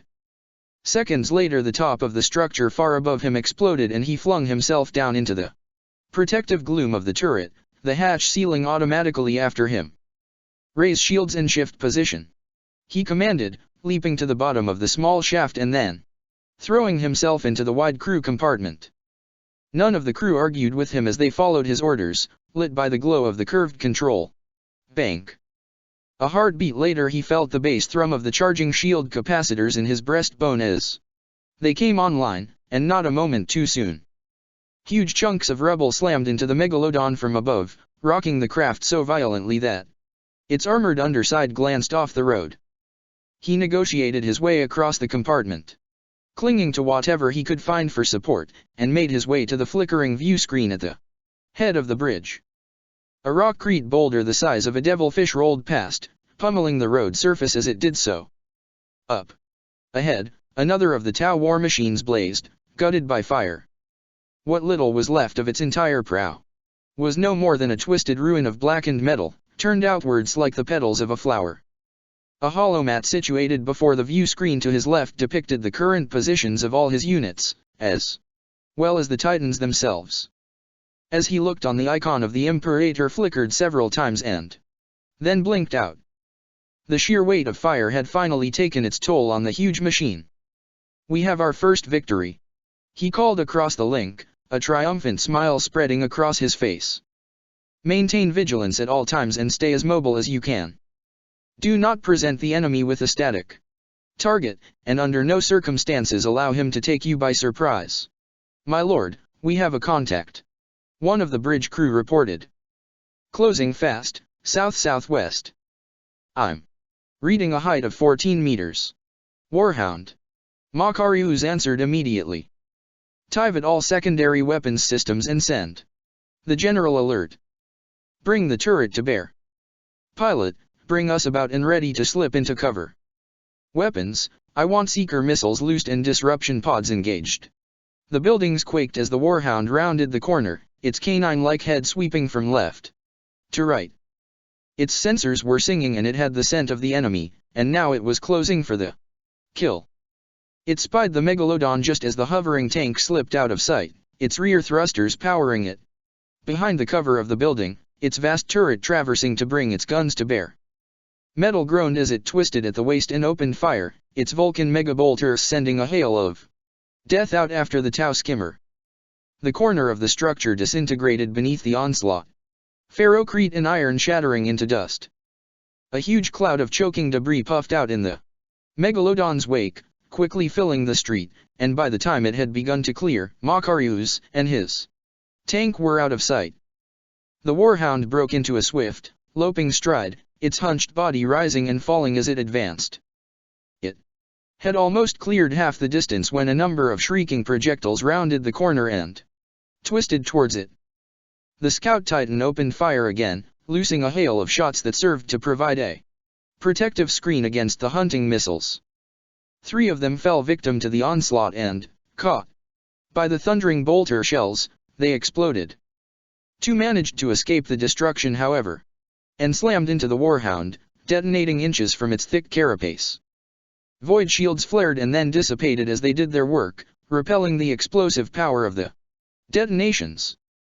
The energy fields appeared as rapidly flickering force that encased the Titan, and as they were spent, they left behind an acrid, curling residue of charged smoke. The Warhound was far from repelled by the attack. It started forward again, its progress smashing discarded detritus underfoot and felling power lines as it bore down upon its enemy. The attack had not even tested its vaunted armor, but then again, it had never been intended to do so. Another Megalodon lurched free from its cover to the left of the Titan and swung its turret to bear.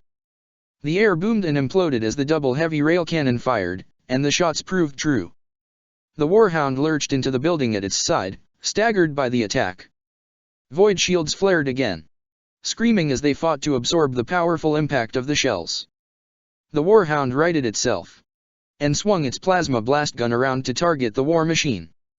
Blinding energies roared forth from the deadly weapon and slammed into the Megalodon's frontal armor. Tau force shields were powerful indeed, but the fearsome bolt of burning plasma blazed with the power of a small sun. It burned right through the shields and the thick armor of the craft in an instant, and literally tore it in two from bow to stern. Hundreds of small explosions flashed through the bisected halves of the Megalodon, detonating in a spectacular staccato display. Armor plating flaked free of the dying tank like ash blowing on the breeze, and in an instant it was destroyed, the crew within atomized by the unstoppable blast. The Nan-Armor emerged from its hiding place and fired, its guns striking the Titan full in the face. The twin shells struck simultaneously, and even as the Warhound's last remaining void shield flashed, resisting the hit, one shell managed to bypass its effects and drive deep into the snarling, dog-like visage of the crew compartment. There followed a deep, hollow boom and the Warhound's face bowed inwards, a large circular hole appearing at the center of its snout. The shell carried on and burst free of its thick rear carapace armor, dragging large chunks of debris in its wake. The Titan's face literally folded in on itself a second later, the metal twisting in a corkscrew fashion. As it did so, as the tremendous force of the shell's hypervelocity pulled everything it passed through after it, the ruined bodies of its crew spiraled out of the Titan's rear exit wound, little more than a mist of blood and scattered body parts, liquefied as they were by the shell's passing. It staggered, its limbs shuddering in empathy at the death of its princeps, like an animal that had taken a fatal headshot. For good measure, the main cannons of the Nan-Armor put a brace of shells through the Warhound's left knee joint. The joint shattered into thousands of glittering metal fragments and the Warhound fell face first onto the road, the impact of its fall throwing a cloud of dust and rockcrete up around it. The prow of the Nan-Armor lanced through the choking cloud and drew to a standstill meters away from the downed Titan. Airlocks whined as they were deactivated, and within moments bodies emerged from the many access points across the tank, squads of fire warriors and UVESA. Move swiftly. Macarius's voice called from somewhere within the obscuring gloom.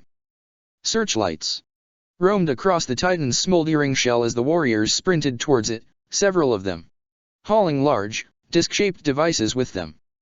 The warriors swarmed over the Warhound, clamping the magnetic devices onto various strategic points across its mass. Within moments their task was done, and one of the warriors, a Shasui, marked out by the glistening white of his helmet, turned and called towards the Megalodon. Fusion charges set. With that, the warriors quickly retreated back towards the tank and slipped back inside. The Megalodon retreated at the first of the powerful charges erupted, the immense thermal energies causing the thick armor of the Titan to glow white-hot and liquefy, the effect spreading swiftly across the surface of the machine. One by one, the charges reduced the Warhound to little more than pools of hissing slag, so hot that it ate its way through the road surface. The kill was complete, and enough to ensure that the war machine could never be restored again. Codian stood atop the wall, one hand resting upon his armored knee, and basked in the growing sunlight. The Viskeon's attack had well and truly faltered now, withdrawing like the shadows in the face of the rising sun. His attention, however, was not on the retreat of the alien hordes, but rather the revered war machines of the Titanicus. He had heard intermittent reports that the Titans had engaged an unknown enemy deep within the city, and that several of their number had already been lost to this conflict. This disturbed him greatly, for the Titans of the Mechanicus were the undisputed lords of warfare, with power enough to raise cities to ashes and rubble. He knew of few things that could meet a Titan in battle and survive the encounter, let alone destroy one. "You are troubled." He recognized the whispered voice immediately, its very presence warm against the edges of his mind. He cast around slowly to see the dark alien shape of Ka hovering in the air behind him. Ka's fluid form was as dark and shapeless in the dawn sunlight as it ever was in the night, the mysterious properties of his body allowing no light to reflect off its oily surface. "Where have you been?" Codian asked, looking back towards the distant buildings of the city. "Playing my part. There is an insidious evil at the heart of this palace, and I have ensured to guide the Eldar to its presence." Codian nodded slowly, the words of the Old One sinking in only partially. Ka cocked his head to one side as he observed this, his powerful mind touching the edges of the chaplain's psyche as if to taste his emotions. You are concerned for the armored giants. I sense this much. Of course I am. The Titans are the single most powerful war machines we have. If we lose them, our defense of this palace will be greatly tested, and we will have suffered a blow that could yet prove fatal. To place such faith in these machines will do little good, Codian. The Titans will take their toll, you must not doubt that. They are however fated to ultimately fall. This is unavoidable. He cast around as he heard this, disbelief widening his face. Fated to fall? What do you mean by this? Have you seen it? It is not what I have seen, but what I know beyond any certainty to be fate. Technology is a great ally to our cause, but ultimately it cannot be relied upon to provide our salvation. These Titans must meet their end in glorious combat, but they will fall, one by one. They must fall. How can you say that? Codian raged, bunching his fists at the alien's detached manner. How can you dismiss them so willingly? If you knew that they would meet deadly resistance, then why did you allow them to do so? You could have protected them. I have seen the power of these machines with my own eyes, Codian. I have seen the ruination they are able to sow. My gaze is far-reaching, and I have seen the enemy tremble before them. We cannot allow ourselves to fall foul to the guns of the Titans. When the dragon comes, and he will come, the Titans would be his, as sure as all the Tau of the Unity. They are ultimately machines. Codian, and machines are as nothing against the will of the Void Dragon. Codian's arms fell slowly by his sides as he heard this. He had heard Ka's explanation clearly and yet he struggled to grasp the concept of what he had said. He was under no illusions as to the unmatchable power of the Citan, but this? Is there nothing we can do? Can we not warn them? We are powerless to prevent their loss, you must be able to understand this. New York warning I could have given the commanders of the Titan legions would have gone unheeded. Do you believe that they would have held back on my word? Even if I had been able to convince them to hold back, the Void Dragon would have taken them as his own, in time. Machines possessed of even the most rudimentary sentience are as dangerous to us as any enemy, Codian, you must understand this. Weapons and other such simple items of technology are beyond the influence of the dragon, but the mysterious entity your kind call the machine spirit is far darker than you could imagine. I see the evidence all around me. You revere the awareness within the machine. You seek to satisfy it, and fear to invoke its anger. You cannot trust this presence. The chaplain regarded his own armor and weapons as he absorbed the old one's warning, feeling a sudden discomfort at what he had heard. He considered just how totally the Imperium relied on its weapons of war, now more than ever, and the extent of Ka's chilling warning sent a shiver down his spine. The old one looked to sense Codian's very thoughts and raised a hand, as if to assuage his fears. LL is not yet lost. We have a powerful ally in the Eldar.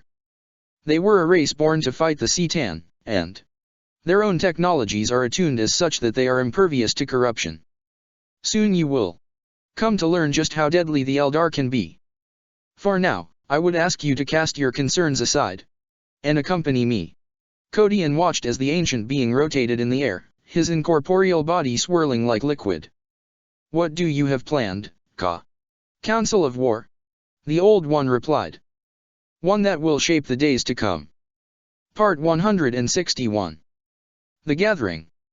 Codian slowed as he approached the wide stone-flagged expanse directly before the monolithic gates. The crown of Konur had shifted her position so that she now sat forward of the vast clearing, creating a wide and flat space between her and the Eternity Wall Gate. He eyed the vast mobile fortress warily as he considered Ka's warning. When that inevitable time came, and the Void Dragon descended upon the palace in person, what would happen to the Leviathan? Would Calgar destroy her, in order to prevent her capture by the enemy, or would the dragon take control of her systems and run rampage through the beleaguered defenders? He dismissed the thought from his mind, for now was not the time for such contemplations. He had grown to trust Ka, for if any member of this defense knew the answers to these questions, it would be him. Ka drifted towards a small group that Kodian soon saw consisted of Kalgar and the closest members of his retinue and those few who had accompanied Kodian on his quest to reach Terra. Ferrus Manus was present also, and the Primarch towered over all the others as he awaited the presence of the Old One and the chaplain. Ka reached the gathering first and bowed his head to those present. As Kodian reached the gathering and took his place amongst the assemblage of warriors, Ka held back. Grungy greeted the chaplain with a smile. "So, the knight has failed to take your life, Kodian. I trust you have spilled more than your quota of enemy blood." Kodian simply nodded in answer. The demiurge's skin was coated in a film of dark alien blood and bore many small and fresh wounds, both of which he seemed to delight in displaying. The others all bore the scars of a night's worth of desperate combat, and he could see that none present had managed to escape the conflict. "So, we are gathered here at your behest, alien. What now?" Manus asked, his silvered face set in a stern frown. "This lull in the enemy's attacks will be only temporary. We cannot afford to waste this time with inaction. Patience, Primarch. Know that it is time." Manus' reaction was surprising, to say the least. He merely straightened his back and accepted Kaya's answer. Satisfied at this, the Old One continued. "Before I convene this gathering, I must issue each of you a warning. The coming of the Citan is almost upon us, and when the star gods descend, we will be tested. This will be a war unlike any ever experienced in your lives. If we are to find victory here on Terra, then we must put aside the differences that have kept us divided for thousands of years, divisions that have shaped the lives of every being present here. Heed this warning." Ka gestured then, no more than a gentle wave of his hand. He lifted his head and spoke a single word into the breeze. "Magnus." The word echoed over and over, gaining power if not volume as it rolled over the gathered warriors and out into the city. Seconds passed and then the air beside Ka shimmered, distorting outwards like a spreading bubble, and then the Lord of the Thousand Suns passed through the anomaly and stepped out into the square, nodding a greeting at the silent alien as he did so. "It is time," he said to Ka, more a statement than a question. Nonetheless, Ka inclined his head in confirmation. "Very well. Let them come." He held up a fist aglow with inner power. The light spilled from between his bunched fingers, shimmering and bright, and as the others looked on in silent awe he spread his fingers and released the phenomenon. The light parted as it left his grasp, glittering tendrils of luminescence spreading as they passed beyond their source and speared out in all directions, passing over the heads of the warriors there. The enigmatic display was over almost as soon as it had begun. Magnus lowered his hand, ethereal mists curling from the limb, and waited. They came as one, his brothers. Summoned by the unexplainable magics at his command, like him. They stepped from beneath the veil of reality and into the scene, borne on the winds of Magnus' power. The Primarches were gathered once again, plucked from their positions around the walls and brought before the assembly. Kodian witnessed this and held his breath. He had beheld the rage of a Primarch firsthand more than once since his awakening in this dark era, and though Manus' reaction had been far more reserved than he had expected, he could only imagine the collective sleight of 6 angered Primarches being dragged against their will to attend this meeting. After a few moments, however, he soon came to realize that this would not be the case. One by one, the ancient sons of the Emperor slowly took in their surroundings, and though none of them appeared too happy to have been removed from the front line, there was neither surprise nor anger. "My brothers," Magnus said, raising his arms in greeting. "Do not allow the sunrise of this new day to blind you to the truth. The long night swift approaches, and with it, the hour of our greatest trial. The war we were created to fight is nigh, at last, and all the armies of life have come to join the fight for survival. The end time is come." Magnus looked into the eyes of each of his brothers as he spoke, and as Kodian observed this he saw a deep and ancient exchange of brotherhood in each gaze, a bond that could not be broken by any means of division.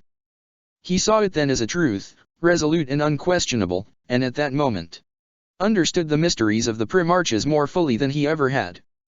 He saw beneath the darkness of the heresy and the countless rumors of internecine division that frequented the lore of the Primarches, and he saw the complex and hidden truth of their real existence. Then the great star god's approach. The lion uttered, disdain heavy in his voice. Magnus confirmed this with a nod. Yes. We few are the bearers of the truth, my brothers. We few know the secret divinations of the Emperor's visions, the same visions that saw him leave the crusade and retreat back to this very palace. Just as he prophesied, the unity has come to lay ruin to this world. So it is we stand here today, in defiance of that, in fulfillment of his wishes. We stand here ready to meet them, united. Once more. Then the silvered legions of the Necrontyr are fated to come. The Khan said, his grip around his mighty sword tightening visibly. Yes, Jagatai. The pieces are set. The Tau hammer at our gates and the legions of life have come to answer the call to war. Then it is time for us to stand face to face with the commanders of this galactic alliance. The Khan answered. From this moment on, there shall be no hatred, nor judgment. Now we stand as one, against the perils of the Tau and the coming ancients of the darkness. S1. The other Primarches intoned, each pledging their support with a raised fist or a salute. Then I shall call them. Ka uttered. At that, he spread his arms wide and the darkness of his form unraveled. Tendrils of shadow unfurled and spread to quickly encompass the scene. Kodian felt the darkness envelop him and he instinctively closed his eyes to its touch. It prickled against the skin of his face, cool yet charged, like the pallid touch of a corpse animated by the energies of the immaterium. He felt his mind swim beneath the living darkness, his senses supernaturally heightened by the loss of his sight. He could feel reality itself being unmade around him, the laws that bound it dissipating, changing. Darkness became light then. There was no transition, the change was immediate and total. Where there had been utter blackness, there was light once more. He let out a quiet gasp of surprise. Bodies literally filled the square now, figures of every shape and size. Some were human, marine, or otherwise, whilst others were alien and exotic, totally at odds with their more familiar counterparts. At the center of the vast gathering, Ka glanced around him slowly and with purpose, his vast black eyes glistening. Around him the Primarches moved so as to stand together, united in the face of this new and imposing collective. Calgar and his retinue did likewise, joining the Primarches in their observation of this gathering. Together we now stand, as equals. Ka began, as if to take on the role of patriarch for the entire congregation. Kodian could feel the power in Ka's words, as if they were potent and multifaceted, designed to transcend the boundaries of language. Each of you has answered the call to war, and has come to contest the intentions of the enemies of life. There are no differences here, only parallels. We have a common enemy, an enemy that desires nothing more than to see us destroyed. An enemy that would feed upon us to sate its hunger, and that cares nothing for distinction in the face of that hunger. The C'tan.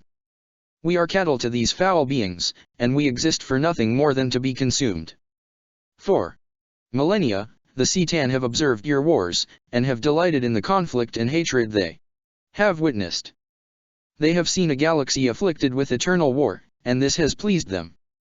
They do not believe that we are able to set aside our differences and stand together, in defiance of their plans. We must show them that they are wrong. What of the Tau? Voice called from the press, and Kodian looked on as a vast figure pushed his way through the gathered bodies to stand at their head. Human and alien alike peeled away from the dark creature, fearful at his presence. From somewhere to his left, he heard Calgar utter the name of the abomination. Mephiston. Kodian's eyes remained transfixed upon the creature that had once been and starred like him, and yet was now as far removed from that title as any of the foul chaos renegades that had followed Horus into damnation. He was a vast and hulking creature, with grey, pallid skin, and eyes that burned with the intensity of hot coals. His armor still bore the markings of a blood angel, though those markings were faded. and chipped away. As he looked upon this Mephiston, he knew then that this was the commander of the mysterious creatures that had hunted the Visceons through the darkness before the eternity. Walgate. So, the Blood Angels have finally answered the call? Calgar began, his mechanical voice low and thick with anger. We had thought you lost, Mephiston. Why did you abandon the Lians? Mephiston's head snapped around to regard the ultramarine, his eyes flashing with power. He bared teeth that were long and bestial, like those of some canine predator, and as he spoke, his voice was distorted and menacing. You cannot know the depths of our pain, Calgar, nor the depths of our hunger. All you see is abomination. Our only hope if survival was to embrace the Black Rage, to allow it to consume us. Had I not made the decision to take my angels from this war, then we would be lost. The Blood Angel's features glowed as if lit by his anger, and an ethereal wind buffeted the long curls of his lank golden hair. Mephiston was a powerful psyker, Codian could sense that much. Enough, Ka said, and the power behind his voice was such that the burgeoning argument died away almost immediately. Such recriminations are pointless now. Then answer my question, alien. Mephiston hissed, turning his attention to the Old One. When this ancient enemy comes to consume us, what of the Tau? The Tau are pawns in all this, Mephiston. They are nothing but cattle, like us, fodder to be consumed. They know nothing of the existence of the Citan, and they suspect nothing of the true identity of their supreme commander. Had the Void Dragon simply wished for this world and its inhabitants to be destroyed, then Terra would already be gone, blasted into oblivion. No, Terra is the stage upon which this feast is to be set. Then he knows that we have come. All eyes turned to seek out the owner of the new voice. A tall and slender figure stood forth from the gathering, regal and alien. Clearly Eldar, he wore his black hair in a long topknot, and in one hand carried a long spear that looked to crackle with dark and hazy energies. Indeed he knows. That is why he has come here. Terra was always destined to be the crux of this war, the crucible that would ultimately see the forces of life gathered to deny him. The Eldar commander scowled at this. Then we do not but serve his interests, Old One. We gather to deny those very interests, Uriel of Iyanden. Said another voice. The warrior was the very vision of death, his ancient armor fashioned so as to look like bone. He held a vast cannon at his shoulder, its long barrel ending in a vicious scythe. Like Uriel, he was Eldar, and even as he spoke another of his kind moved to stand beside him. This warrior wore a suit of light blue and grey armor, and his back was almost engulfed by a pair of stillized wings that looked as if they had been crafted from glass and bone. Where his counterparts' voice was low and whispered, as cold as the grave, his was light and almost song-like. It is not our lot to question destiny, Prince of Corsairs. If one is unable to submit himself to the wisdom of the ancients, then what is his true purpose? The Eldar have striven these long eons to preserve their birthright, and to maintain the truth of things for just this purpose. Ours is the blessing of knowledge, and ours the birthright of responsibility. What purpose, then, serves an attitude of personal preservation in the greater scheme of things? What is survival if that survival is hollow? At this Uriel took a single step forward and raised the tip of his spear out at the avian warrior. I do not question destiny, Phoenix Lord, I question only the sanity of this gathering. We are a race teetering on the very cusp of extinction, and we have struggled for millennia to maintain our tenuous hold on existence. Now we are gathered here as one, the last of our kind, in readiness for this final war. We are open to annihilation, gathered like this. You know the lot of our race, Prince. The ancient Moganare uttered. You know the legacy of Ennead as well as any of us. Uriel snarled at this, and the baleful energies that shimmered behind the device that encompassed his left eye crackled as if in empathy with his anger. The thirst of Ennead be damned. I am not prepared to become the martyr, not for any cause. A commotion further along the crowd cut through the uneasy atmosphere. Codian joined the others in shifting his attention to the disturbance, and he found himself stunned when a small host of obscure figures shouldered their way through into the space before the Eldar. The largest of the creatures was clearly an orc, and he was massive indeed. The thick suit of armor he wore served only to increase his size further, and he literally towered over the smaller creatures below him. A brace of even stranger beings stood before the orc, creatures that Kodian was sure he had never seen before. He had fought the orcs in several campaigns, and he had witnessed the various sub-species of this race. They were similar in appearance to the slave creatures that accompanied the orcs, and though larger, they were still markedly smaller than a human. Their skin was a pale green, almost white, and completely hairless. Like the Eldar, their ears were pointed and oversized, their noses large and avian. Yellowed inhuman eyes regarded the gathering with an almost regal air, and they held their ivory robes about them, robes decorated with a simple but striking pattern of light and dark blocks. Both the orc and its smaller charges remained silent as they scanned the faces of the gathering, and Kodian found himself struck by how calm and measured the creatures appeared to be. Each of the 3 pairs of eyes contained a glimmer of quiet yet clear intelligence, and this served to unnerve him. Several moments passed before he came to another realization. Though the presence of the orc seemed to cause no small amount of concern amongst the more basic human members of the congregation, none of the others present seemed more than vaguely disturbed by its presence. Ka bowed in greeting to the creatures, a gesture that was returned by the smaller aliens. The orc simply grunted, and Kodian took this to be its response. Something else happened then, something so unexpected that it almost staggered the chaplain. "We have seen the corruption that these Tau have spread amongst our progeny," one of the small creatures said. "This is unacceptable," the other continued. "The debasement of the gene legacy cannot be tolerated. We are poised to strike out against these abominations. We have sensed the null that suffocates the collective psyche," the first said. "By impeding the will of the collective, it forces the warriors into servitude, an unnatural existence." Of all those present, only Ka seemed to understand any of what the creatures said. "Can you alter this?" The 2 small aliens glanced at one another as they heard this. "We think so," they said as one, before speaking in turn once again. "We may be able to force a purge. We may be able to forcibly alter the will of the collective. That, or we destroy them utterly." The massive orc growled, its voice deep and bestial. It seemed that there was no end to the surprises of this congregation. When the orc spoke, it did so with an unnatural coherence that seemed to lend an immediate intelligence to its manner. Outwardly its appearance was that of any other orc, albeit huge even in comparison with the largest of its kind, but as Kodian regarded it once more he found himself drawn by intrigue. He fancied he could feel the flicker of psychic power that seemed to surround the orc and its smaller companions. Power, and a clear aura of cold intelligence that sat at odds with the trio.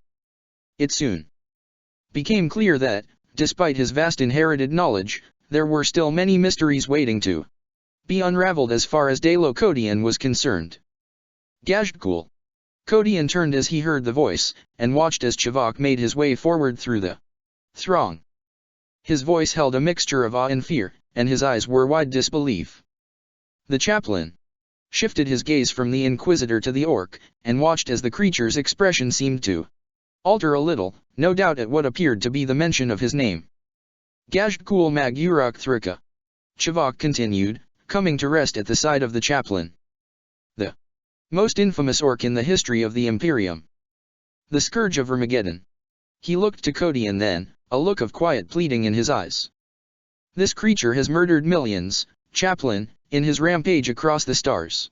Despite the quietness of his voice, one of the smaller orcoid creatures shifted its gaze so as to look upon Chivok, as if hearing his warning clearly. "Simple survival mechanism, unfortunate but necessary. We could not have left the Kruk unless we knew that they were capable of surviving the eons without our guidance. The plague took our minds and our lives from us, and in doing so would have ultimately stolen the Kruk from this war. For anything to stand the chance of surviving the ages, it must be preserved. The Kruk had to endure." Its counterpart continued. "To self-maintain and continue. Our legacy was encoded into their cellular structure, in order to ensure that we would once again rise to meet the return of the Citan. Like any weapon, only continued use could have ensured that the Kruk remained effective. Thus we once again bow to the wisdom of Gork and Mauk, the lost fathers of our race. Gork and Mork. Gazhkul bellowed, thrusting his huge mechanized claw into the air. Kodian's eyes narrowed at this, and he couldn't help but wonder what other ominous surprises the coming war against the C'tan would bring.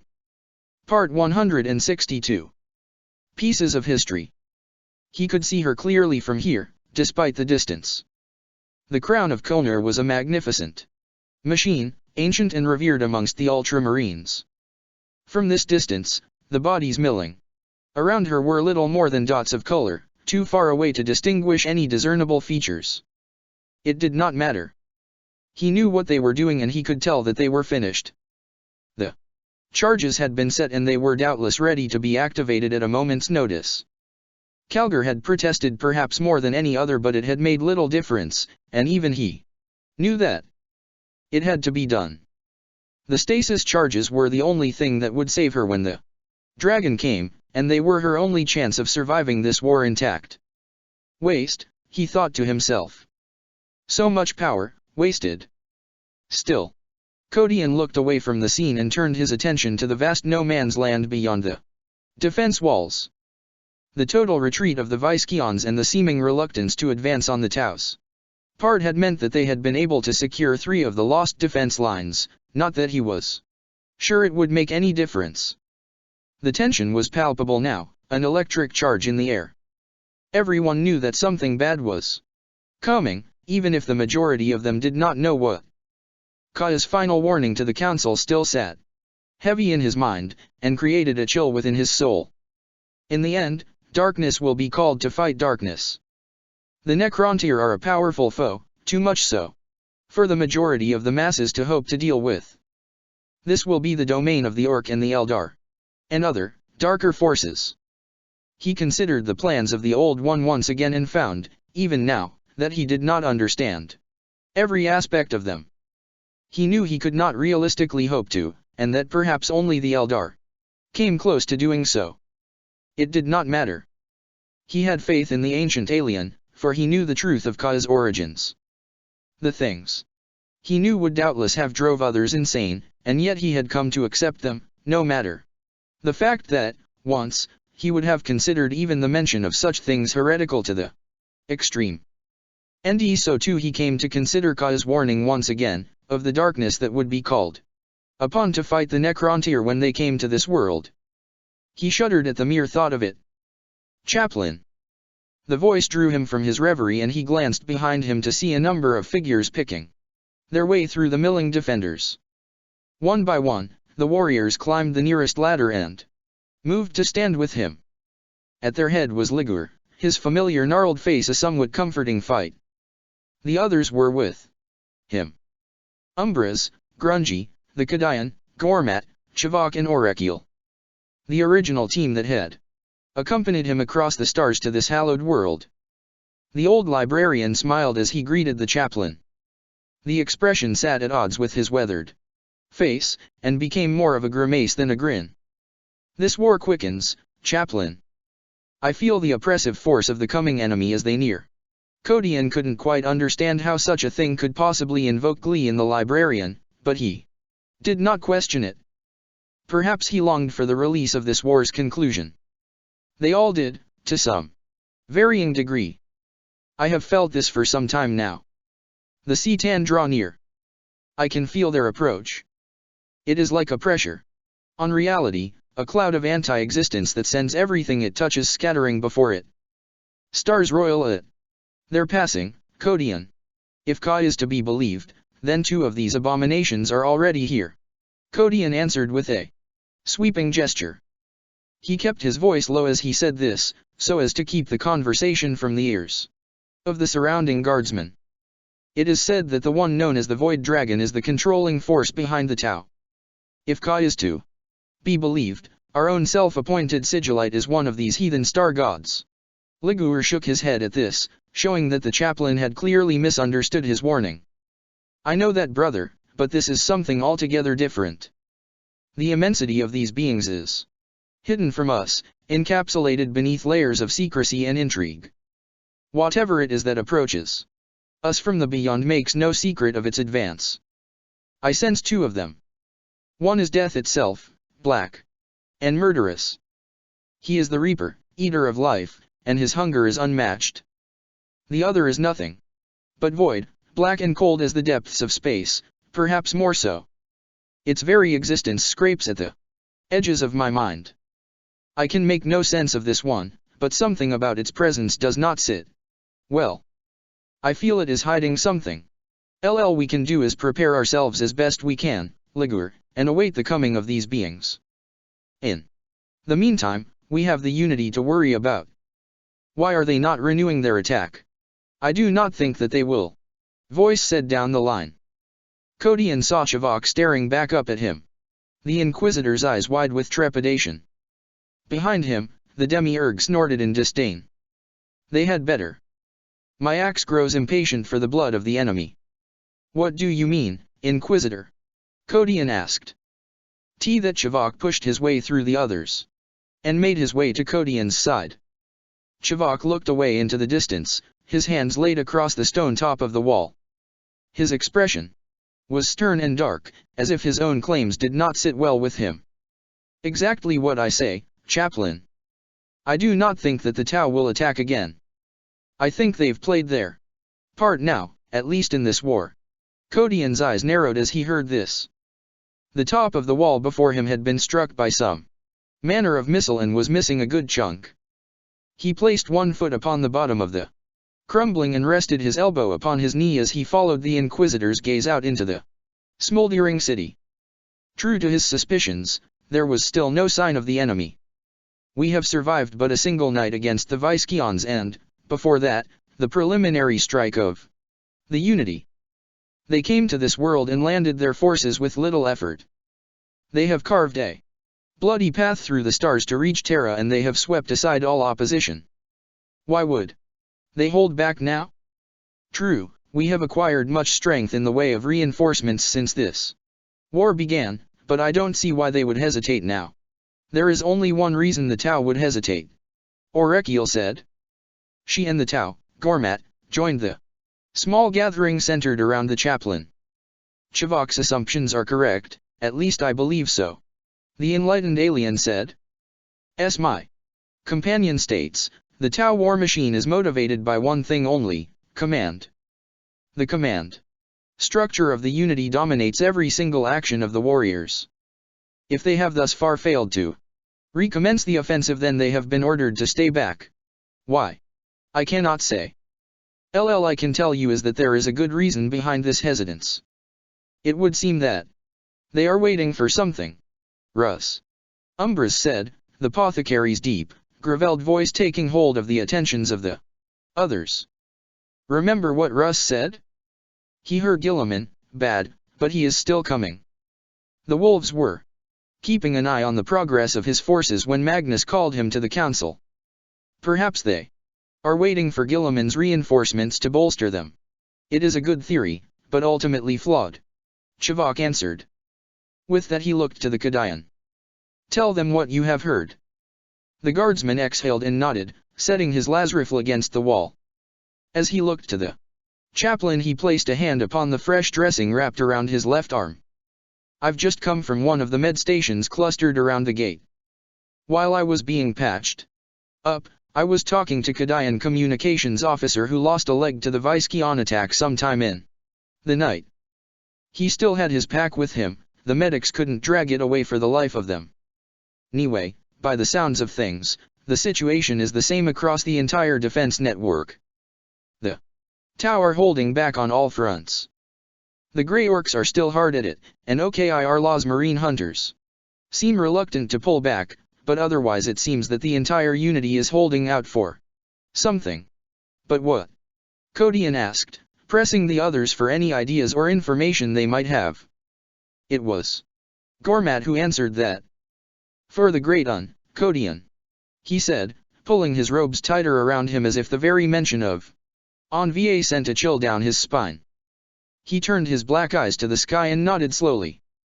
Envier makes ready to come to the surface of this world. I can sense the tension in the air, even from this distance. Unva is coming. Unva is no Tau, Gormat. Even you know that by now. Orekiel hissed. I do know that, Mistress Orekiel, but they do not. He gestured with one hand out towards the distant buildings, and the millions of Tau warriors that waited there beyond sight. They are slaved to his will. What he is matters not. He is their commander, their prime ethereal. He is, for want of a more appropriate phrase, their God made flesh. He is everything they are and everything they represent. He is the Tau Va incarnate. And they shall die for him. Chivok said quietly. In their millions. A brief silence descended over the gathering, as each of those present contemplated the subject of the discussion. Kodian himself considered the Tau's words, and the more he thought about it, the more he agreed with Gormat's theory. Ka had remained tight-lipped on the subject of Unva, or at least the being that masqueraded as the legendary ethereal. He knew little in the way of a history regarding the creature he had come to know of as the Void Dragon, but he knew enough. He made a decision to speak with the Tau then, and find out exactly what he knew of the apparent fate of Unva. Gormat, he began, gesturing for the Tau to join him. The alien's eyes widened as little as he responded, picking his way gently through the press of bodies to stand by the chaplain's side. Tell me, what do you know of Unva's history? What happened to the Tau, Gormat? The alien let out a long, hissing sigh as he considered Kodian's question, as if he were trying to decide exactly where to start. After a few moments lost in contemplation, he gave his answer. Rtaz Moloch. I have reflected upon this many times since my enlightening, Kodian. I have pored over the history of my race, and tried as best I could to piece together the events that have brought my people to this. Arthas Moloch. That is where the fate of the Tau became entwined with darkness and murder. That is where he died. He must have died, chaplain, that is the only explanation I am able to give myself. Perhaps not a physical death, not at that time, but the Unva we knew and revered was lost to us there. So, you think that the Void Dragon killed him and took his place? Is it possible that Unva knew of the dragon? No, I can't see that. You see, Unva was the greatest of the great ethereals. The legends state that he undertook a deeply personal and spiritual mission in the years after the third expansion. Farza'ite had gone rogue, and no one knew why. There were those who claimed that the loss of the renegade commander affected him deeply, that he felt the loss was a great failure on his part, and so he undertook a mission deep into the Damocles Gulf, with a view to entreating Farza'ite to return to breast of the Empire. No one truly knows what happened out there. Unva's return was delayed, and in time the council upon Tio began to grow concerned. They assumed the worst, and the thought of such loss terrified them. Time and again entire expedition fleets were sent out to investigate his disappearance, only to vanish in turn. It was a time of great turmoil for the Tau. I am assuming he returned, of course. Gormat nodded. Yes, he did, but only after the passage of around 3 Tau seers. Glorious was the day when our long-range frontier orbitals picked up the message. From deep inside the Damocles Gulf, we heard the voice of Unva once again. Mixture of emotions passed over the Tau's face as he recollected this moment in his race's history. Of course, Gormat himself was far too young to have lived during this time, but nonetheless he reminisced this as though he himself had been alive and witness to the event. It was a simple message, abrupt and concise. He was to return, and that return would see a great and celebrated rise to power of the Tau. His instructions were clear, and at the time none truly understood the importance of them, but they were not questioned. The Kroot were to attack the Beulah world of Mars. They were to annihilate it, in preparation for his return. Of course, none amongst the council were given the reasons for this, and the Kroot were rightly hesitant in following the order, but the Great On was insistent and complicit in his commands. Mars had to fall if the fourth expansion was to prosper. As soon as he heard this, Kodian realized that things were starting to make sense. The link that bound these mysteries together was beginning to show more clearly now. He knew from the knowledge imparted to him by the ghostly cipher that Mars had been the tomb world and prison of the dragon once. Somehow, it seemed the dragon had managed to influence the On into securing his own release. Again, Arthas Moloch was the key, the link. It was an artifact world of incredible age, and he knew that the Eldar had half mistaken the world for a long-forgotten station of the Slahi, the race of beings to which Ka belonged. He also knew that something or someone of a far darker origin had left their mark on that world. It is clear that the Void Dragon killed the Un and assumed his role at some point. Codion continued. But, from what I can gather, the dragon was still imprisoned at this point. Fascinating. Codion looked over his shoulder to see Orekiel staring back, her eyes wide with wonder. The Inquisitor had clearly caught hold of the discussion at some point and was by now relishing the exchange. It had been a long while since he had seen the woman this way. The war for Terra had drained away her enthusiasm and appeal, and now he could see a spark of that returning. You are right, of course. I have long studied the links between the Tau's rise to power and the awakening of the C'tan, and much of this hidden history has continued to perplex me. We know that the third expansion began long before the destruction of Mars. Indeed, we long suspected that the Kroot's attack was the initial stage of the period the Tau know of as the fourth expansion. You are correct, Mistress Orekiel. The Kroot martyrdom, as we knew it, was heralded as the beginning of the fourth expansion. It was during this period when Unva declared his intentions for the Imperium of the Gula. Many such plans were put into action then. Mars was just the beginning, and the inefficient solution to the Kroot problem. Orekiel observed coldly. Gormat nodded. I see that now, yes. Orekiel looked to the chaplain and explained. Gain, this ties in with what we know. The Kroot, you see, were the only auxiliary race in service to the Tau that were not susceptible to the influence of the Ethereals. The Vespid were still few in number, and the Ons had devised a way of controlling them. The Nikasar were powerful but ultimately naive, servile enough to never question the actions of the Tau. The Demiurge were still mere allies with the Tau but were far from subsumed into the Empire. The Kroot, however, were a potential threat. The Kroot were always a necessary evil to us. Gormat continued. They filled a niche that the fire cast could not, and they were a powerful ally. But they were ultimately uncontrollable. Orekiel said. And the Ethereals knew that they could never hope to bring the Kroot under the same level of control that the Tau suffered. But they managed to do so with the Orcs. Codion argued. Orekiel shook her head at this. To understand the answers, you have to know the Kroot, chaplain. They have a very specialized biology. They are able to directly absorb genetic traits from the flesh they eat. More so, they are able to actually filter undesirable genetic data from what they absorb.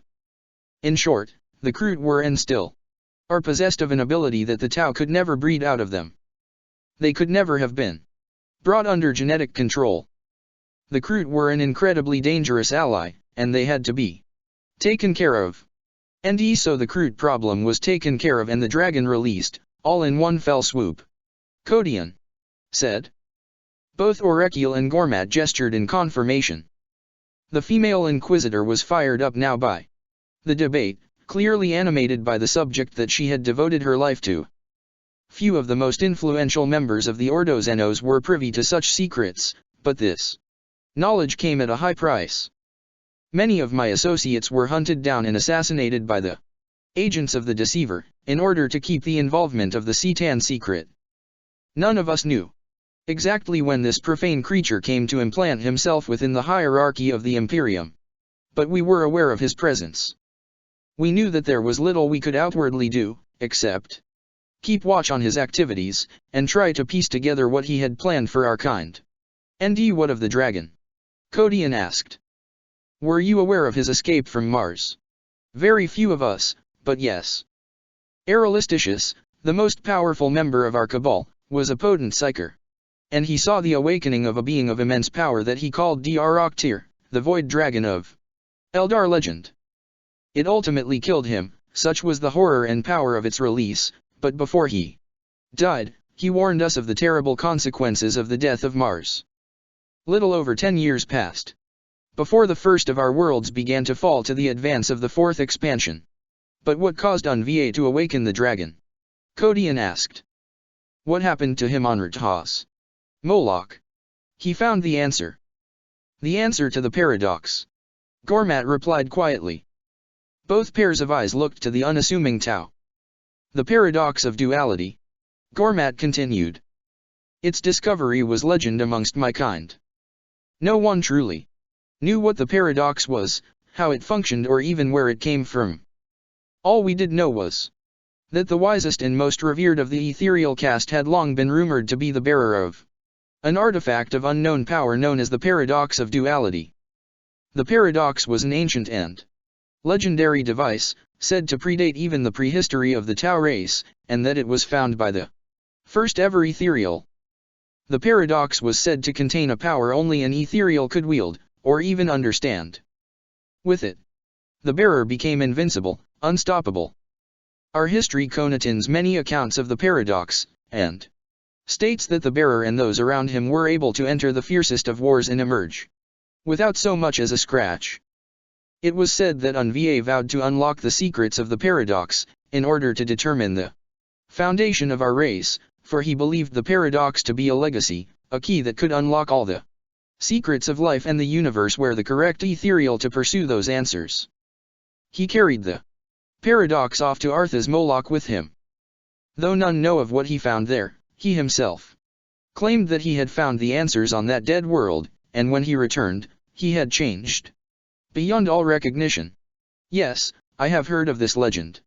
Orekiel said. Unva was the first ethereal to ascend.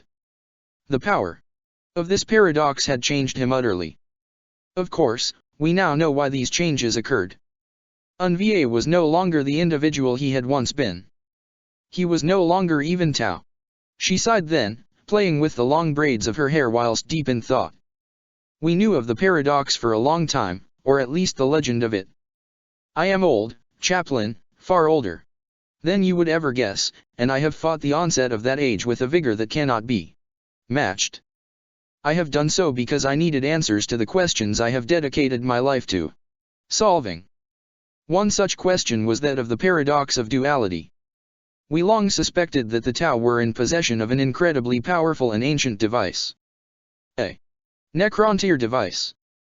We never learned what it was or why it had been created, but we suspected that it was left by the Void Dragon himself, hidden on the world that he had selected to bear the seed of the Tau.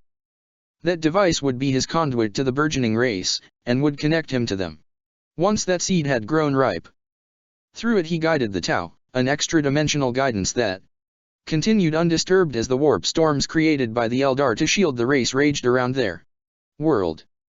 He gave them the secrets of technology and advancement. He nurtured them, and when the time was right, when it was time for the Prime Ethereal to discover the secrets of his race's origins, he called Unva to Rtahs Moloch, and there he opened his eyes to the truth. And so Unva set into motion the events that would ultimately release the dragon from his prison. Kodian reasoned. Yes. Orekiel replied. And once free, he took his place of destiny at the head of the Tau, and became their god.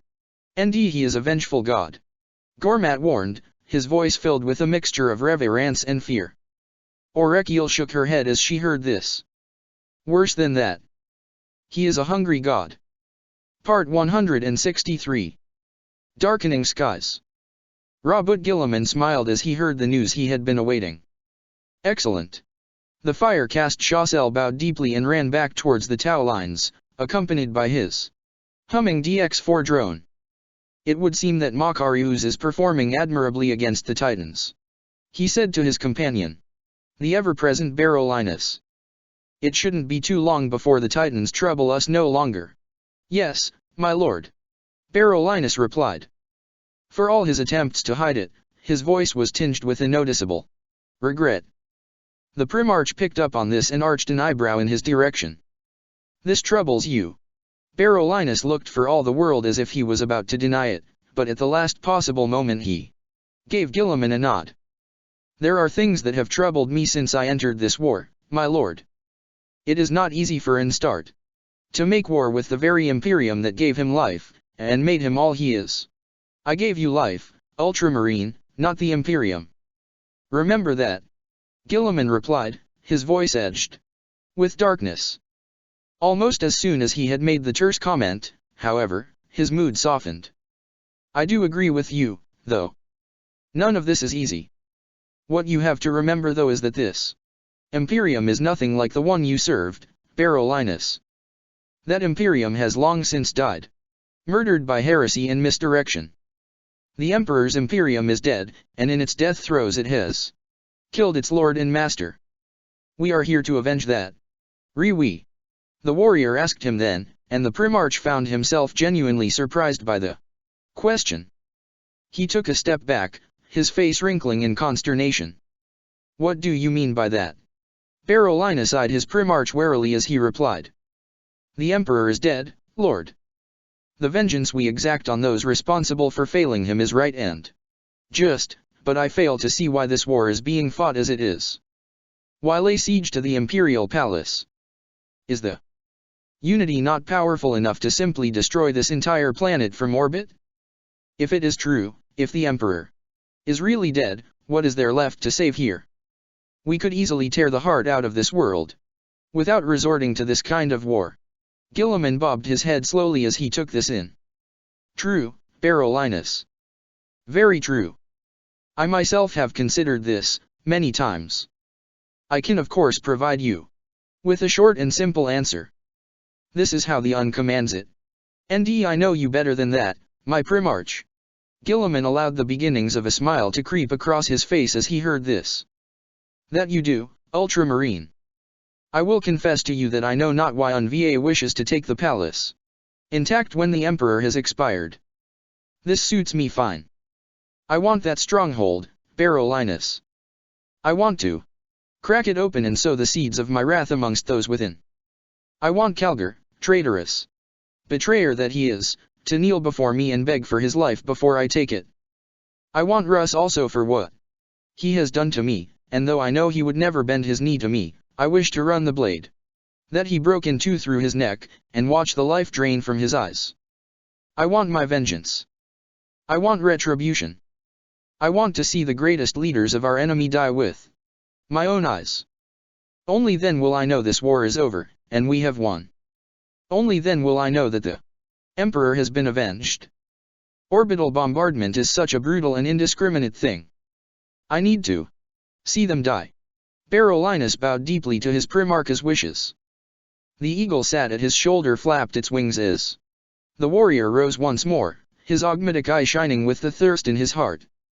"I want Codion," he said, his voice as demanding as one would dare it to be in the presence of a Primarch. "Of all of them, I want to take the life of Dalo Codion. That is my mission. Then Codion is yours," Guilliman answered. Just then he heard a call rise up from the forward positions. Both he and Barolinus looked on in silence as a number of speeding shapes hove into view north of their position, heading a speed down the wide boulevard towards them. Transmitident confirmed. He heard a fire warrior call. "Pathfinder Team UI Calduth." The small cluster of grav vehicles came to a sharp stop a short way from the Primarch's position, a brace of Tetra skimmers and a devilfish. The larger of the transports opened up at the rear to disgorge a small team of Pathfinders, non-armored fire warriors dedicated to scouting and support assistance. Shas Ui Calduth himself headed the approaching team, his white helmet glinting in the rising sun. Guilliman watched his approach and stiffened, one hand resting upon the pommel of his sheathed sword. The Tau soon reached him and made to kneel as one, their heads bowed. "Honored Guilliman," the Shas Ui began. "I have returned with haste from the reconnaissance zones. I bear news that I find both unsettling and confusing." "Out with it," demanded the Primarch. "My lord, the forces of Okorstla hold back. We have made no attempt to engage the commander or her armies, as per your instructions. I can however confirm your suspicions. The Eternity Wall Gate siege force hesitates. Guilliman's face hardened as he heard this. Berolinis caught the change in his Primarch's expression, and felt his own mood darken in turn.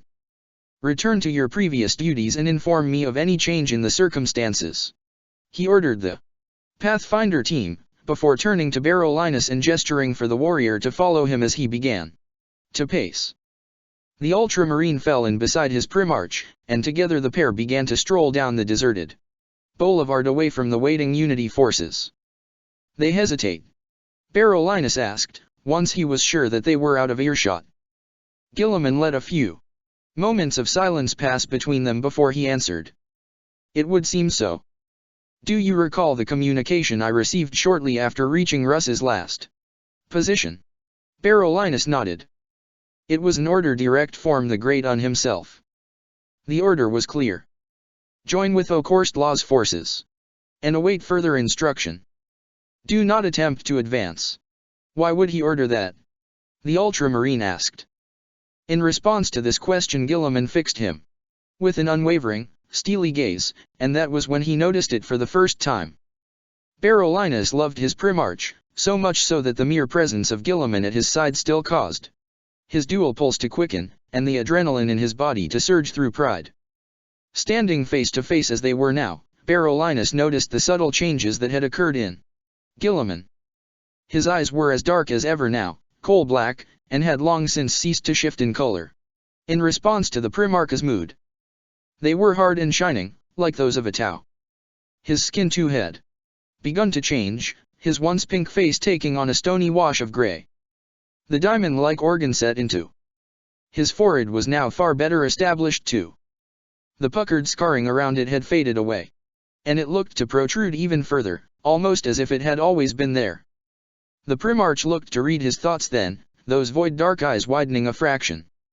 Berolinis felt something shift inside him, in his very cells, if that were a sensation possible to experience. A soft and subtle yet definite spasm ran through him, a tingling, warm sensation. He felt the shift as his mind focused on the Primarch's gaze, as if seized by it, awaiting his next word. I am changing, Berolinis. I know you feel it. I know you feel the power of my voice, my very presence, as an irresistible force. The gift of the ethereals is within me now, and it grows ever stronger. Yes, Lord, he answered, his voice coming unbidden. He is coming. He is coming to this world, and soon, for it is his intent to stand at the fore of these armies when we make the push for the palace. That is why we hesitate. We await him, as his will dictates. Berolinis answered with a bow. That the Primarch turned his steely gaze to the city ahead. We will move to stand with the forces of Okorstla and prepare for his arrival with all haste. I know my enemy, and it stands to reason that, if they are ever to make a counter-push in this war, then it will be soon. We must be present at the gate if we are to ensure that this is denied. The Eternity Wall Gate Marnus Calgar, War Master of the Alliance, stood immobile before the stasis-encapsulated bulk of the Crown of Konur, his far-reaching gaze fixed upon the distant city beyond. He could see the enemy in the distance, a horizon of warriors and armor barely visible beneath the closest of the towering ancient structures. The warrior by his side mirrored this stance, his eyes too also fixed upon the faraway forces of the enemy. The Start's armor, like all those of the Liants, was a pale blue, a color close to the original ultramarine shade, its shoulder guards emblazoned with the symbol of the Imperial Eagle. The markings he wore denoted him as holding the rank of captain. He wore a cloak of crimson, and his hand rested upon the pommel of a mighty gilded war axe. They are quite insistent, the Start said, maintaining his steady gaze. Were he not eternally interred within the armored shell of his sarcophagus, Calgar might have turned his head as he heard this. As it were, he did not, and responded with a voice flavored by a hint of scorn. I am sure they are. Would that they were as given to action as they are to instruction. The fact remains, the towering warrior continued. I understand how hard it is to trust them. After all this time, I still find it hard, War Master. What I can assure you of is the fact that they are wise. Enough to understand the way of things, and they know the future better than any of us. Believe me, they know. I do believe you, and yes, I too have suffered the pains of fighting back my better instincts in order to trust those I once counted as enemies. I trust this fact is not lost on you. The copper-skinned Astarte looked to the War Master as he heard this and allowed a subdued smile to creep across his lips. For what it is worth, my War Master, I do not blame you. When all is said and done, though, we do what we do for one reason only. For the Emperor. Calgar said. For the Emperor. The giant warrior echoed. His smile faded then and he glanced around as he heard footsteps approaching. He saw it was Ancient Ventress who approached them, and nodded in greeting to the venerable Ultramarine. Ventress returned the gesture and then knelt before the War Master, sweeping his cloak aside as he did so. My lord. Captain Disimulo.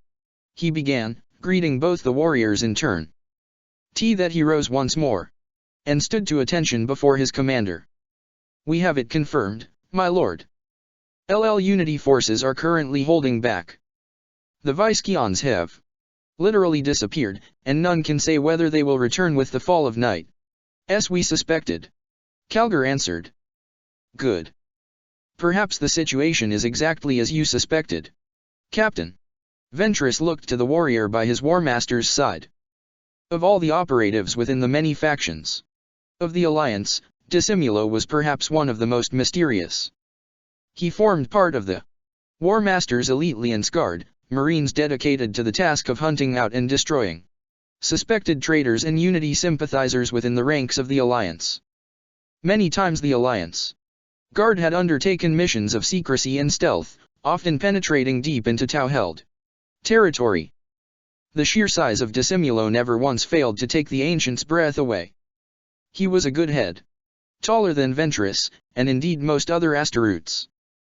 There were those who speculated that he was of the Minotaur chapter, for the Astaroths of the Minotaurs were legend for their vast size. Disimulo had never once confirmed or disputed this fact, but then again that was the nature of the Alliance Guard. Was there anything else? The warrior asked Ventress. He felt a pang of indignation at this, but before he had time to respond the War Master spoke in his place. Such aloofness around Ventress is unnecessary. I trust Ancient with my life. He has stood in the presence of the Emperor himself, and was present when the final death came. He has earned the right to hear what I hear. Disimulo scowled at this, but even he could not find fault to protest the presence of one who had stood in the physical presence of the Emperor. With that, he nodded his head. Very well then. I need to relay your decision, War Master. Do we act on their advice? The window of opportunity grows ever smaller, and to hesitate now could cause this advantage to be lost. What is your answer? They have seen it. Calgar asked in turn. They are sure. They are sure. Strike now, executed efficiently, and without mercy would carve a mortal swathe through the Tau ranks. The position in orbit is currently set at a stalemate, but this is a precarious situation. The presence of the Eldar fleets is all that stands between us and the superiority of the Tau in orbit. Only the ships of the Eldar remain safe against the attentions of the... He paused then, eyeing Ventress suspiciously, before continuing. The real enemy. Ventress knows of the existence of the C'tan. Calgar said. I shouldn't need to remind you that he has faced one of these terrible entities before, long ago. The Nightbringer, yes. I have studied the evidence of the account with great interest. My apologies. Ancient. Ventress tilted his head in acceptance, and yet he could sense that Disimulo was somehow testing him. Very few people were privy to the secret events that had happened on Pavinus so long ago, but it did not surprise him that this individual was aware of those events. We cannot know how long the Eldar will be able to hold. The captain continued. Their ships are proof against the influence of the dragon, but they will quail before the combined power of the four. Until the events that have been prophesied take place, we will be hard-pressed to maintain our defense of the palace. We need to buy time, War Master, if many of these defenders are to survive this war. We need to deplete the power of the Unity as best we can. A decisive strike now will be the best chance we have of doing that. It would seem the Eldar are in agreement, as are most of the others' factions. I have taken the liberty of speaking with the key players, and they are all prepared to move. The bulk of the surviving Visceon armies has been located, and is currently under surveillance. The Visceons are as ever the thorn eye on our side, War Master. If they are allowed to recoup and restore their losses, then all this may be a moot point. We have the chance to strike now, and ensure that the strike is effective. 2.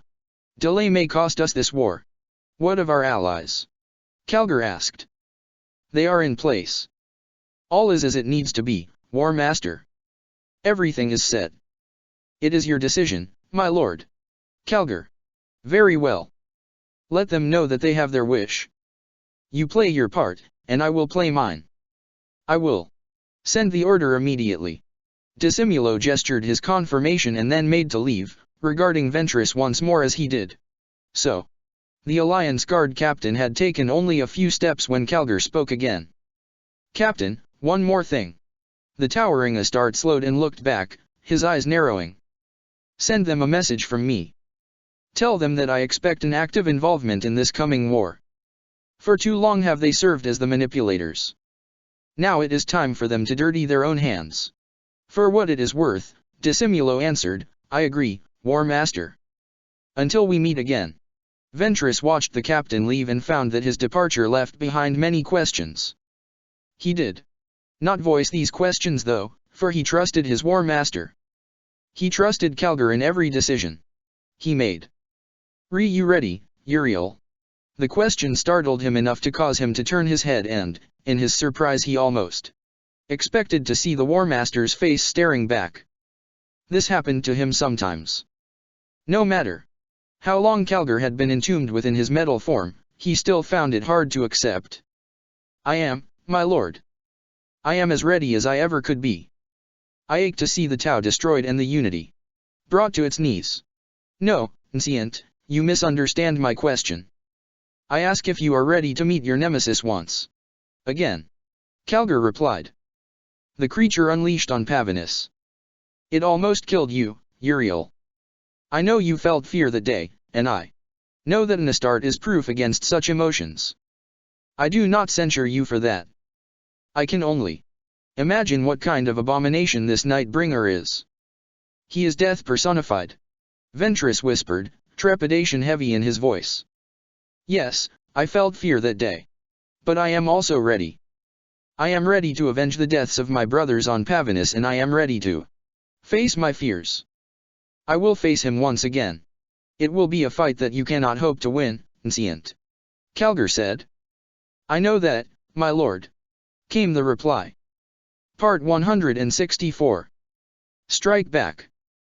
Codian spun the bolt pistol in his hands, checked the breech and then, sure that the weapon was in excellent condition, slid it back into its holster.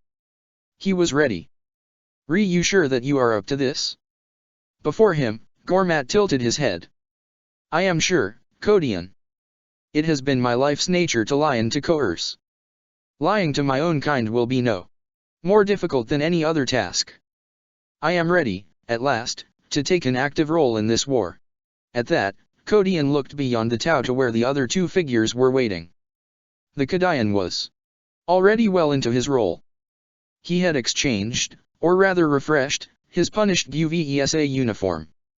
The holes, scorch marks, and dried blood were gone, painstakingly removed and repaired by the best artificers the Alliance had to offer, leaving no traces of the violent demise of the uniform's former occupant. His gaze shifted to the larger of the two warriors as he spoke. Tell me again. How exactly does this procedure work? It is fairly simple. Umbras replied. He reached into a small pouch at his belt and produced a dull metal cylinder. Our research has advanced greatly since we operated on Gormat. This syringe holds a compound that is designed to directly attack the pheromonal receptors of the Tau subject. It breaks these receptors down, effectively destroying them. Its effects are total and they cannot be reversed. You are sure that it works? As sure as we can be. Umbras replied. The tissue samples we saved from Gormat were invaluable. In this instance.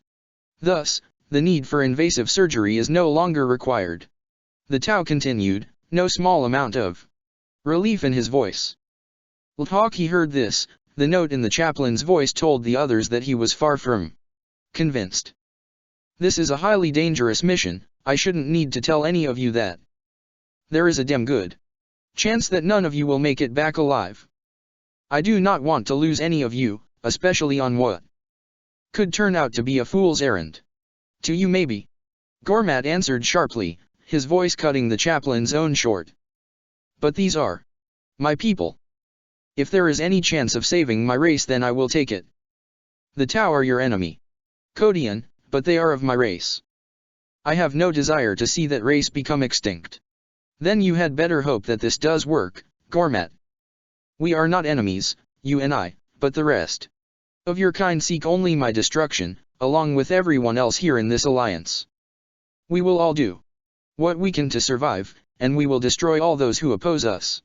At hearing this, the Kadian picked up the captured pulse rifle he had been provided with and moved to stand between the chaplain and the alien, his face set in an expression of stony determination.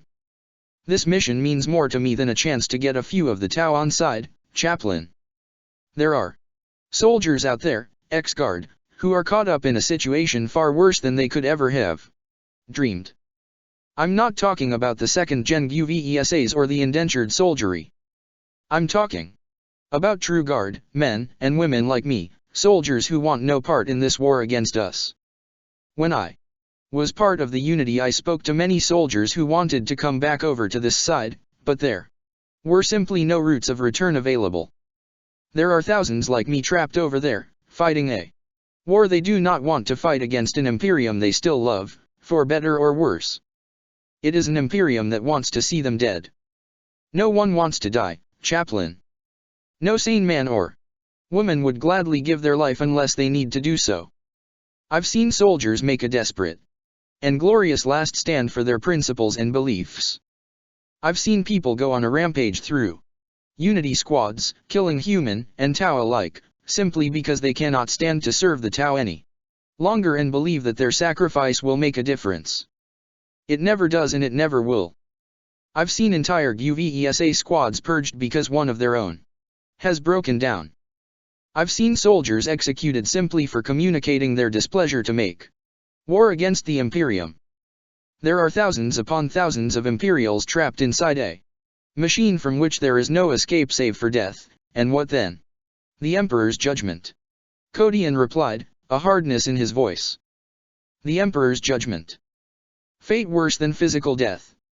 So many of those soldiers are holding on for a chance to redeem themselves and live, to find a way to rejoin the Alliance.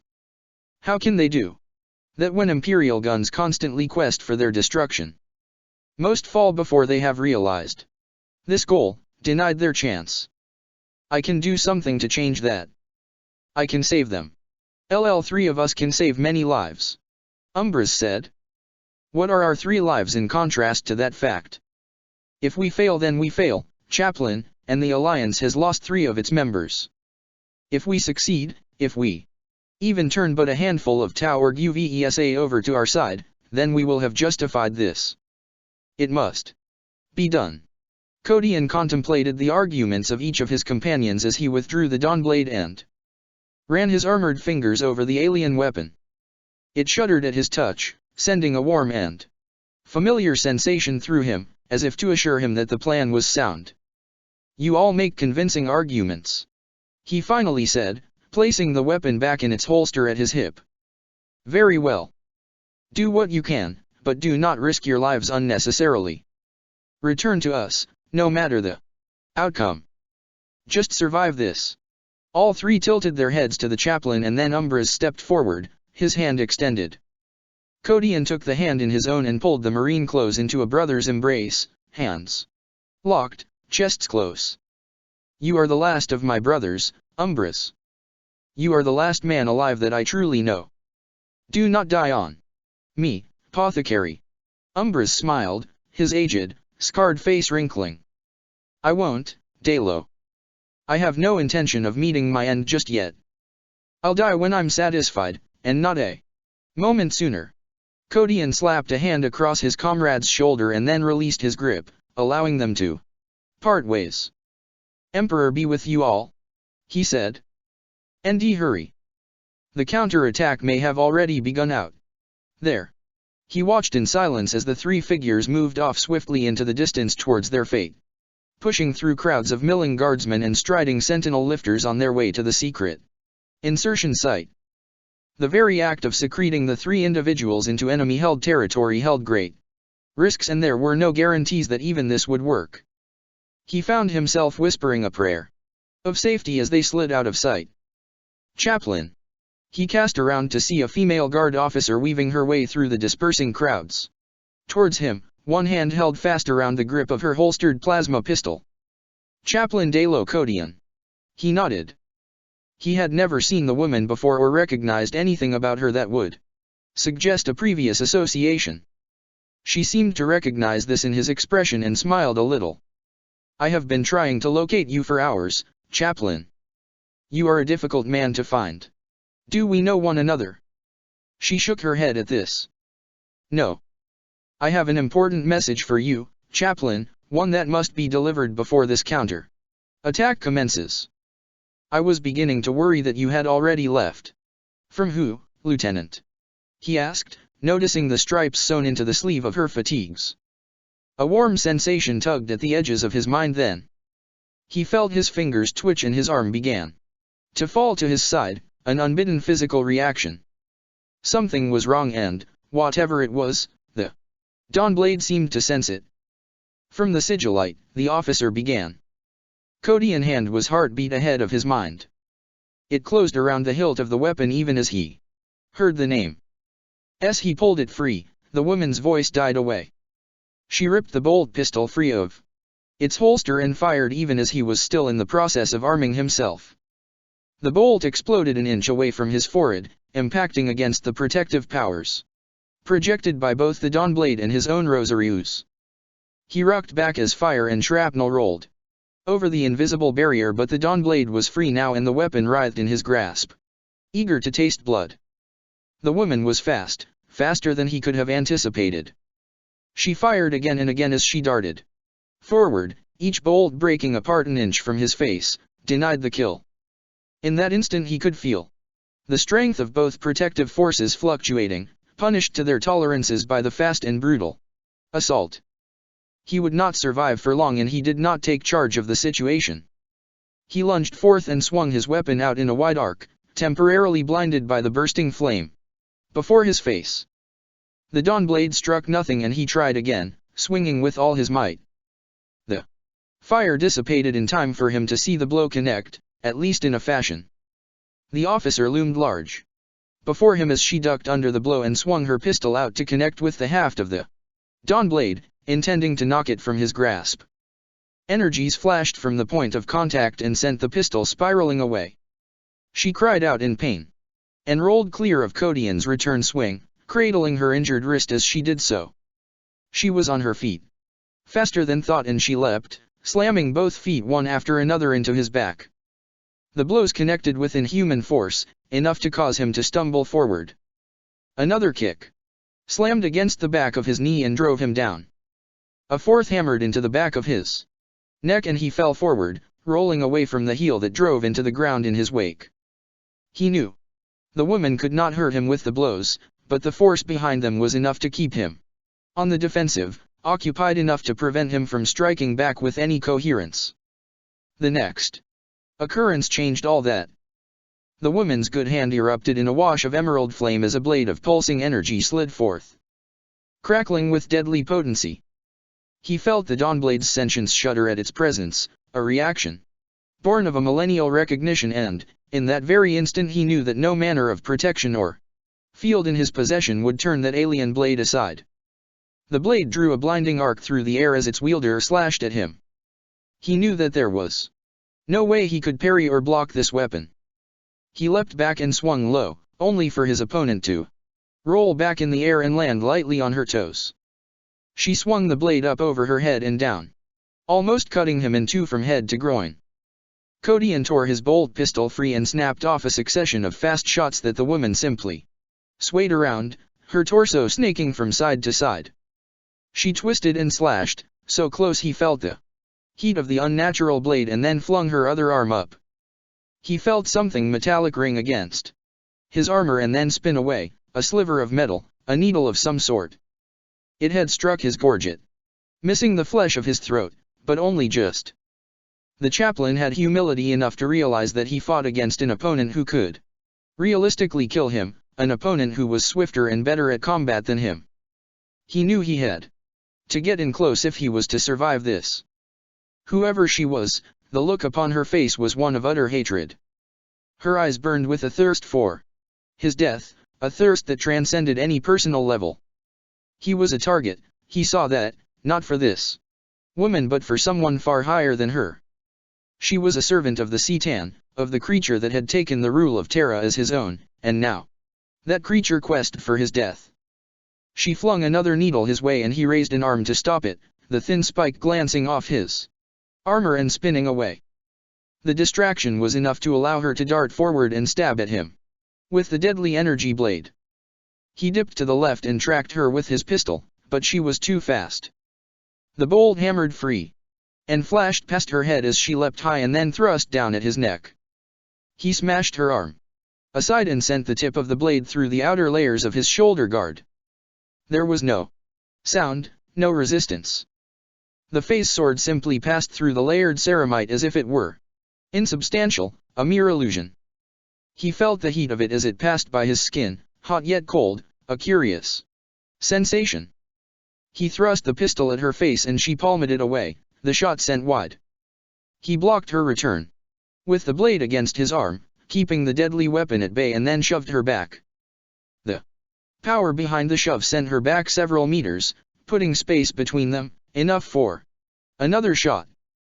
Again, she was faster than he could counter. She leapt into action, sprinting wide of him towards the low wall to his right. The assassin threw herself into a cartwheel that saw her retrieve her fallen pistol, and then her feet were against the wall and she was running, her body vertical, as shots chased her. Rockcrete puffed out in her wake as bolts hammered against the wall, each one denied a kill. The assassin gravity-defying sprint ended as she pushed away from the wall and threw herself into an airborne roll, sword arm extended. Kodian saw the barreling shape spinning towards him, the glow of the blade leaving an after-image of emerald light behind it. He dropped onto the ground and brought the dawn blade up, ready to counter-strike. Then he heard what sounded like a whispering hiss and the woman let out a quiet gasp, unfurling as she passed over him. She landed behind him and he hauled himself to his feet, twisting on his heel ready to meet her. She was already up on her feet but staggering, her face contorted in pain. A long black dart protruded from her leg, edged in serrated spines. She pulled it free, blood gouting from the wound, and cast it aside. All the while her eyes were fixed upon him, that same hatred blazing behind them. She raised the pistol at his head. Another dart hissed from nowhere and struck her in the neck, causing her to stumble sideways. Bolts whizzed by him as she attempted to sight her mark, but the pain coursing through her was so great that she could not focus. She gagged and choked, her face turning blue. Then she died. Assassin or no, her system could not begin to counter the poisons that raged through her body. As her lifeless form crashed to the floor, a dark, bubbling liquid spilled from her mouth and ears across the ground, causing the surface to smolder. Kodian outstretched pistol roamed his surroundings as he sought out the killer of his opponent, searching for any signs of life. There were none. Indeed, aside from the short partition wall, there was no cover here in this section of the yard. It was only as something caught the corner of his eye that he turned, searching for it. A movement, a shadow. There was no one there. That was when he noticed the shadow cast by the wall. The section to his right looked to elongate as he watched it, stretching out and taking on a roughly humanoid shape.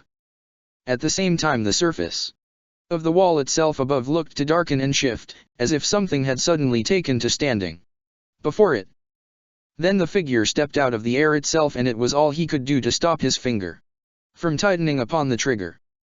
The dawn blade shivered in his hand and he took this to be a sign. The mass of darkness dissipated then to reveal a figure no less obscure than it had been when cloaked.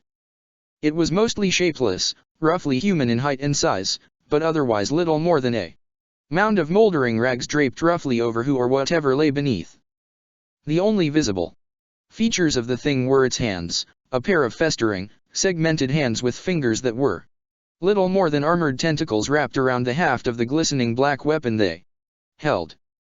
They were so low that they almost touched the ground, giving the impression of vast, elongated arms. The weapon itself was utterly alien to behold, a long slender rifle that looked as if it had been grown, rather than constructed, bristling with organic lumps and vein-like protrusions. "Who are you?" he asked, keeping the pistol level with the black void that was the hood covering the thing's face. "What are you?" the creature responded, although the harsh and gurgling whisper that issued forth from its hidden lips was far from anything he was able to comprehend. He felt the presence of the Dawnblade once again, a fuzz at the edges of his mind. Another voice became layered over the sound, his own voice, as if his own mind became the translator to the creature's words with the help of the living blade, at least as best as it was able to do so.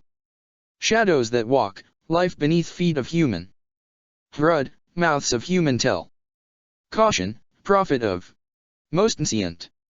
Many eyes hunt for death of prophet. Where did you come from?"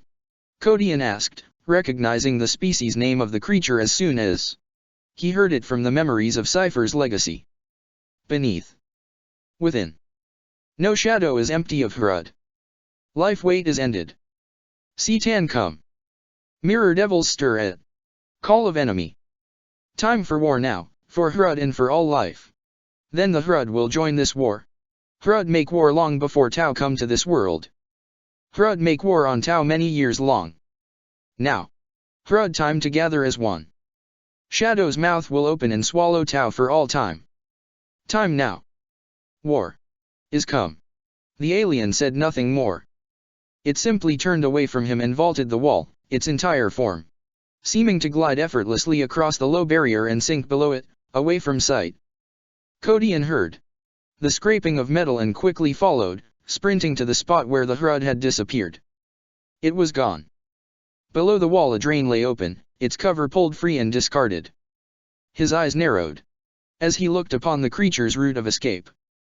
The circular hole was little more than a foot in diameter, smaller than even the smallest child would be able to slip through.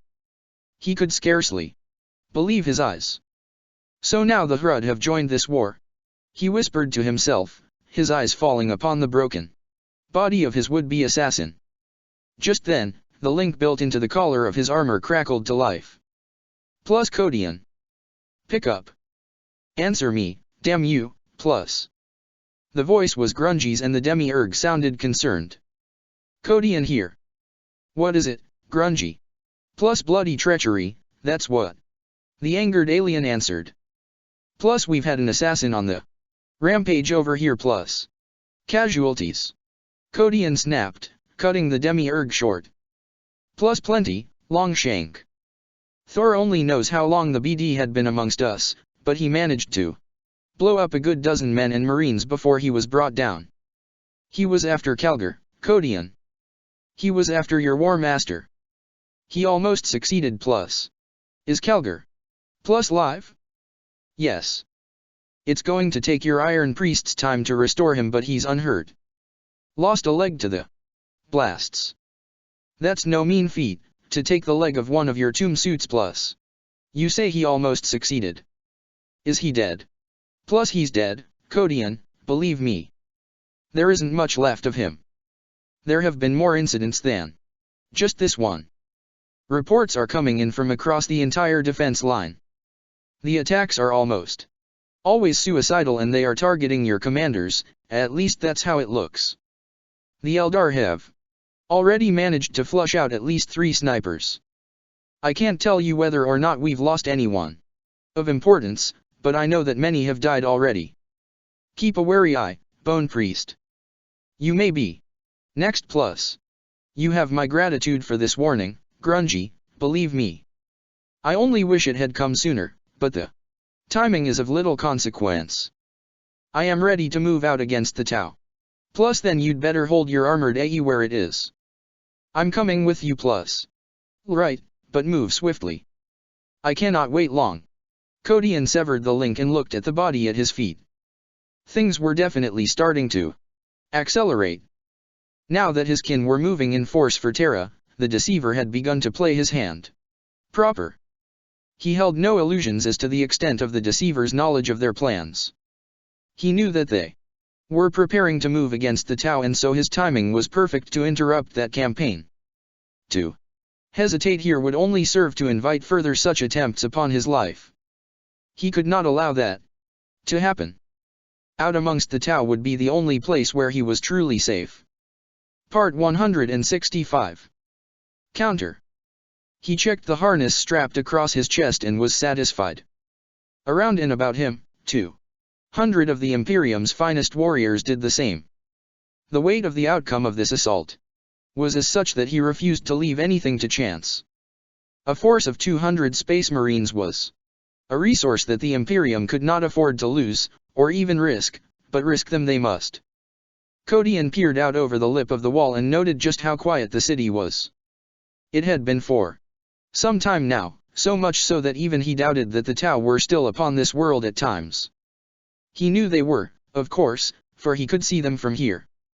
The distance was such that no discernible features could be made out, but at the feet of the towering buildings in the far distance, he could see them.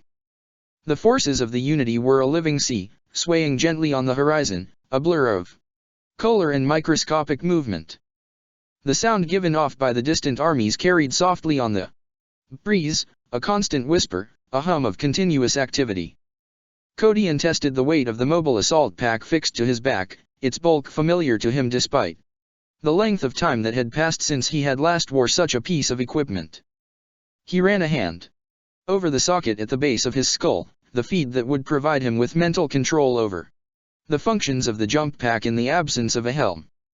His mind felt heavy to him, as if the presence of the link was an added weight his saturated mind could ill afford to take on. He concentrated for a moment, mentally checking the adjustments he had made to the pack's operating capacities. They were sound, as optimized as he dare allow them to be. By his side, Grungy fidgeted with impatience. I can smell them, even from here. How long is this going to take? As long as is needed, Grungy. We have to be sure that everyone is ready. This assault must be planned to the letter, or it will turn out to be no more than a suicidal slaughter. HNN. Live or die, Longshank. Such decisions lie within the laps of the gods. It doesn't matter how much planning you undertake. Survival is a combination of will, ability and sheer good luck. Then it is clear that our views differ, Demiurge. Fortune plays no part in my survival. I leave nothing to chance. The chaplain looked away from Grungy and ran his gaze along the length of the trenches either side of him. Past the gathering of Asteroutes the crowds continued, stretching away into the distance both left and right. They were ready, he could tell that much. Every one of them. He thought of the other gates then, of the preparations currently taking place there also. Each of the defense forces were undergoing similar measures, preparing to undertake their own counterattack against the waiting Tau.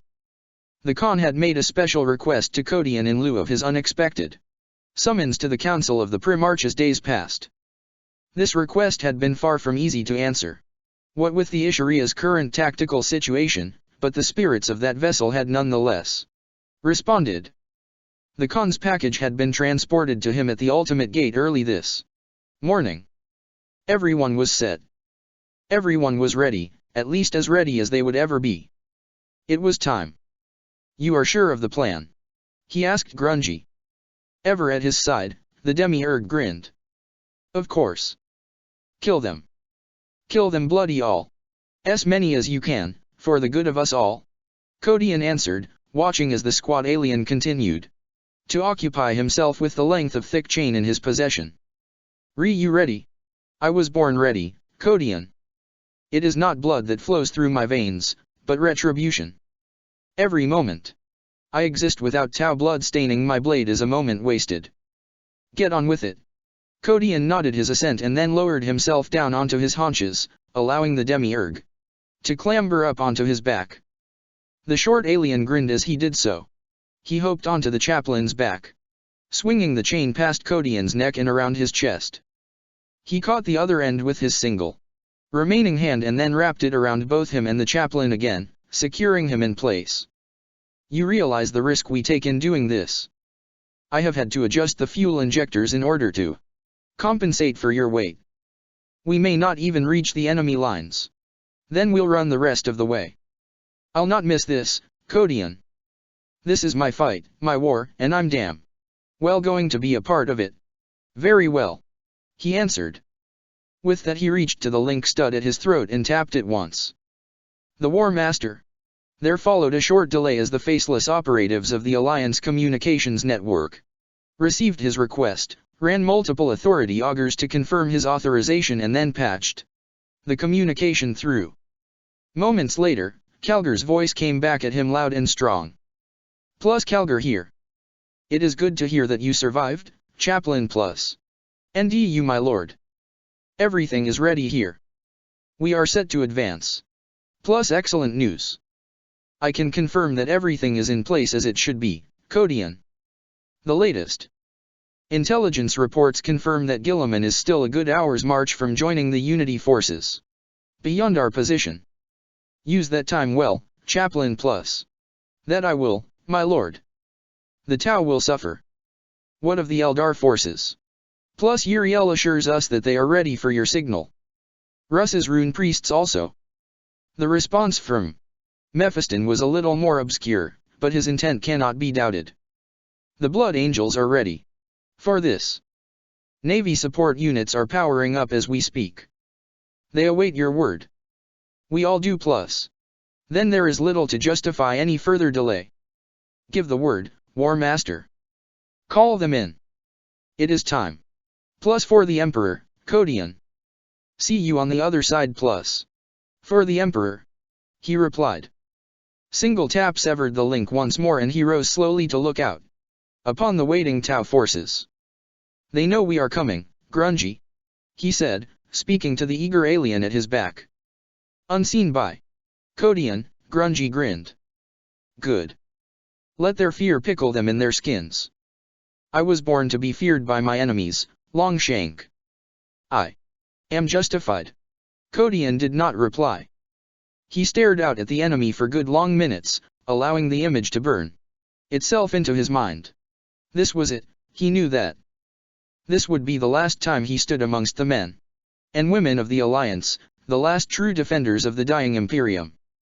This was far more than a counter-attack upon the Tau. This event would mark the beginning of the end of this war. He knew that, and so too did the enemy.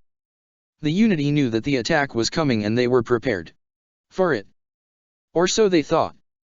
We go, said Kodian quietly, feeling Grungy's grip tighten upon the chain around him. Then he tapped the stud at his neck and repeated his words. We go. Tack. Tack. Tack. 200 jump packs flared to life around him, filling the trench with a dull, rising roar. He drew both his bolt pistol and the dawn blade with one fluid motion and lowered himself into a crouch, feeling the kick of the thrusters at his back. Grungy clambered as high onto the pack as he could, fire chasing at his heels. Get up into the bloody air, Kodian. My boots grow hot. Kodian did not answer. He gunned the jump pack to maximum and rose sharply into the air, followed by a rising cloud of armored warriors. The attack had begun. Commander. Shaso Tashvar Korstla Larshivre turned slowly as she heard the call. One of her pathfinders pointed animatedly out towards the walls of the defense line, lowering his field scanners as he did so. Her eyes widened as she saw the air darken before her very eyes. At first glance she had thought that the Alliance had launched a missile attack, for the skies were filled with many blazing comets of fire. Then she realized that she was wrong and her expression hardened. Brigand fools. They attack with infantry? They are more desperate to die than I had imagined. So be it. The forces of the Unity came alive around her as a wave of measured alarm spread through the vast army. Skyrays to the fore! Shadowblade called, donning the helmet of her armored suit. Broadsides end. Dominators make ready to repel. All infantry teams prepare to make a counter-push on my command. I want the Vespid airborne, and all the long-range ordnance we have to target and engage as soon as maximum range is acquired. Let us scour this attack from existence. The first missile slammed into the Unity forces a heartbeat later. It descended as if from nowhere, screaming earthwards into one of the advancing Skyray grav tanks. It was followed by a second and a third. The vehicle stood no chance of repelling the attack. Okorstlaw staggered back as the Skyray exploded spectacularly, sending heat and flame rolling over the surrounding troops. What was that? What happened? No one answered her. She turned her gaze to the skies in disbelief and watched as the buildings behind her came alive to rain fire and death down onto the reeling Unity troops within their shadow. This is a glorious day for slaughter. Grungy cried, his voice broken and destabilized by the quaking of the jump pack upon which he rode. Codian's gaze remained fixed upon the approaching enemy lines. The Eldar had already started to make their play. He could not begin to guess how the mysterious creatures had managed to insert themselves into the buildings behind the waiting Unity forces, but then again, they were Eldar. Second-guessing such creatures rarely produced answers with any kind of satisfactory results. As planned, the Tau's most potent surface-to-air weapons were already in the process of being neutralized, an act which would prolong their survival for those vital seconds needed to gain ground on the enemy. Hulking dominators mobilized behind the waves of Skyrays, intent on putting to the air, only for the Eldar missiles to greet them as they rose. One of the dominators caught a brace of rockets in the back and came apart, its shields overloading and failing beneath the powerful double assault. Fire and twisted armor rained down upon the milling ground troops beneath, spreading further death in the wake of the pilot's demise. Seconds passed before the first Tau munitions were loosed. Seeker missiles came screaming towards them, lancing clear of the destruction and chaos on contrails of burning flame. Eldar rockets began to curl after them, chasing the deadly and intelligent projectiles. While this was happening, he could see the Tau infantry as they responded, pushing forward in waves to meet the attacking Marines. The speed and vigor of their advance doubled by the punishing Eldar fire. Seeker missiles began to explode before them, intercepted by the missiles of the Dark Reapers. The air became filled with burning flame and deadly shrapnel, making the way ahead dangerous in the extreme, but at least for now they were relatively safe. Second wave on the move. He heard a voice say in his ear. The attack, for all its speed, was progressing as planned. Losses were inevitable, he knew that, and this was a fact that was confirmed less than 15 seconds into the charge. One of the Seeker missiles penetrated the Eldar missile storm and streaked forth to meet the advancing Marines to his left. Flying bodies parted as the missile speared into the advance, striking and killing the first of them. The resultant explosion was tight and contained but powerful. Seeker missiles were designed to be aircraft killers, fashioned in such a way as to focus their explosive qualities so as to penetrate the thickest armor and disable their target. The Marine disintegrated beneath the impact, pulverized and immolated in an instant. Press on. Codian called across the link. Press on, my brothers. No fear. No hesitance. The enemy awaits us, for we are the death they rightly deserve, come to claim them. Somewhere to his right another Seeker claimed a brace of victims, sending a swift and bright flash of conflagration across the edges of his eyesight. This was as nothing compared to the death and ruination scything its way through the Tau.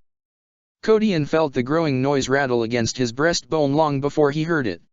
The sound of the air rushing past his ears drowned out most other noises, but this one was deep and yet high-pitched. At the same time, the low rumble of sonic downwash overlaid with the scream of high-powered thrusters. The first lightning passed by them overhead, casting a brief shadow over him and those nearest him. The fast, gunmetal gray fighter was joined by a number of others as it sped towards the enemy lines. Autocannons and lascannons blazing. One by one the fighters peeled away, rolling left and right to disappear between the towering buildings, ready for another attack run. The thunderbolts were hot on their heels. Heavier and slower than their smaller counterparts, the air was swiftly filled with blinding lances of searing light as they assailed the enemy.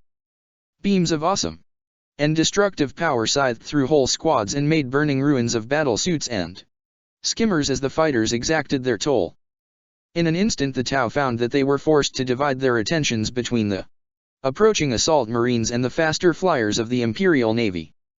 Much of the Tau ordnance had little hope of tracking and engaging the flyers due to their speed and maneuverability, but they presented a threat that could not be ignored. The Skyrays now found themselves with far more deadlier and much faster targets for consideration, and marker lights stabbed into the skies, hunting for those targets. Kodian saw this and knew the plan was thus far progressing as planned. He widened the range of his link and spoke, forcing his voice to rise over the roar of the passing air. Kodian here. Approximately 10 seconds to enemy engagement. Prepare for deep strike, all available units. He took heed of his own warning then, scanning the waves of advancing warriors and vehicles before them in order to plan the coming attack. The area ahead was littered with the burning wrecks of Tau skimmers, as good a place as any to set down. The wrecks would provide them the essential cover needed to reach the enemy as safely as possible. Once again, he adjusted his link in order to commune with the airborne warriors around him. Set down behind cover if you can. The Tau are expecting us, but they are not expecting what is coming. Hold back as long as it is safe to do so. Draw them to us. An altogether different sound chased the arrival of the Imperial Navy's fighter craft. Hawk similar in pitch and volume, Kodian could easily recognize the difference. The nearest of the ruined Tau vehicles was close enough now, and he mentally adjusted the controls of the jump pack, causing his speed and altitude to sharply decrease. Incoming fire whipped past him as his feet skidded across the ground and he came down running. The chains wrapped around him loosened and he felt Grungy's weight lift immediately as the short creature threw himself clear. Grungy flipped back as the chains fell away and landed on his feet behind Kodian, turning to look to the skies in time to see the Eldar aircraft tear past overhead. The alien flyers were so fast and sleek that their features were obscured by the tremendous speeds at which they advanced. The Nightwing fighters were no more than dark flashes of color, each flash followed a second later by the supersonic howl of their passing. Each fighter spun and twisted around the enemy's attempts to pluck them from the skies as they sent their own hails of fire into the Tau, peppering the densely packed hordes with shuriken cannon fire, missiles, and energy blasts. Kodian slammed the flat of his fist into the locking mechanism of the harness and the straps flew apart. The magnetic clamps that held the pack in place disengaged and the bulky construct slid free of his armor's power pack, leaving him unfettered and ready for battle. Movement at his side attracted his attention, and it was all he could do to bring his arm up in time to stay the Demiurge's eager advance. No. Not yet, Grungy. Give our allies time to soften them up. Grungy replied with a snarl and a scowl, slowing nonetheless. He peered out beyond the scattering of cover to witness the destruction beyond. It won't last, Kodian. It's a temporary advantage. The Tau will adapt and they will consolidate. They always do. We have to strike while we can. Kodian gestured the alien back and risked a glance out at the enemy forces. The Eldar fighters were causing the most damage, for the Tau were sorely struggling to match their speed. Larger Eldar craft had joined the fray by now. Kodian had seen such flyers before, for they were fighters designed as much for use in space as in the atmosphere of a planet. These larger void dragons screamed in low, sending their payloads into the reeling Tau before twisting away out of sight into the depths of the city, doubtless ready to come about and attack again. The chaplain peered behind him, out over the heads of the alighting marines. There in the distance, he saw the familiar sight he had been waiting for. The horizon before the defense lines seethed. The sight was but a flash, the merest glance, for such was all he could afford. Still, what he saw there lifted his heart and caused his soul to soar. He knew, then at that moment, that he would never see such a sight again. "Brave starts, make ready to advance," he called, thrusting the Dawnblade high into the air. "For the survival of our Imperium, give the enemy hell. Charge." Kodian led the charge from the fore, throwing himself around the burning wreck and into the path of the incoming fire. Shots glanced off his protective fields almost immediately, buffeting his body with the concussive force of impact but otherwise leaving him unharmed. Stuttering pulse fire and hyperfast rail shells whizzed by him. He heard Marines call out as they were struck but did not dare to look back. Every second counted. He was almost upon the closing enemy lines when the first land speeder rocketed past him, so close he could feel the heat of its boosters. Heavy bolter fire thundered into the tow as the speeder closed the gap. He watched as the small craft carried on, its pilot unconcerned with his suicidal run. The gunner cast something large and cylindrical out onto the broken ground seconds before the land speeder tore through the gathered fire warriors and disappeared deep into the enemy lines. Then there was only Tau and death, or glory before him. "Emperor, shield me!" he cried, adrenaline coursing through him. "Protect me. Suffuse me. Keep me strong and keep me focused. Every moment I continue to survive, I will reap, and that toll will be exacted in your name." Grungy bounded past him and leapt into the Tau, twisting in the air to sweep his axe hand through the first handful of them. Pulse fire glanced across his naked torso, scoring black grooves across his ruined skin. The demiurge neither flinched nor faltered as he plunged into the melee, his proximity to the enemy the best protection any situation could afford. Kodian met the Tau a moment later. He fired on full auto as he met the Tau lines, felling 2 or 3 bodies with each bolt. The power of the pistol and the close range of the enemy meant that each bolt was literally driven through the body of the first victim to explode inside the second. The Dawnblade tasted flesh then, its potent energies drawing arcs of glittering power through both the air and the Tau alike. It was now that the ancient Eldar weapon finally came into its own. He lunged forward again and again, sweeping the living Crozius before him as if swatting away bothersome insects or flailing cereal crops. Spread out and into them. Do not allow an inch of space to endanger your lives. The mere presence of the Dawnblade was enough to kill many of its victims.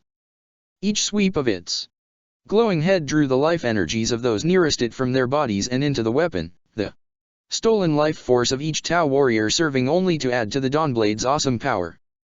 As one, the Astaroutes tore through the first waves of fire warriors without mercy, all but unstoppable in their onslaught. The support they continued to receive from the fast mobile units of the Eldar and the Navy were thus far serving to keep the Unity too busy to reinforce their defense against the Marine attack. The noise was deafening. All Kodian could hear was the white noise of battle, a suffusion of screams, weapons discharge and clashing and buzzing blades. He advanced with every swing, 2, 3 steps at a time, keeping up the pressure of his attack. Within minutes he reached another burning skyray shell and stepped around the twisted wreck, his progress pushing several of the fire warriors back into the blazing wreck. The vehicle itself had created a meters-wide vacuum devoid of enemy presence, and he soon came to realize the danger of this as pulse fire slammed into him, its concentrated force enough to drive him back several paces. A grenade landed on the ground before him and bounced towards his feet. Without a thought he swung his leg and booted the explosive device back into the crowds before him where it exploded. Seconds later, a dull concussive thud that sent blood and organic shrapnel spraying high into the air. More grenades bounced towards his position, some ringing against the blackened metal of the fallen vehicle. "Grenades!" he called, warning the Marines around him. For some, that warning came too late.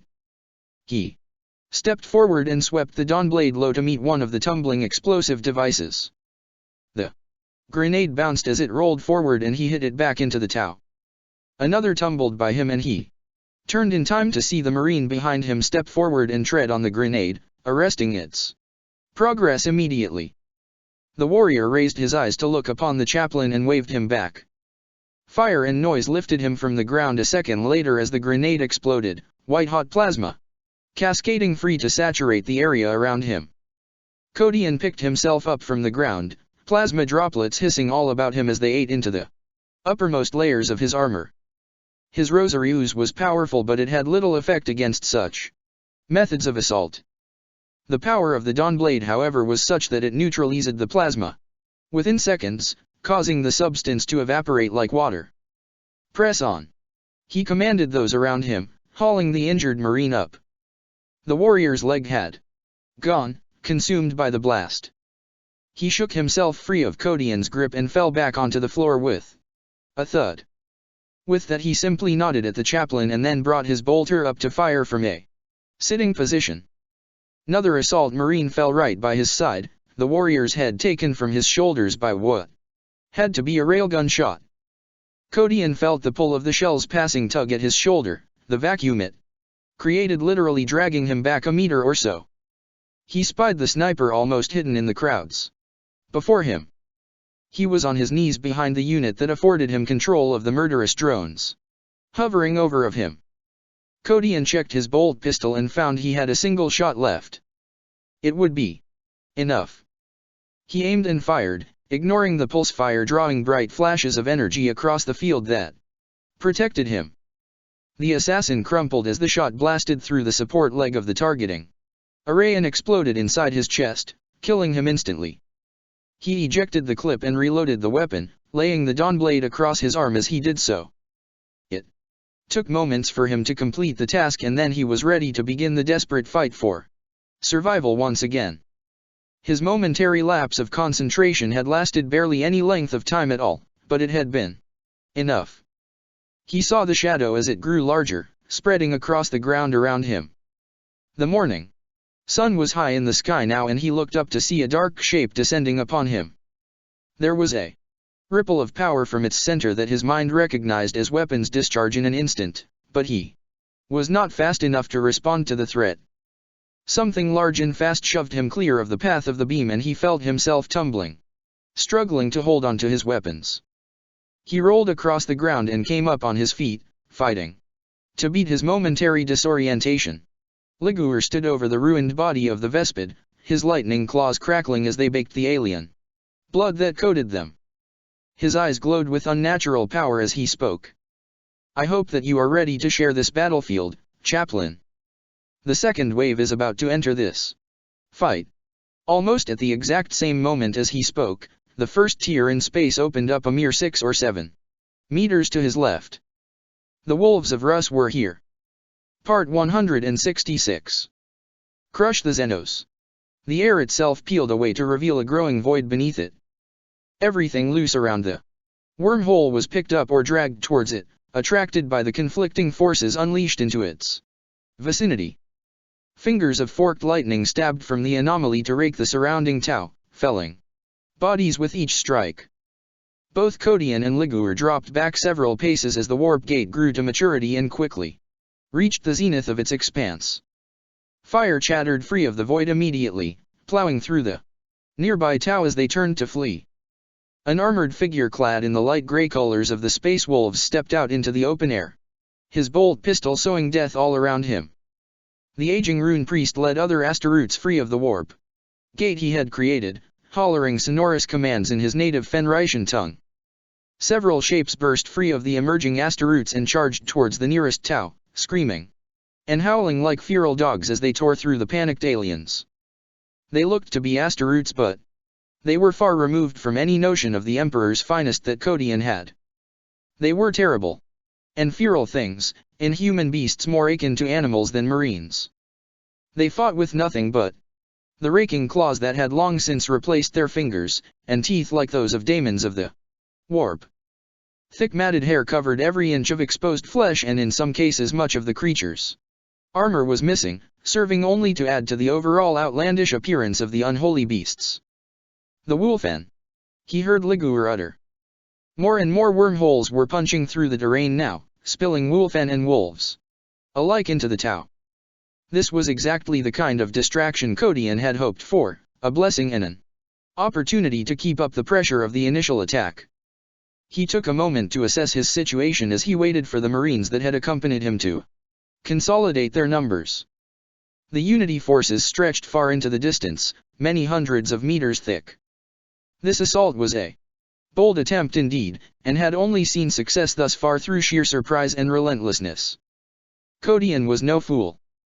He knew that they were vastly outnumbered and that, no matter how many units they poured into this counter-attack, they would remain so. As soon as Shadowblade's forces recovered enough to consolidate, this attack would falter and they would start to die in huge numbers. This was a gamble and it was a dangerous one. They had to exact total punishment upon the Tau and their allies, and they had to keep up the pace of that punishment or otherwise suffer greatly as a consequence. Their best hope would be to try and force the Tau back, to push them away from the open ground and into the buildings of the city. Only then would the forces of the Alliance truly stand a chance. Out here they were exposed, with nothing but space between the Unity and the walls of the defense lines. That exposure would spell their collective doom if they were unable to push the Tau back in time. The forces of Russ were keeping up that punishment now as they continued to tear through the Unity, their collective lust for blood and battle driving them on. He thought he caught a glance of the Primarch himself moments later as something vast and incredibly fast charged through a warp gate, 200 meters or so to his left. The shape was visible for no more than a moment and then it was lost as it drove deep into the Fire Warrior squads, carving an unstoppable gouge through the packed aliens that saw bodies and body parts cast high into the air, broken and ruined. Speeding shapes flitted past all around him. A small knot of Eldar jet bike riders curved past before him, raking the Tau with shuriken fire. He sprinted forward, ducking and pausing as more Eldar flew by around him. Grungy was hot on his heels and the agile Demiurge negotiated the dangerous situation with an ease that far belied his size and build. He rolled across the ground and cartwheeled again and again with all the comparable grace of an Eldar warrior, unconcerned by the speeding shapes all about him. "They won't wait for you, Bone Priest," he called, leaping the last meter or two into the enemy. Kodian soon passed through the circling Eldar bikes and followed the Demiurge into battle once more. One of the larger two-man jet bikes passed by behind him, raking the Fire Warriors with shuriken fire from the cannon set into its rear as it did so. Razor-sharp shards reaped the Tau in droves, felling lines of bodies in an instant. He charged into the fleeing Tau, seeing an opportunity to kill many of them with relative ease. Kodian did not relish slaying a fleeing enemy, but he knew he had little choice. Allow any of them to survive and they would return to destroy him. He flung his arm wide and sent many bodies scattering before him, broken and ruined by the blow. One or two managed to conquer their fears enough to turn and face him. Pulse fire pattered across his armor. At this close range a number of the rapid blasts found their way past the layers of protection afforded to him and they slammed into his armor with enough force to leave glowing craters in the wake of their dissipation. He punched one warrior clean off his feet with a shot that burst his torso apart. Another fell, almost bisected down the middle from head to groin by the fearsome power of the Dawnblade. A third was decapitated by the living weapon, his head sent twisting away into the crowds. Kodian's last surviving opponent soon came to realize that he did not stand a hope of besting the towering Marine. He stumbled back, too terrified to turn and see the bright flash of azure light that erupted from the cylindrical device on the ground behind him. A brief but powerful wind howled across the immediate area as the hulking Terminator stepped clear of the teleport Homer's area of effect, the warrior's vast size dwarfing the Tau before him. The huge fingers of a power fist closed around the Fire Warrior's head and crushed it without effort. The chaplain nodded to the warrior and then slowed, realizing that to advance past the emerging Asteroids would not be a good idea. A wise decision by all accounts, given that the next Terminator to emerge carried with him the assault cannon so rightly feared by the enemies of the Imperium. The multi-barreled cyclic cannon whined as its rotation gained speed too quickly to follow. Then the shells began to fly.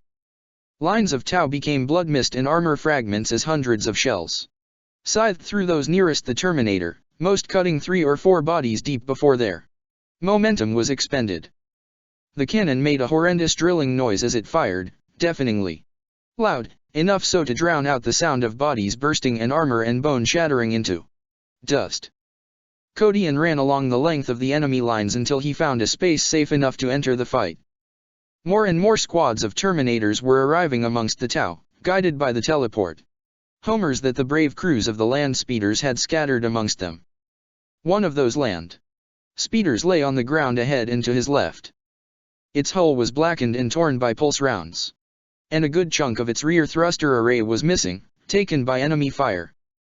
The pilot lay slumped over the controls, the back of his head missing.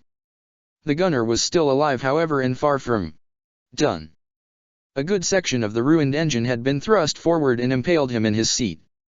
He was dying, that much was made obvious by his horrendous injuries. The heavy bolter in his hands continued to fire, killing Tau with every thunderous blast. Kodian charged towards him, intent of helping the stricken Marine despite the fact that he knew he could do nothing but watch him die. He was a chaplain though, and if he could offer the warrior recognition in death, if he could bless his immortal soul, the Emperor would recognize his sacrifice and receive him unto his side when death finally consumed him. That death came far swifter than even Kodian had reckoned upon. A number of Tau had managed to creep beyond the range of the heavy bolter and were even now jogging towards his position. Kodian saw the alien warriors and felt his pulse quicken. They were fire warriors, and yet they did not wear the armor of their brethren, instead wearing only fatigues. He recognized them as the scouts of the Unity, and free of the constrictive weight of the armor they were swift, far too much so for the Marine to be able to respond to them in time. Even despite the starts-prone situation, the alien warriors were cowardly in their attack. Small number of them unclipped grenades from their belts and cast them at the land speeder ahead of their advance. The small explosions tore through the trapped Marine and he convulsed, armor and flesh rising up into the air. Kodian allowed his rage to overtake him for the first time since the attack began. He charged the position, denouncing the wicked aliens as he did so. Driven by burning rage, he was upon them. Before they knew of his presence, bolt rounds playing herald to his advance. Two of the Pathfinders fell to those bolt rounds, literally pulverized into nothing by the explosive power of the miniature missiles. He leapt clear over the nose of the blackened wreck and almost bisected his third victim with a blow from the dawn blade that cleft him from head to groin. The fourth met his end on the return swing, his head spinning away through the air and into the chaos of the fight. Pulse fire flashed back at him in defiance, and at this close range it was inevitable that some of those shots would find their way past the layers of protection afforded to Kodian by his powerful equipment.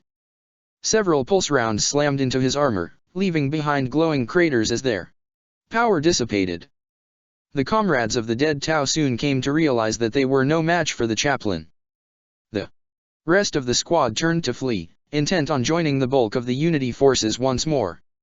Kodian was in no mood to allow his enemy to leave the fight, and he struck again, shattering a number of the fleeing Tau with a single blow.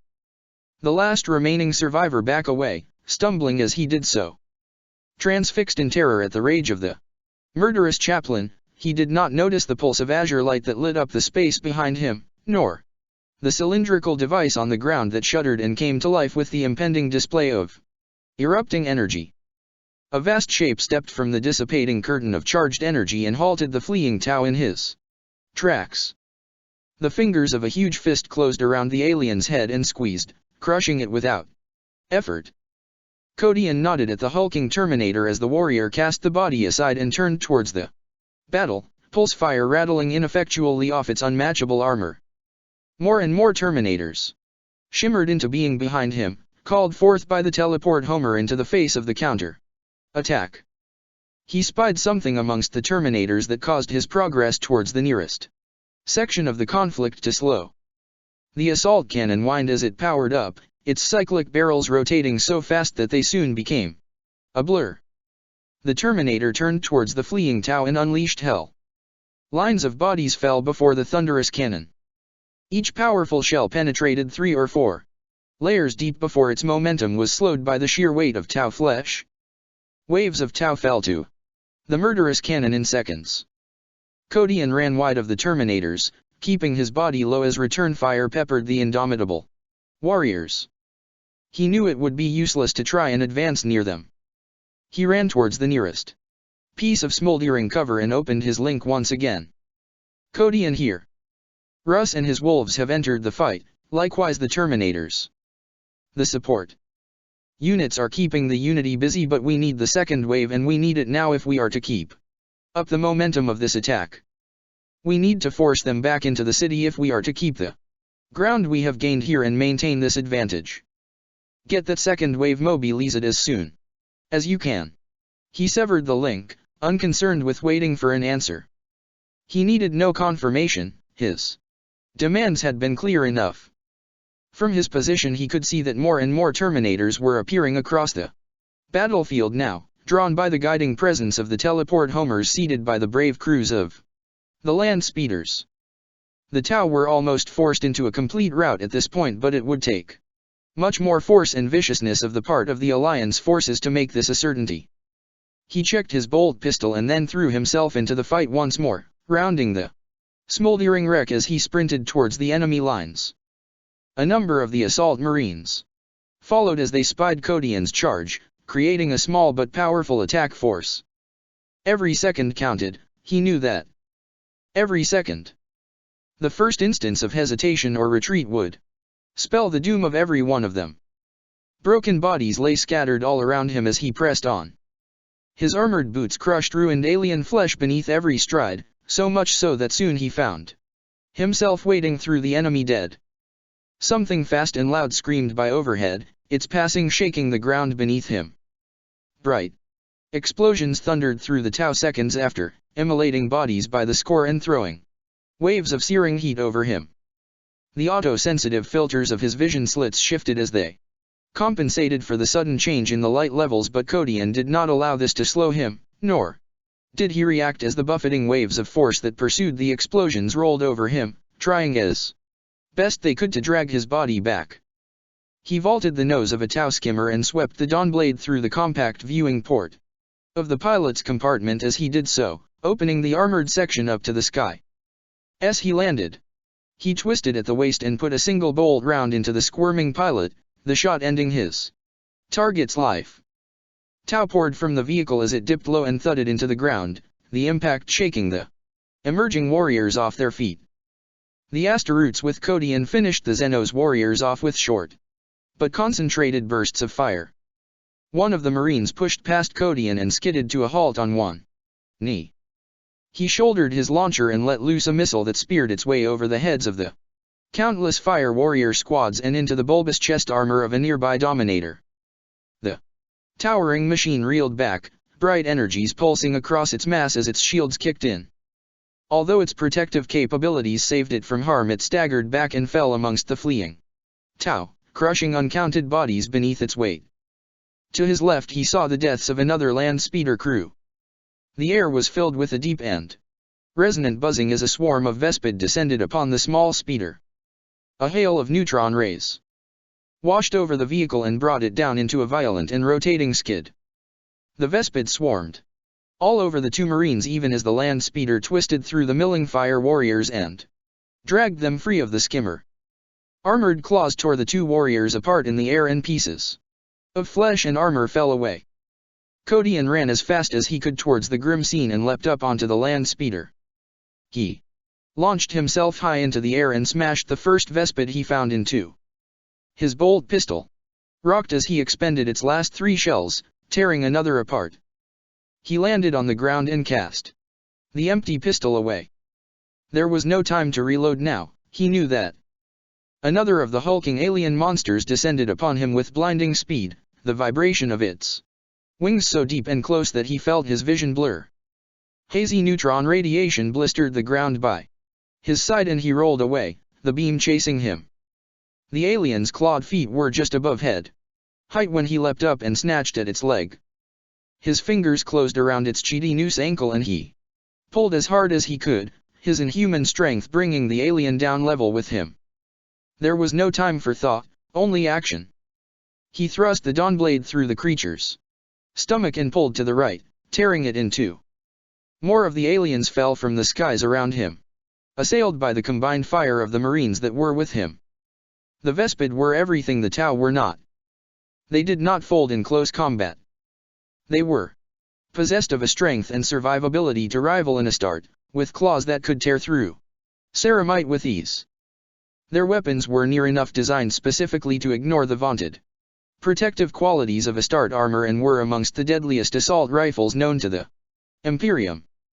They filled a niche previously occupied by the Kroot and were, in many respects, far more effective in that role. Neutron rays lanced through the air all around him, sowing death amongst the Marines.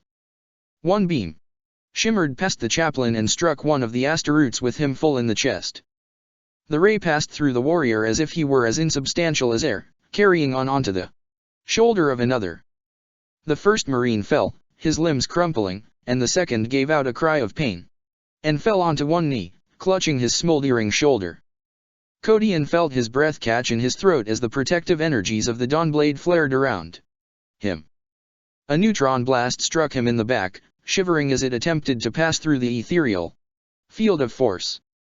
His Rosarius didn't even register the attack as there was no concussive force behind it, a flaw that would have proved deadly had he not been blessed with the defensive properties of the alien weapon.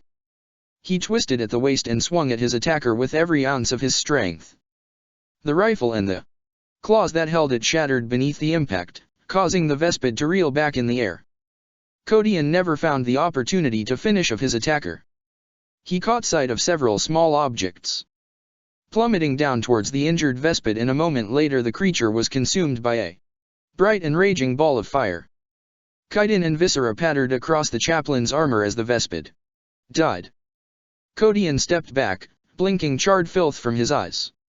Many more small but powerful explosions tore through the hovering aliens, causing them to fall from the skies. Laser bolts sliced through hardened organic armor plates, tearing wings free of bodies and cutting Vespid in two. He craned his neck and looked up into the skies to see hundreds of shapes descending upon the battle. They were Eldar, he could see that. Like the Vespid they wore wings at their back, curved wings that vibrated faster than the eye could follow rather than flap. From what he could see from here, they were similar to the Phoenix Lord that had called himself Bahir-Roth. The warriors seemed spindly and fragile, almost to the point of appearing as if they could snap in two at the slightest contact, but the ease in which they tore through the reeling Vespid left him in no doubt that their appearance far belied their survivability. Slowly but surely they were pushing the Tau back. The Alliance assault thundered on, keeping up the pressure of the charge. Men, aliens, and Astaroutes alike were falling in droves to the Unity guns, but the Tau and their allies were suffering far more. Codian fought his way through another fire warrior squad, still leading many of the Marines that had accompanied him in the initial attack. He blazed a trail through the aliens, energy flashing around him again and again as he absorbed most of the squad's directed fire.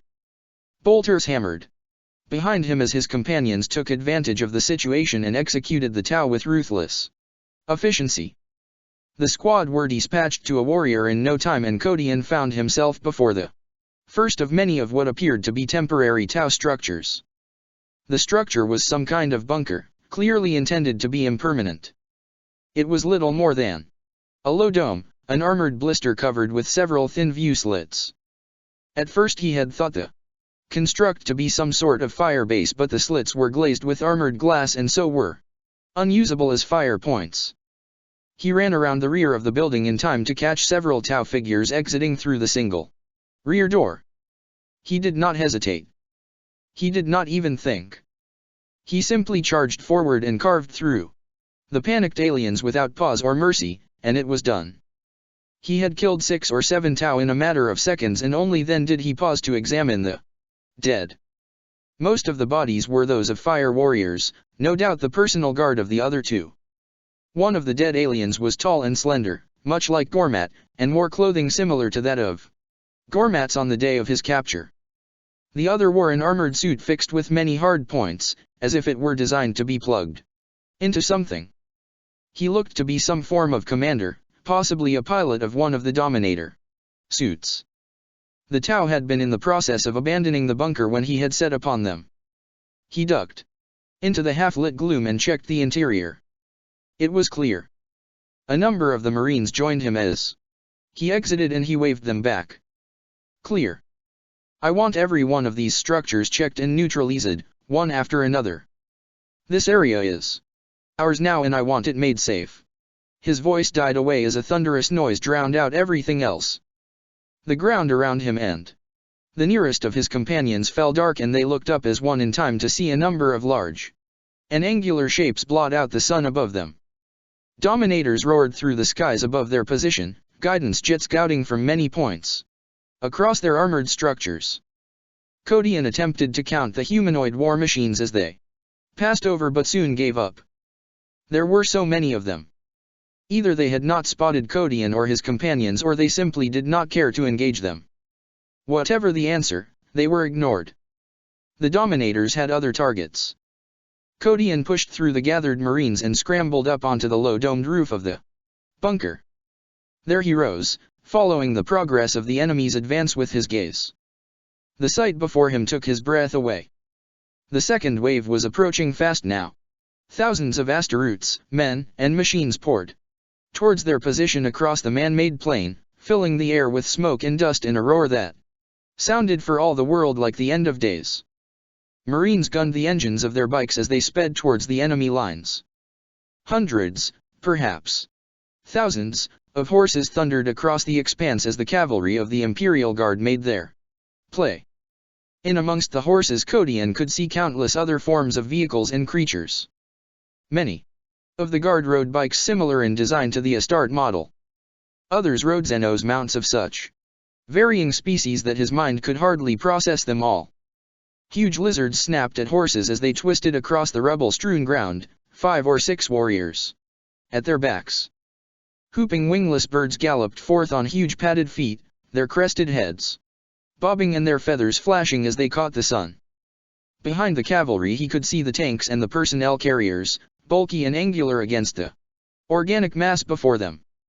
There was so much to see, so much to take in, Kodian could barely process a fraction of what he could see. Warriors, prepare of the second wave, he called aloud, turning to the Marines below him with a smile. This day will see the Tau come to regret their arrogance. It is time to take our Imperium back. Part 167.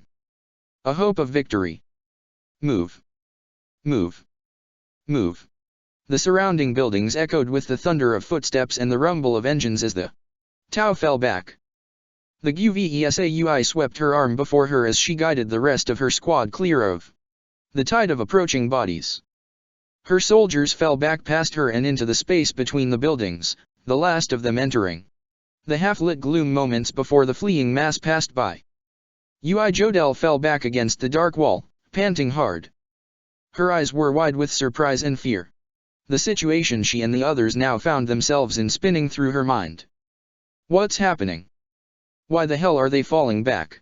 Garrett called from behind her. Jodelle. Answer me. She didn't answer. After a short pause she risked a glance around the corner to where the buildings of the city opened out into the front lines. There were still so many bodies and vehicles surging from the area that she could see nothing to answer the questions. All she could see was fire and explosions. Now and again she caught sight of shapes speeding past through the air. The aircraft were far too fast to recognize, but more than once she saw what looked to be flying bodies flitting past, and they were not Vespid. Jodelle. She felt a hand upon her shoulder and she spun around to face the others. She shrugged Garrett's hand away and pushed him back with the flat of her carbine. I don't know, damn it. No one's answering the comms. We're under attack and that's as much as I can tell you. We have to fight back. Hirsch snapped, pushing past the squad commander. He shouldered his rail rifle and ran out onto the pavement, leaping up onto the sloping nose of the devilfish idling at the roadside there.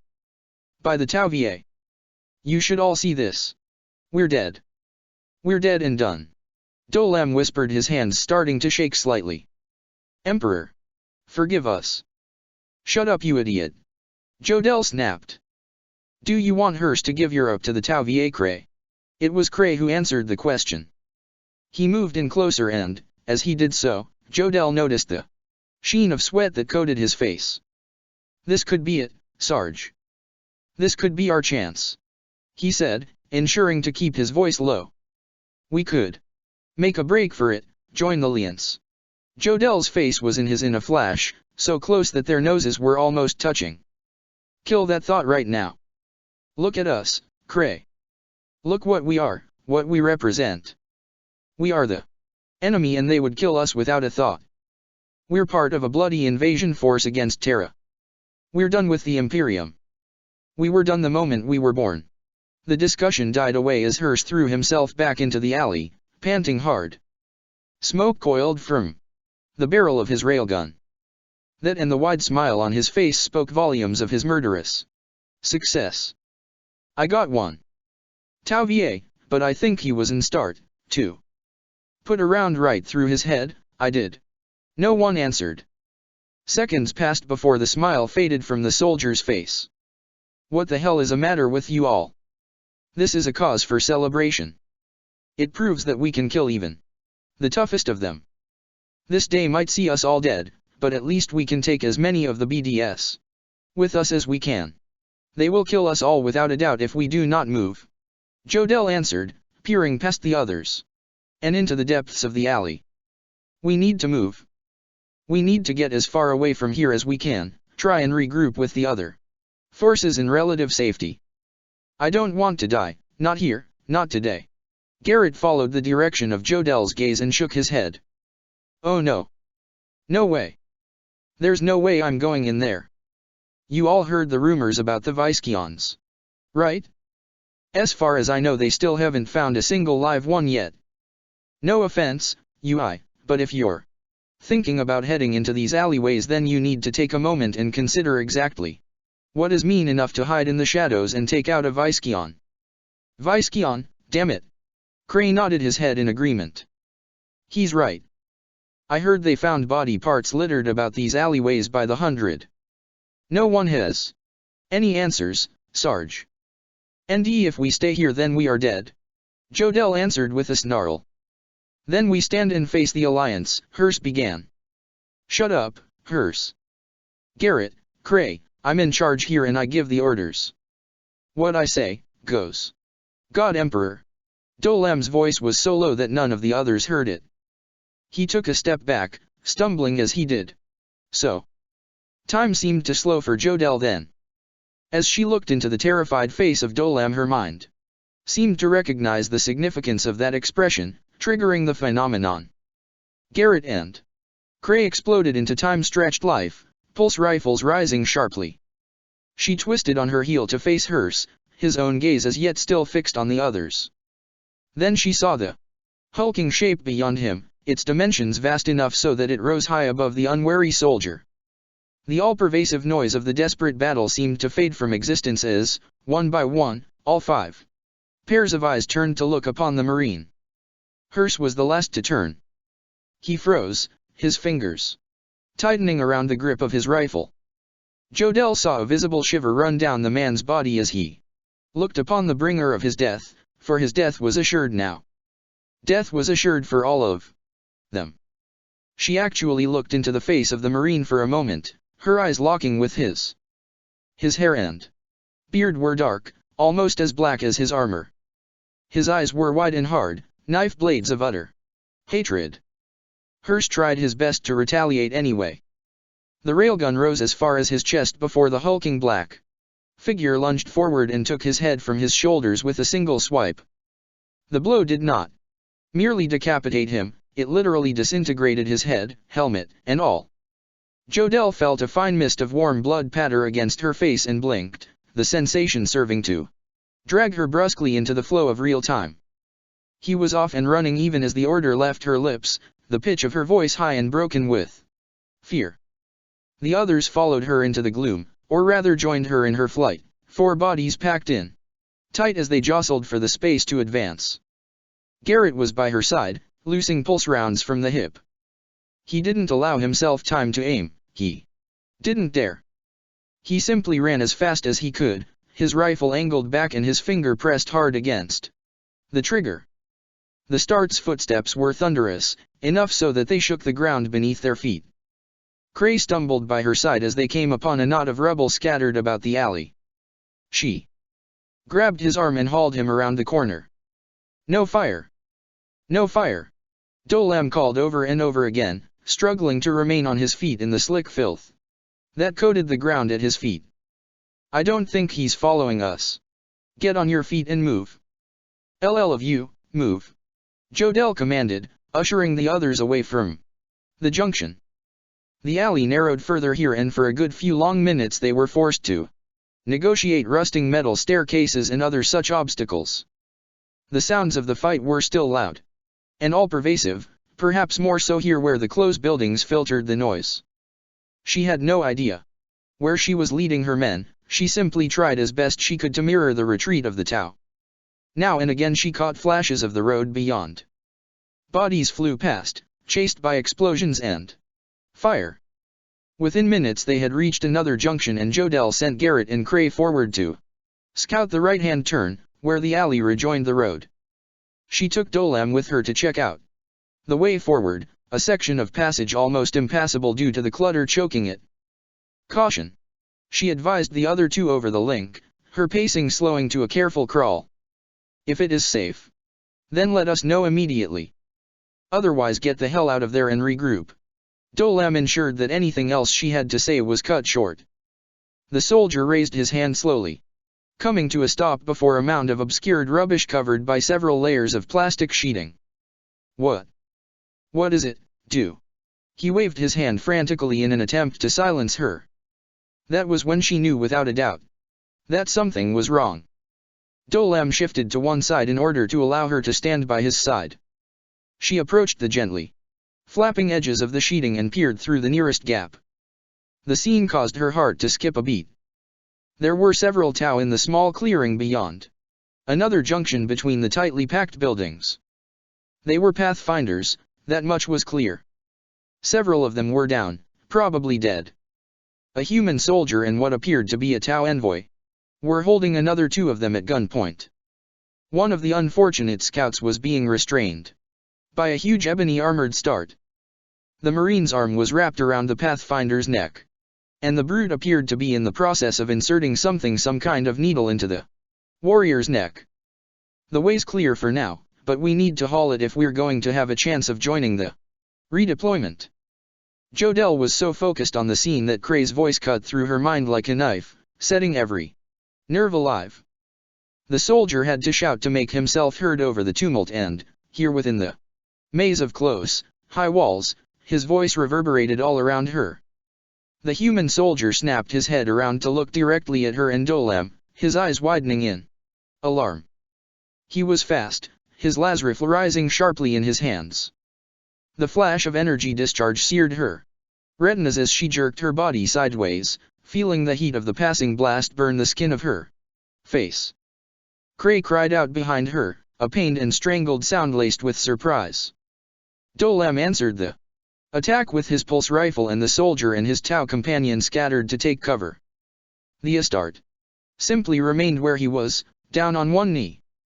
He dropped his Tau captive onto the floor and weathered the hail of rounds, barely swaying beneath the multiple impacts. "Cray. Ost, Cray."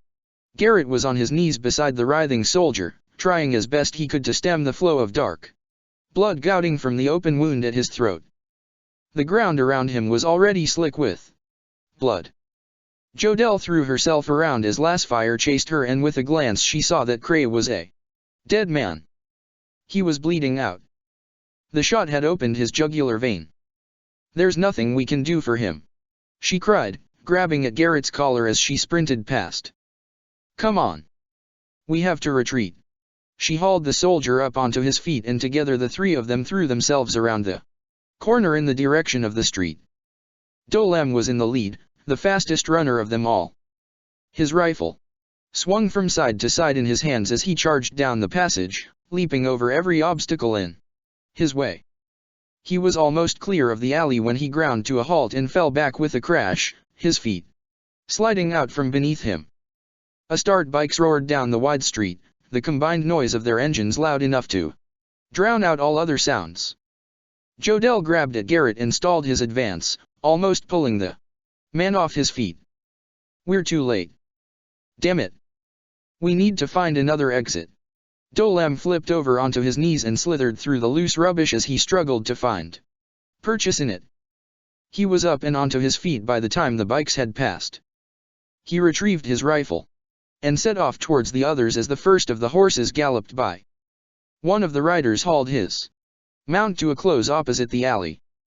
The animal reared up on its hind legs, its front legs flailing, as its rider raised an auto pistol in his direction and put a single round through his back. Dolem cried out and came crashing down onto his face. Jodel screamed a curse at the man and blasted him from the saddle with a swift flurry of pulse rounds. The frightened animal shook the guardsman's body clear and galloped away into the flowing tide of horses and men. They didn't bother to check if the soldier was still alive. Jodel had seen the round punch clear of his chest. This is madness. Garrett spat, shaking his head in despair. We're dead. We can't survive this. We're not dead yet, Qvesa. Jodel replied. Come on, we still have a chance. These alleyways lead all over the city. If we stick to them we can survive this. We'll live through this, Gar, I promise. You. Let's move. Jodel knew they were running out of options and fast. There were only 2 of them left now and, despite her claims, she knew that every direction open to them presented danger. To head back out onto the street now would be suicide, but the only way available that led deeper onto the warren of alleyways was blocked by the murderous Imperials they had encountered minutes before. We have to look, Gar. We have to see if they have gone, she said. The soldier's eyes widened as he realized what his commander meant by that. But the start, we can't beat. We check, nothing more. We have to do this. Come on. Together the 2 soldiers crept back towards the cluttered passage, guns at the ready and hearts hammering in their chests. Despite her fear, Jodel's reasoning was sound. If the enemy had intended to pursue them, then they would already be dead. Whatever reasons they had for being here between the buildings she couldn't guess, but if they were on a mission to cleanse and secure these spaces, then they would have been pursued. It stood to reason that the Astarte and his companions were gone. A quick reconnaissance of the area neither confirmed nor denied this. Where once the small area had been lit with ancient stuttering globes, now they could see only darkness. Total darkness. Even the light of the sun above seemed unable to penetrate the utter void before them. What the hell is this? Garrett whispered. This isn't right. Jodel gritted her teeth and advanced, her fingers tightening around her carbine. She picked her way past the gently flapping plastic sheeting and squeezed through the gap, her shoulder scraping the wall to her left. She dearly wished she had a flashlight or some other form of illumination. A few steps more towards the void and she stopped. Garrett fell in behind her, ready with his rifle. Jodel racked the grenade launcher slung beneath the barrel of her carbine and pointed it out towards the darkness. Stand back. She fired the grenade and dropped onto one knee, turning her body away from the expected blast. A moment later the grenade exploded deep within the gloom and she glanced through her fingers at the bright explosion. Her breath caught in her throat. Go go go go. She was up and on her feet before Garrett had even registered her moving. She pushed past him and ran back the way they had come as something dark and glistening lanced forth from the black wall and into Garrett's chest, the impact of the blow bowling him back. Lisa Jodel was the last of her squad to die. She never understood what the creatures were, or even knew what they truly looked like. The darkness had enveloped every passage and turn around her. Now, the shadows moved as if alive, advancing upon her like ravening predators, hungry for her life. She came to a stop at the nearest junction and began to circle around on the spot, firing in every direction. Some shots produced high-pitched, inhuman shrieks, and yet she never once saw her victims, as totally ensconced as they were by the all-pervading gloom. In her final moments she fell to her knees, tears streaming down her cheeks. She cried to her Emperor for forgiveness. Then the void came for her, and she was gone. Part 168. Mortals and Gods. The Tau were in full-blown retreat now. Kodian waved the other marines back against the wall as the tide of fast-moving cavalry surged past, so thick that it filled the wide avenue. He looked back the way they had come. This street was one of the main arteries leading to the outer square of the Eternity Wall Gate. A huge Gothic stone arch, many hundreds of meters high, marked the point where it exited the city. Though he could not see them from this distance, he could just make out the pinprick pop flashes of light that told him of the presence of the Dark Reapers. The deadly long-range support warriors of the Eldar continued to pour fire into the retreating Tau, even from this extreme distance. Each missile traveled hundreds of meters through the air to slam into Tau squads and tanks. He shifted his gaze to the retreating mass and could see that further missiles were spearing down from the buildings either side of the road and into the enemy forces. It was as though the mysterious Dark Reapers were scattered throughout this section of the city. How many of them there were, he could not begin to guess. The Marines with him had fought well, and as a consequence they had suffered great losses. Still, together the forces involved in the counter-attack had achieved what they had set out to do. They had beaten the Unity back. The battle has overtaken us, brothers, but we have found victory, he called, gathering those nearest him together with waves of his hands. We cannot keep pace with the faster elements of our forces, but our task is far from over yet. We need to ensure that our dominance of this area is total. Gather into 5-man squads and take to these alleyways. Clear them out. Kill every enemy soldier you find. Remember, we have many allies now, and I need to be sure that you all are able to tell the difference between a hostile and an ally. If it wears the symbol of the Unity, destroy it. The Astaroutes followed his orders without question. Sergeants called out across the gathered hordes, swiftly forming squads to command. Kodian knew that the warriors were more than capable of undertaking the task, and so he left them to it. He stepped out into the road, negotiating the scattered bodies at his feet as he did so. Something large descended upon him from above. He saw the shadow at his feet grow larger by the second, and he threw himself around, lifting the Dawnblade in readiness to see what was happening. The blood-red, armor-clad figure descended on wings of crimson flame, and for a second he was presented with a vision of some infernal daemon of the warp. Then his instincts kicked in and he lowered his weapon, stepping back to allow the newcomer to land. Lord Mephiston touched down on the road before him with force enough to crack its surface. The wings that had borne him aloft flared brightly and then simply dissipated, fading into nothing save for sulphurous, curling smoke. He shook himself, his lank golden hair flicking about his angular head and face, and then looked at Kodian. Mephiston's eyes blazed in their sockets, as bright and crimson as his armor and made doubly so by the pallid gray of his flesh. He took a step forward, and as he did so his angels charged past him, howling and snarling like feral animals driven to near madness by the scent of their prey. On to the feast, he roared, his voice deep and hoarse. Leave none alive. Open the veins of the enemy and let their blood stain this hallowed ground. For Baal. For Sanguinius. Ha! He smiled with the sheer thrill of the hunt, exposing fangs more akin to daggers than teeth. Kodian of the Ultramarines. I have heard much about you, Chaplain. Lord Mephiston. Kodian answered, tilting his head in greeting. He was made uncomfortable in the presence of such a physically mutated creature as Mephiston, and he made no show of hiding this. If the Lord of the Blood Angels saw this in him, he did not speak of it. Do you have business with me, my lord? No, Mephiston replied. I merely wished to look upon you with my own eyes, to see the start behind the tales. I am not inspired. Kodian did not answer. A frown crept across his face and his fingers tightened around the haft of his weapon. He did not tolerate such scorn from anyone, not even a Lord Commander. Perhaps you could wait until this war is over to insult me, Bloodangel. There are enemies to kill, and you are in danger of missing your chance to participate in this fight. They went that way. He pointed out into the city with the Dawnblade. As he did so, the living weapon shuddered, its surface expanding as it responded to Codian's answer. The skull of the Crozius grew to 2 or 3 times its original size.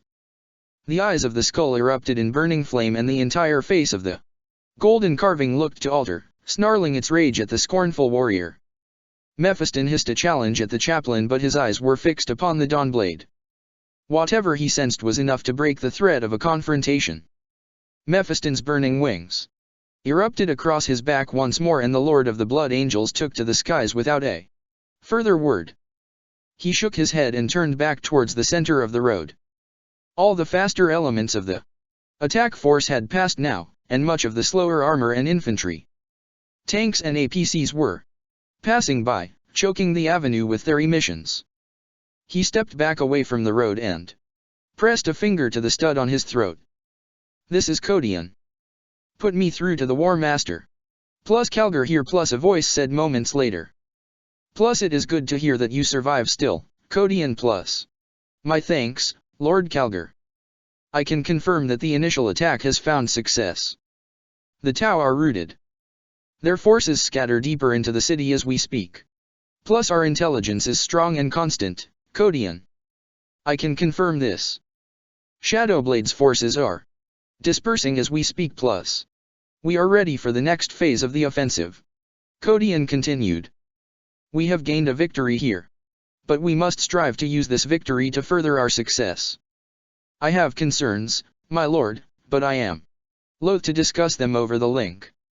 No matter how secure we may think our communications network, it is ever in danger of being compromised. Plus I understand. Plus. There was a pause. At first Codian suspected that the link had failed. Then Calgar spoke again.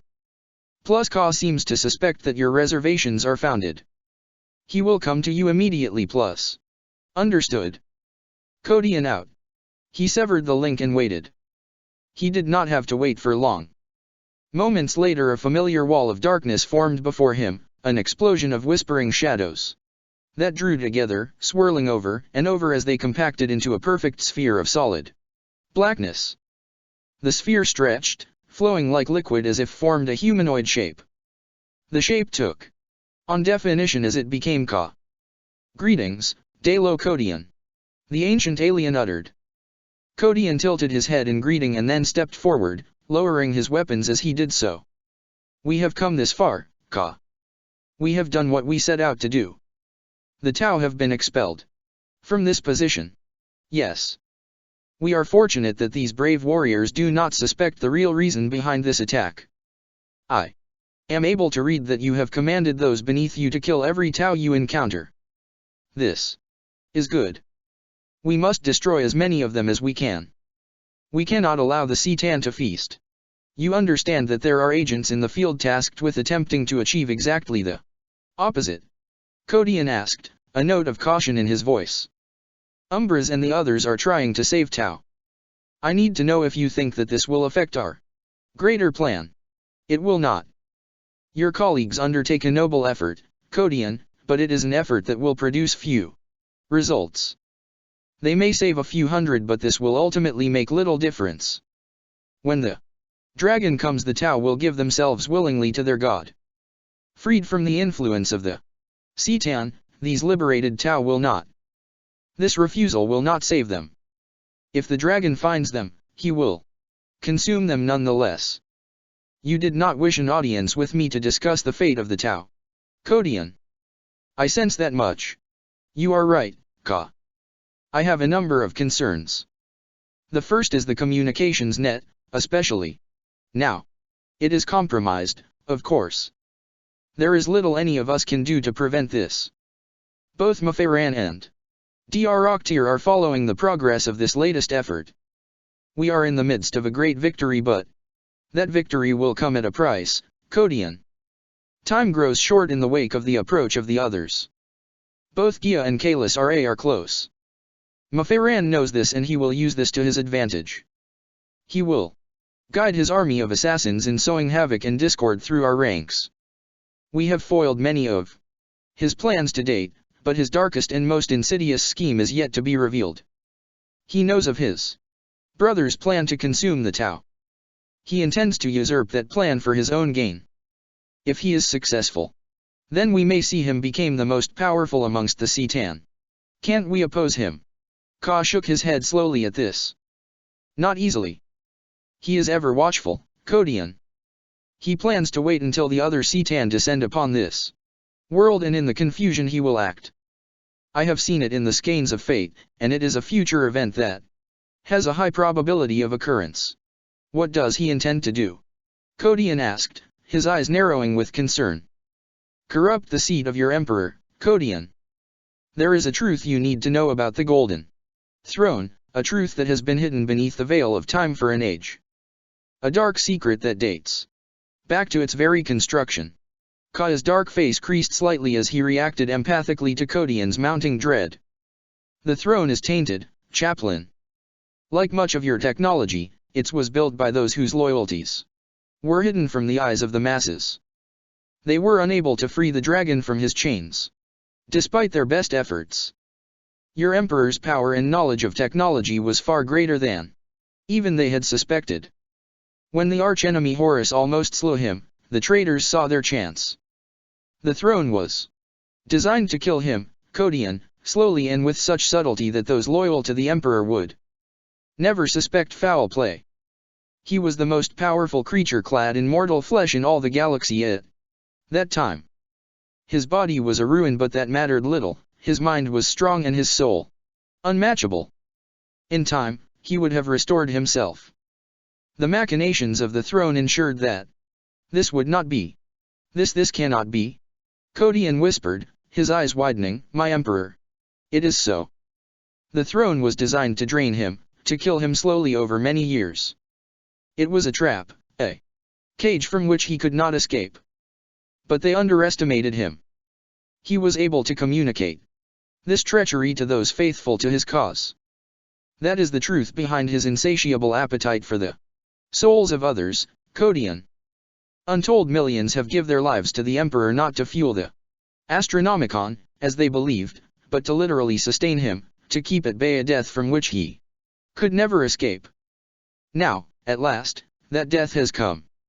The emperor has left his mortal shell and the throne is empty. But how does this help the deceiver, Ka? What does he intend to do with it? He intends to use it to become the most powerful Citan that ever existed, Kodian. The throne was designed to sustain the emperor, to infuse his body with the energies of life. When its insidious workings were uncovered, those faithful to the emperor modified it so that it could absorb the life energies of others. This is exactly how the Citan feed. The deceiver was never able to utilize this ability because of the sheer psychic strength of the emperor and his ever-present guardians. Now, the emperor is gone, and the custodes have been forced to abandon the chamber in order to join the fight to keep the agents of the dragon at bay.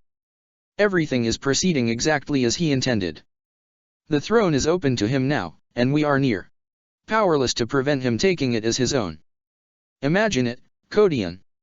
Imagine what would come to pass if the deceiver was able to use the throne for his own ends. He would consume us. Kodian answered. Ka shook his head slowly at this.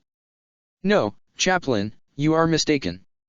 Mafaran does not intend to use the throne to devour such paltry essences as yours. He seeks to use it to do what he cannot on his own. He seeks to devour the other Citan. If he succeeds in this, we will never have the strength to beat him. Nothing in existence will stop him. Then we must stop him before this happens, Ka. We must do whatever we can. Only I or Sigarak have anything close to the strength needed to do so, Kodian. He is more powerful than either of us. If we move against him when he strikes, we may stand a chance of success, but we will most probably die in the process. This course of action may yet be the only one open to us. Kodian drew in a deep breath and exhaled as he heard this. Once again, just when he knew all the Imperium's most darkest and ancient secrets, Ka had surprised him with yet another. He was beginning to understand all too well why such things had been omitted from the history of his race. The barriers of his belief system were frayed enough. He wasn't sure just how much more they could take before they were brought crashing down. We cannot afford to lose you, Ka, not when the Citan are close to converging. We need your power and your knowledge now more than ever. I understand that, Kodian. My own mortality matters little to me. I have suffered death and worse in my time. I do however recognize that I am needed here if we are to win this war. Let us hope that I am not forced to face him, not until there are no other options left to us. When the Citan come, this world will suffer as it never has before. You need to know that. You need to be prepared to face the darkness. I will be. So, where do we go from here? We let current events run their course. Your forces are currently meeting with great success, but they must be wary. Guilliman fast approaches from within the city, and he and his forces are on a direct path to this very point. You must choose. Stay and face him, or retreat and consolidate your collective strength. Either way, I sense that Guilliman knows little of what is to come. He does not know the full truth behind the dragon's secret identity. Even I cannot say how he will react when that truth is soon to be revealed. Kodian considered this for a moment. Rabut Guilliman was his primarch, his gene-father and the gene-father of all the Ultramarines. To hope against hope that he could yet resist the influence of the Void Dragon caused a surge of anticipation to course through his veins. If Ka was confident that Guilliman knew nothing of his commander's true identity, then he believed this to be the case. This would mean that Guilliman could not be trusted to share that secret. Perhaps there was the slightest of chances yet. Our forces are powerful here, Ka. I believe powerful enough to stay and face him. The forces of the Lians have retreated again and again in the face of the unity. They shall retreat no more. Brave and noble sentiment, Kodian, but you must know this. The Citan are closing fast, and the dragon will doubtless wish to make his play before they arrive. He must know that Guilliman will not give his life willingly to feed the hunger of a god. He will attack when your two forces are locked in combat. That is when your war against the Tau will end, and the war against the Citan and the Necrontyr will begin. The Necrons, Kodian answered. I have heard the names of these beings spoken in dread, though I have never encountered them. It is said that most who encounter the Necrons do not live to tell the tale of it. The Necrontyr are a deadly foe indeed. For all their numbers and ingenuity, the Tau are as nothing compared to them. The one thing you must understand, Kodian, is that this world is destined to see a scale of death unlike any it has ever known. Even I cannot say how many will die, but I would put the attrition rate at around 80%, at least. Even victory and survival must come with a cost so great that there can be no true victors in this war. The Eldar have accepted their fate as one. They are already a dying race. This war will finish them. And what of my race, Ka, my people? Are we destined to fade into extinction? Only time will tell. Ka answered quietly. With that he turned his gaze to the skies, to where the constant pinprick flashes of the warring fleets above still popped across the skies, visible even in daylight. Do you see, Kodian? The heavens are clear. Your emperor no longer watches over you. He is gone into the warp where it is safe. Safe? Kodian asked, following the ancient creature's gaze. Yes. I feel it, even now, even from this distance. Cold as the grave, ice in my mind. I feel him. Too, the Lord of Death. I feel the hate and the chasm, bitter and black. His coming is like a dagger through my soul, but it pales with her. She is loosed now from her prison. The great plan of the star gods is finally to be put into motion.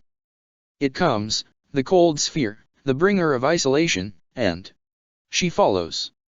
She is so lost, Kodian, so utterly lost and alone. Her mind is ruined. The Citan did that to her, even as she did it to herself. Kodian's brow furrowed as he listened to the old one's pensive and incomprehensible words. Although he understood nothing of what Ka spoke of, he could not help but feel a shiver run through him. Who, Ka? I don't understand. The alien looked to him and Kodian could see that his eyes were wide and shining with fear. She gave everything for us, Kodian, and that sacrifice changed her forever. It made a monster of her. She. The outsider. Gia. Her name was Gia. That makes no sense. Though the Citan were beings of energy. We refer to them as he, but th. Once again you fail to understand the truth, Chaplain. Gia is our greatest, most secret shame. Our worst ever mistake. Our greatest regret. Gia is not of the Citan. She is one of us. Part 169. Madness. One of you? Essen of your species. She is of the Slahi, yes. Kodian was genuinely dumbfounded to learn this. He drew his head back as the information sank into his brain, his mouth gaping. How? How can that be? You said that there were 4 Citan, Ka. You said that there were 4 of them. How can this Gia be one of your own kind? Ka shook his head slowly in response to the chaplain's question. It was clear by his manner that he had not recalled the events running through his mind for a long time. He could almost taste the anguish and regret emanating from the creature. She is of the Citan now, Kodian. Perhaps the understanding of this is too complex for you to comprehend, but I will endeavor to try and explain. You see, the war against the Citan was protracted and horrifying. You could not imagine it. For untold eons we fought them for domination of the stars. We even used the stars themselves against them, such was our desperation. We killed them, Kodian. As powerful as the Citan are, we killed many of them. The problem was that the Citan are not limited to the constraints of mortal flesh. Physical death is as nothing to one of the star gods, it is merely a destruction of the necrodermis, a respite for us and nothing more. We could not kill them for all time, but you see, we knew that they could die. We knew that it was possible for a Citan to cease to exist, for in time we saw that. Then you did manage to find a way to destroy them utterly. Kodian answered, the anticipation in his voice unhidden. We did not. It was the Citan, you see. They began to kill one another. When the life legions of the galaxy began to grow scarce, the Citan began to turn upon one another. Faltoric was the first to turn his attentions to his own kin, for he is indeed the manifest ion of death, the bringer of the end. The Citan are energy and energy cannot be destroyed, but it can be consumed. Faltoric discovered that it was possible to convert the energies of other Citan and thus envigor his own. The Nightbringer began the slaughter that raged across the heavens. When that slaughter finally subsided, only 4 of the enemy remained. How does this relate to Gia, Ka? What happened to her? Gia was one of the greatest of all of us.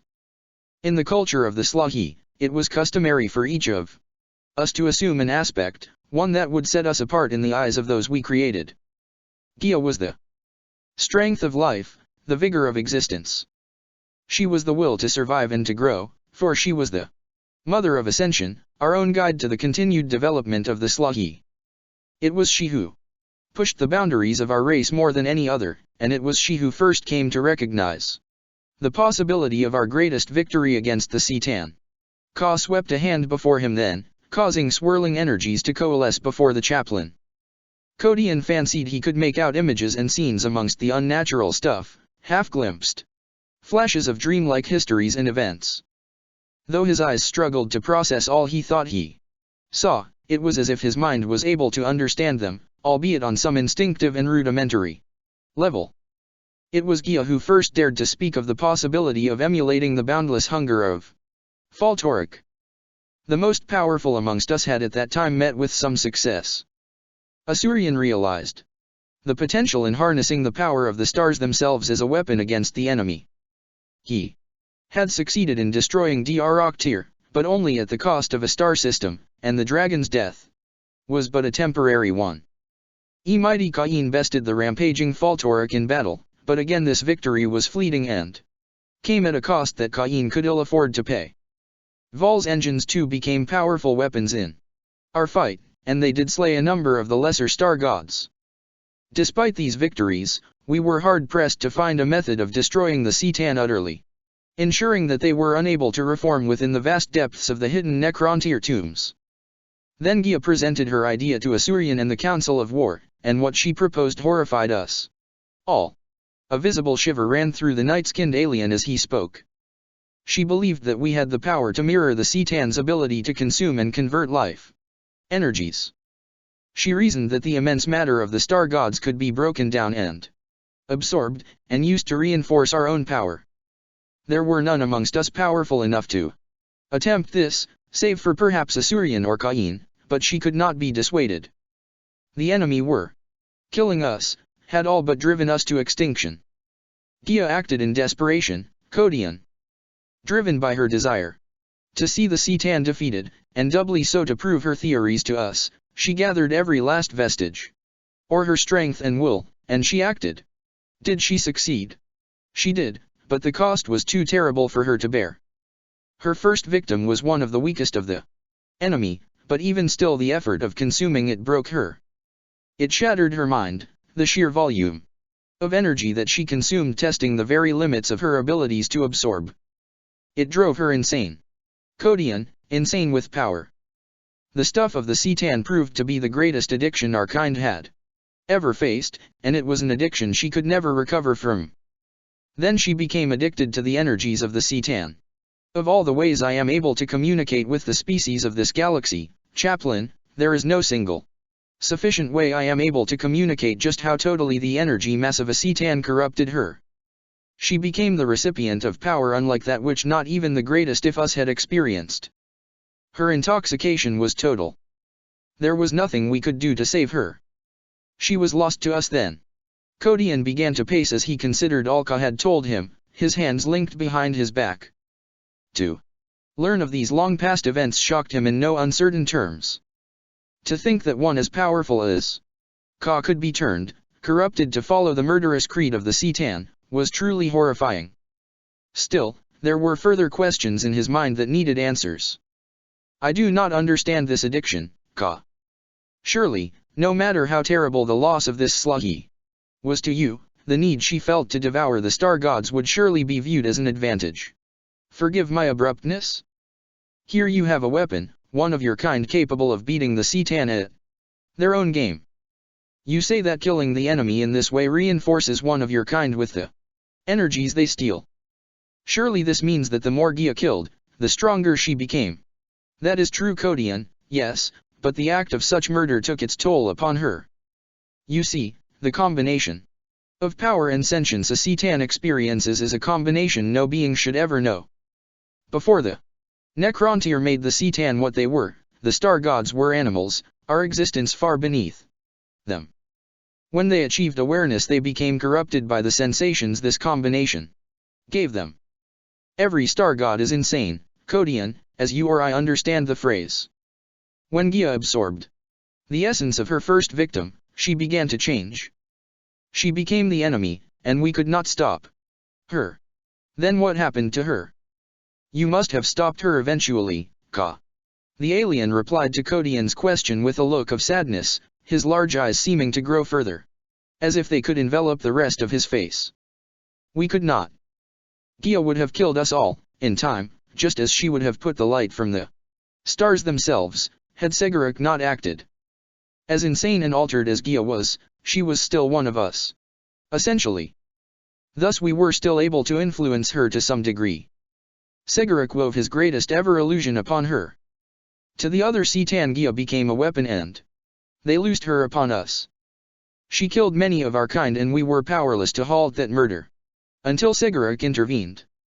He summoned all his strength and placed a veil over her eyes, albeit briefly, but it was enough.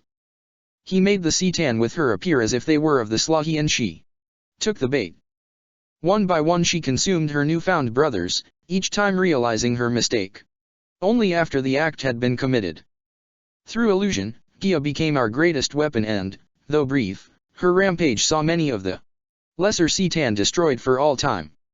She swiftly became more powerful than all but the greatest of the star gods, so much so that even they would never have been able to stop her. In desperation they turned to the one thing they knew had the chance of ending her rampage, and in doing so they effectively prevented themselves from winning the war. So you are saying that they would have won this ancient war in time? Undoubtedly, Chaplain. Their plans to seal the warp off from the material universe were all but completed. The Necrontyr had devised a means of nullifying the energies of the warp, of suffocating them from within the exterior universe. The greatest of these devices was known as the Bringer of Isolation. It was a sphere capable of generating the power to smother the influence of the warp for light years around it. They were ready to advance upon our few remaining strongholds when Gia's rampage began. During this desperate time my people set in motion plans of their own. We knew of the weakness the C'tan had in facing the energies of the warp, and so we set about augmenting those races we created to better harness this power. Had we paused to realize the ramifications of our actions then, we could well have ended our efforts, but we did not. The warp and its denizens soon came to mirror that in irony. The gods of the warp. Codian spat, the very mention of those foul and terrible entities causing his lip to curl. Yes. Just as the attentions of the Necrontyr gave sentience to the C'tan, so too did our own attentions effectively create these gods. As I have said, such a combination of power and sentience was never meant to be. You see, Codian, we are as guilty of creating monsters as the Necrontyr. So, the victory was a hollow one. Codian answered, finally starting to understand the true darkness behind the very continued existence of all life. Indeed, the C'tan used the sphere to imprison Gia instead, for they knew that they would not be able to destroy her. For all her power she was still of the Slahi essentially, and thus she was able to manipulate the power of the warp. This was how she was able to become so strong, and the C'tan could not defeat her. Thus she has spent untold millennia, bound in agony and torment, cut off from existence by the suffocating potency of her prison. It is whispered that the deceiver has always regarded Gia with enmity for her part in bringing the war to an abrupt end, and continued to torment her throughout her long imprisonment.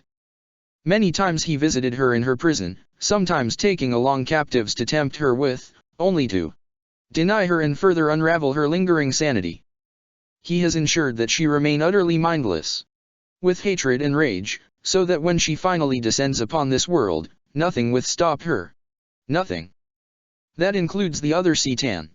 Ka nodded in confirmation. His plans rely on distraction, Codian. This way he will ensure that he is able to progress undisturbed. Then what can we do? How can we stop him? How do we put an end to this, Ka? The alien lingered with his answer, enough so that Codian began to grow suspicious. Ka looked to peer into the distance, as if he could see or sense something that Codian could not. As if in empathy with the ancient creature's thoughts, the Dawnblade quivered. Existence. It is one of the fundamental desires of all sentient things. To continue to exist. We can only win this war by fighting it together, Codian. LL of us, no matter our origins. The C'tan and the Necrontyr will stop at nothing to win this war. We must come together if we are to deny them. I know that, Ka. We all know that. LL the races of this galaxy have come together here to see that goal realized. ID. No, Codian. In time you will understand what I mean, but for now I fear I cannot reveal more. You have a destiny that transcends all others here on Terra, and in time you will realize that destiny, but first you must listen to all I say. You are an honorable man and a great warrior, and you hold values that cannot be questioned.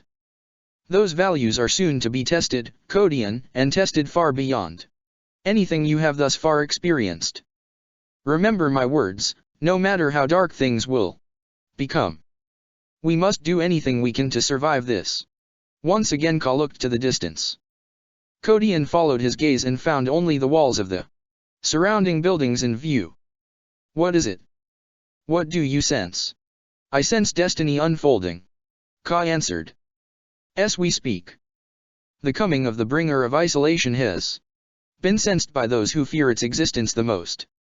They have started to bleed into this reality. Already, the Lion's Gate will tremble at their coming, and the Tau there will be annihilated. Kodian heard this and felt every fiber of his being quake at the consideration of what Ka meant. He felt his thirst for answers drain away, for there were some answers even he did not desire to hear. Ka finally looked away and found Kodian. Do not concern yourself with events over which you have no control yet, chaplain. We have found a victory here, and that victory must be reinforced. Guilliman is soon to reach this place and we must be ready for him. The Tau here must be culled. Guilliman. The mention of his Primarch's name scoured all other thoughts from his mind then. He had all but forgot that Guilliman and his forces were fast approaching this position. They had to be ready to face him. The Primarch is powerful, Ka, perhaps more so than any of us here. If we cannot save him, then he must be destroyed. You may be the only one amongst us with the power to achieve this. In response to that, Ka raised a finger and pointed slowly up at the skies. I agree, Kodian. That is exactly what he is waiting for. As soon as Guilliman reaches us, he will come. He is watching and he is waiting for me to act. If I meet Guilliman's advance now, I will kill him, I have no doubt about that, but the Primarch is ready for me. He is nothing if not intelligent, and the dragon has ensured that he knows of my existence. I have seen his plans in the flows and eddies of the future skeins. How can Guilliman hurt you, Ka? I have seen what you are capable of. My capabilities feed upon the power of the warp, Kodian, and Guilliman is equipped to counter that. He possesses devices similar to those that have caused the warp itself to shrink back from the area you call the Eye of Terror, and he will use these devices to imprison me, or at least that is his intent. I am too powerful to be contained in this way for long, but his efforts will last long enough for the dragon to descend and finish me. This, Ka's expression changed. Though the reconfiguration of his alien face bore an expression he did not recognize, a part of Kodian felt that the ancient being intended to display mirth. He could not help but find this curious. That is the lot of this war, Kodian. Everything has been planned for, everything considered.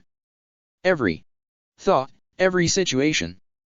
Very few occurrences happen randomly and unexpected. That is the irony of my existence here. I am fated to face one of the Citan, yet torn between two of them. Whether my destiny is to carry me before the Deceiver or the Void Dragon, even I cannot say. I am beginning to appreciate that. Kodian answered. So what now? We were, Kodian. The numbers of the Tau must be thinned, and we must prepare for Guilliman's arrival. Stay safe, Kodian, and steel your heart in readiness for the darkness yet to come. With that, Ka literally unraveled, his body stretching into tendrils of twisting black mist. Claws and gaping maws formed at the outermost edges of these extremities as they snaked towards the buildings of the city and into the myriad alleyways between them. Kodian watched the Old One disappear before his eyes, and he knew that Ka yet held many secrets. Still, in time, those secrets would be revealed to him, he knew that also, but he could not shake the dark feeling that he had yet to learn of the truest horrors of this war, and that even Ka himself dare not reveal those horrors to him yet. He found his own attention wandering over to where Ka had indicated that the Lion's Gate could be found, and his mind began to run through the possibilities of what was occurring there. He had spoken of a darkness, one so ominous that he dared not divulge more than his warning to the chaplain. They have started to bleed into this reality. Ka's words echoed through his mind once again, and, as they did so, he could feel the presence of the Dawnblade resonate through his mind at the recollection of the warning. Whatever it was that Ka's warning meant, the living weapon seemed to fear it. This fact alone did not sit well with him. The Lion's Gate will tremble at their coming. He shook the thoughts from his mind and turned his attention to the wide roadway upon which he stood. The battle was distant now, almost lost from view. His audience with Ka had proved to be distraction enough, and he did not want to miss the rest of this bold counterattack. Alone, his mind filled with the weight of what was yet to come to pass, Kodian set off into the city, towards the destiny he knew he could not avoid. Part 170. The Price of Failure. My lord. Incoming! Robert Guilliman tensed instinctively as he heard the call. He had become aware of the sound of approaching thrusters moments earlier.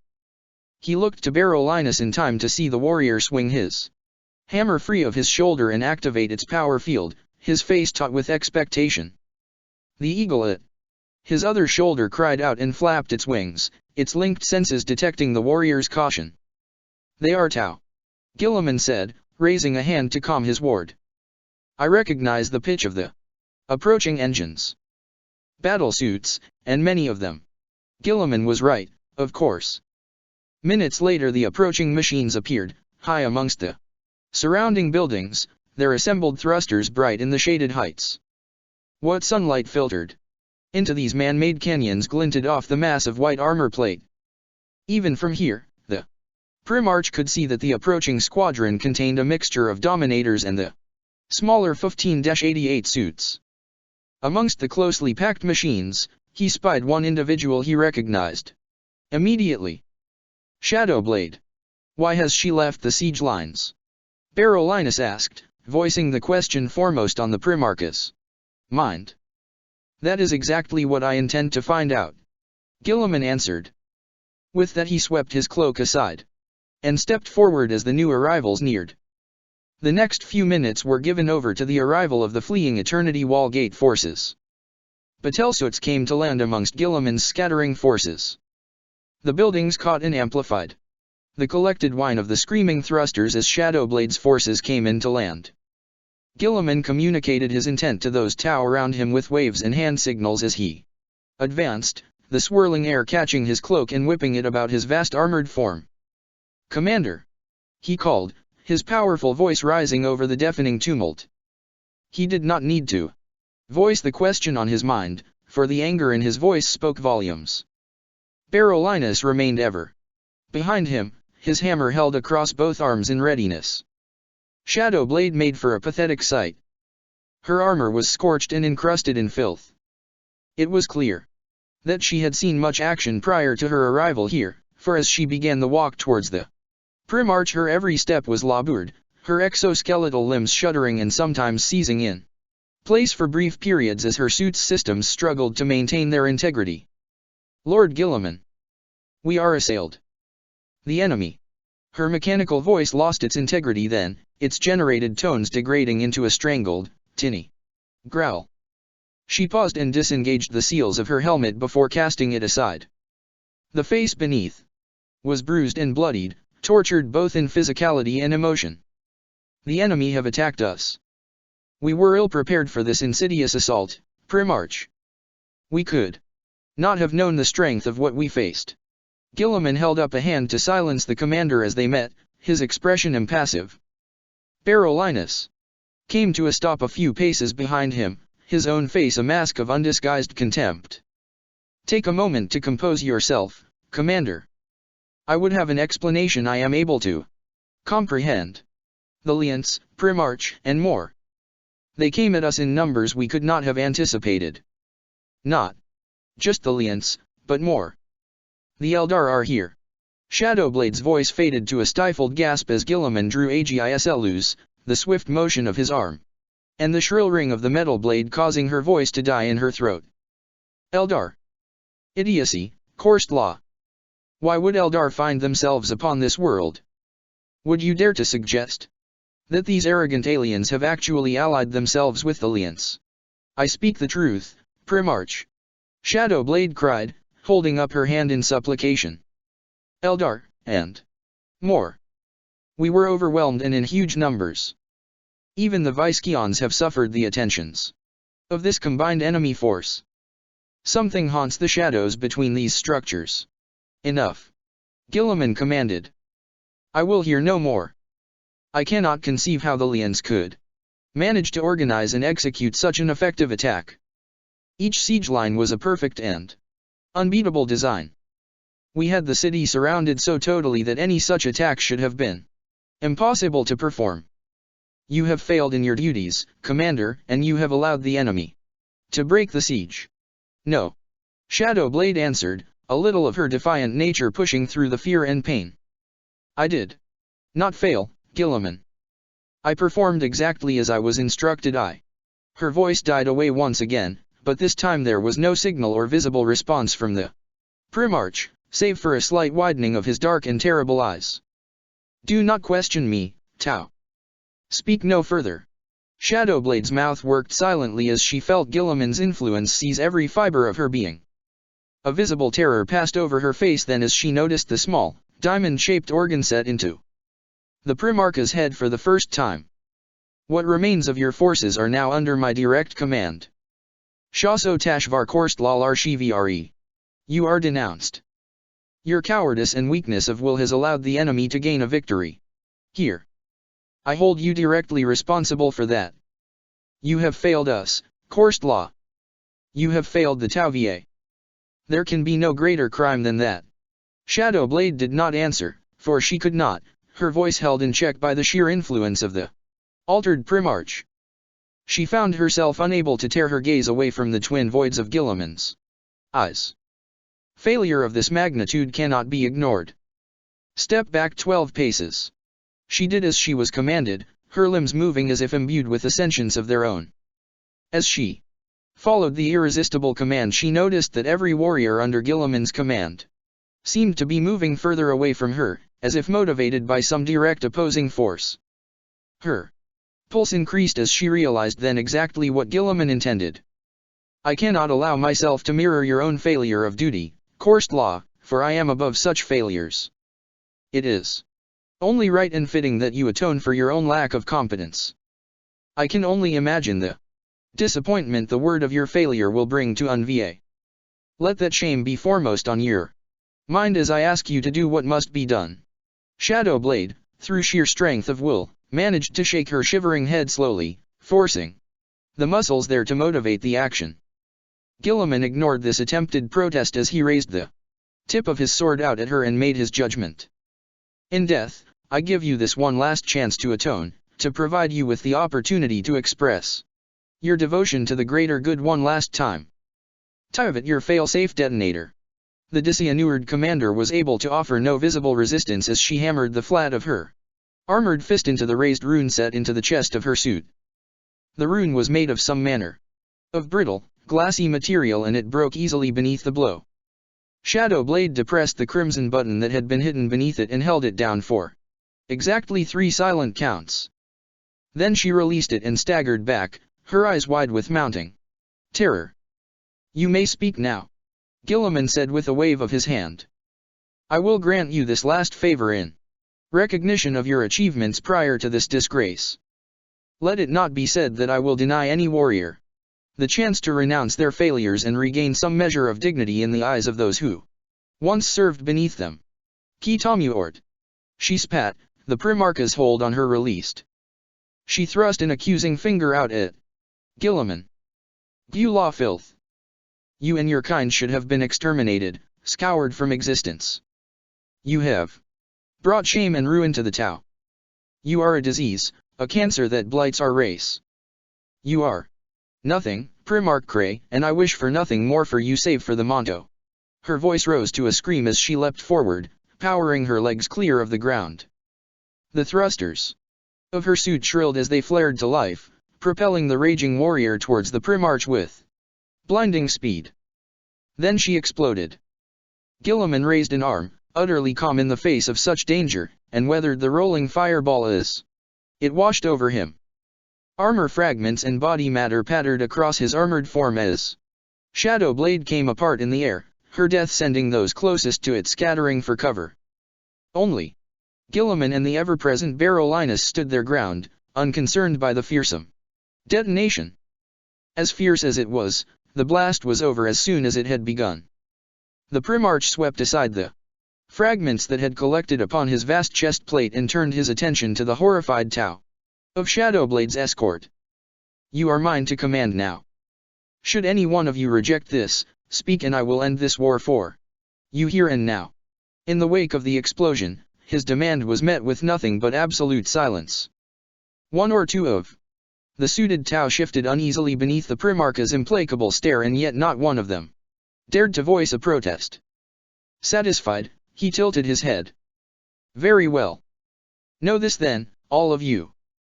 There will be no more retreat. There will be no more hesitation, nor mercy. In their arrogance the enemy have managed to break free of the siege lines that were placed around the Emperor's palace.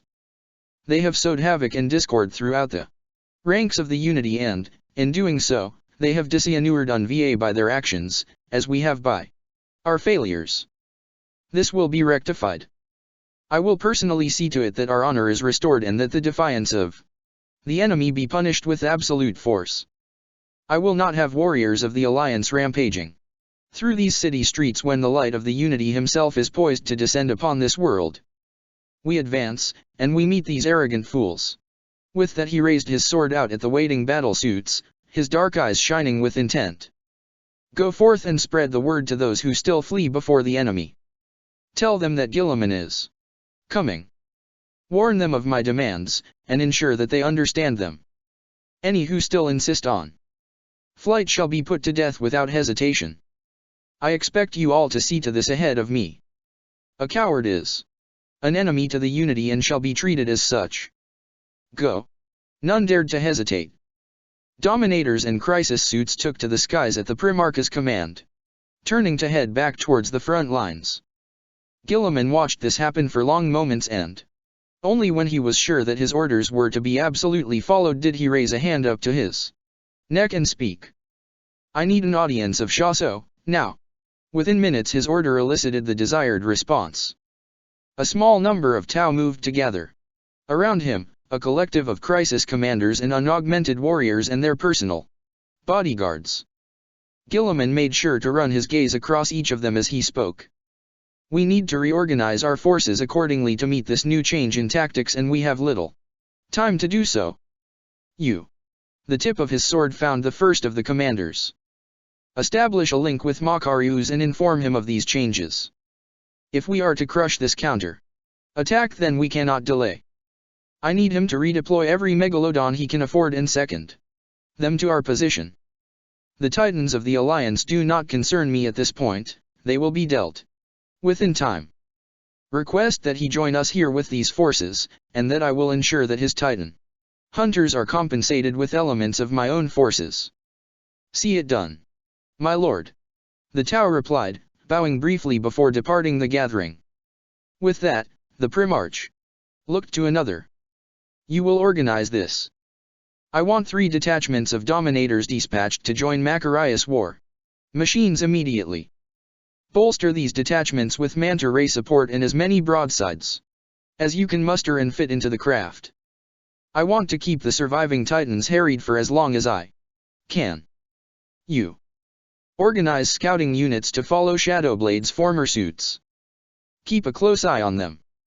If you suspect that they are lacking whatsoever in following my orders then you will let me know immediately. Everyone else, ready your troops and prepare to advance, double time. We carry as much of the infantry as we can, all transport units double capacity. The enemy will soon come to learn what foolishness it is to challenge Robert Guilliman. The tide thundered down the alley, for that was what it was. A tide. A deluge consisting of the very stuff of nightmares, formed from the memory of a madness barely driven away by the light of his reformation. The intangible mass of Ka surged forth, twisting limbs of shadow roving ahead to lash and snap at the air.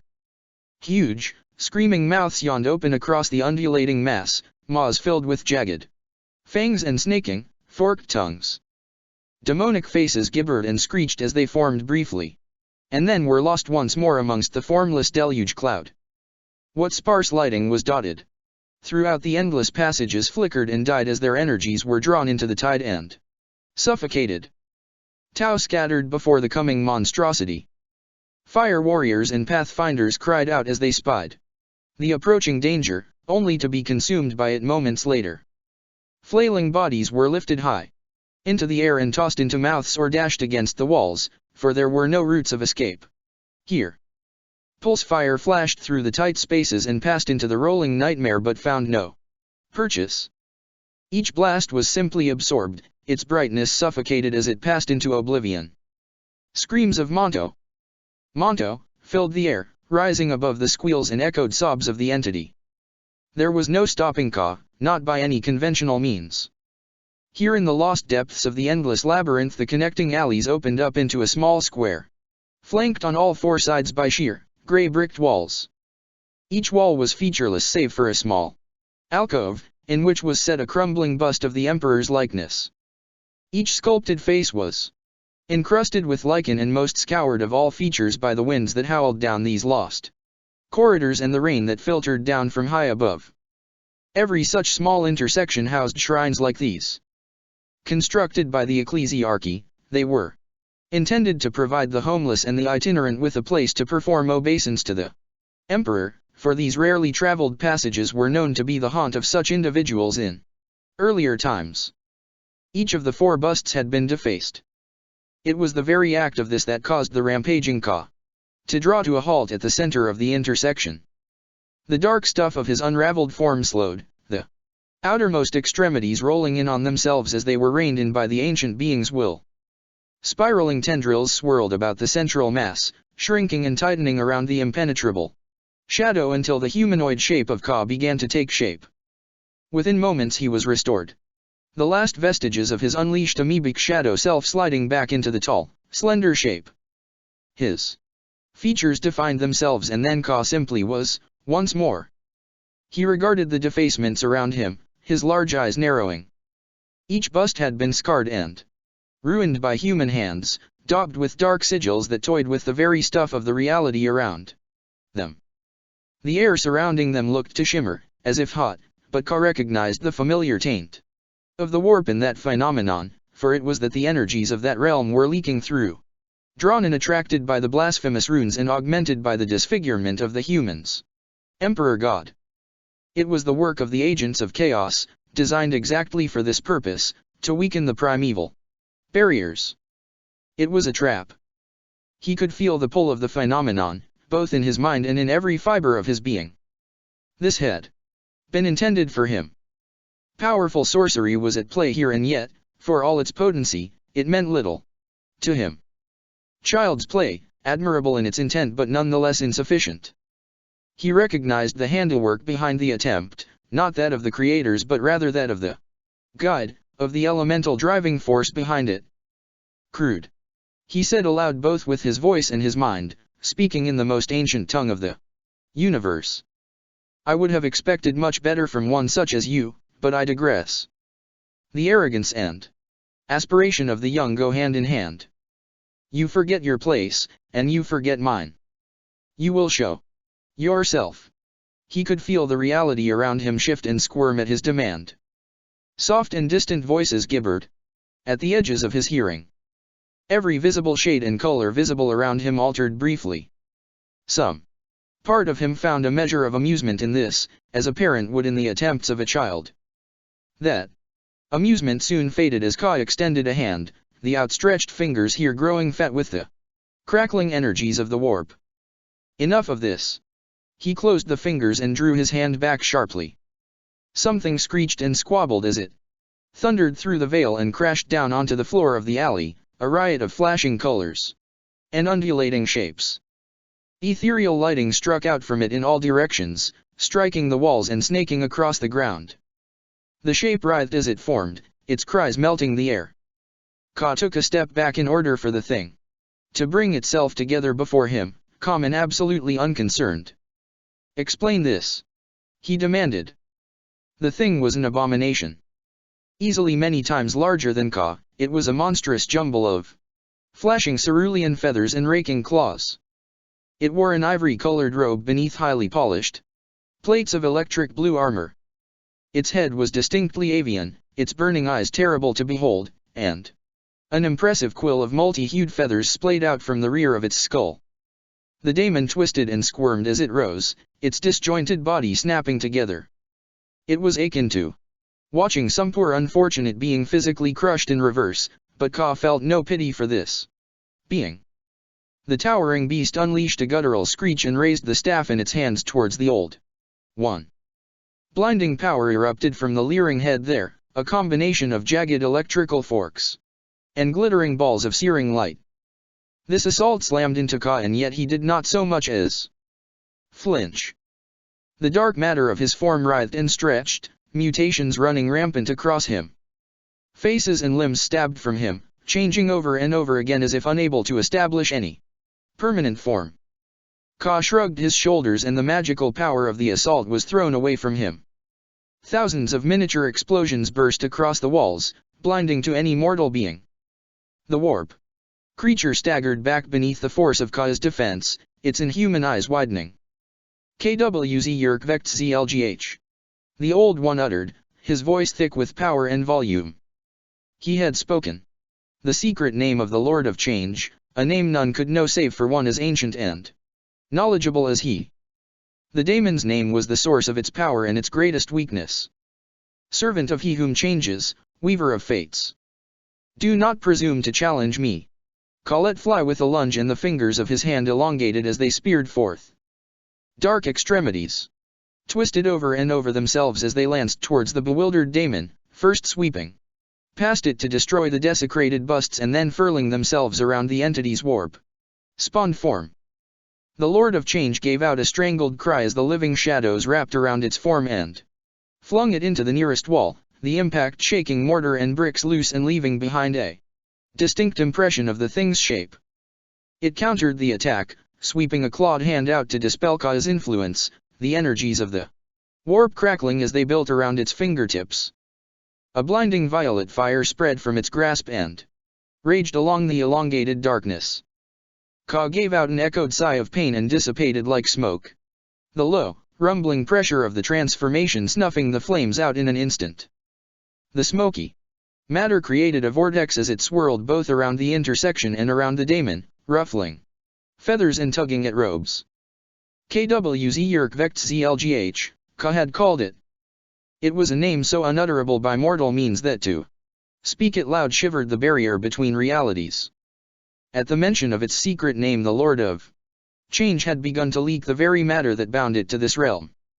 Molten energies and glittering smoke poured from its body as it swept its staff through the black smog again and again, screeching its rage at the intangible Old One. Ka's rotation did nothing but increase. Soon the daemon found itself caught in the vortex and dashed against each wall in turn, drawing great lines through them as it raked bricks free by the hundred. It rose up and up, its vast wings flapping in an attempt to escape, and then Ka brought it crashing down into the ground, the impact lifting every ancient flag free. The blackness descended then, curling in on itself to form the humanoid shape of the ancient being.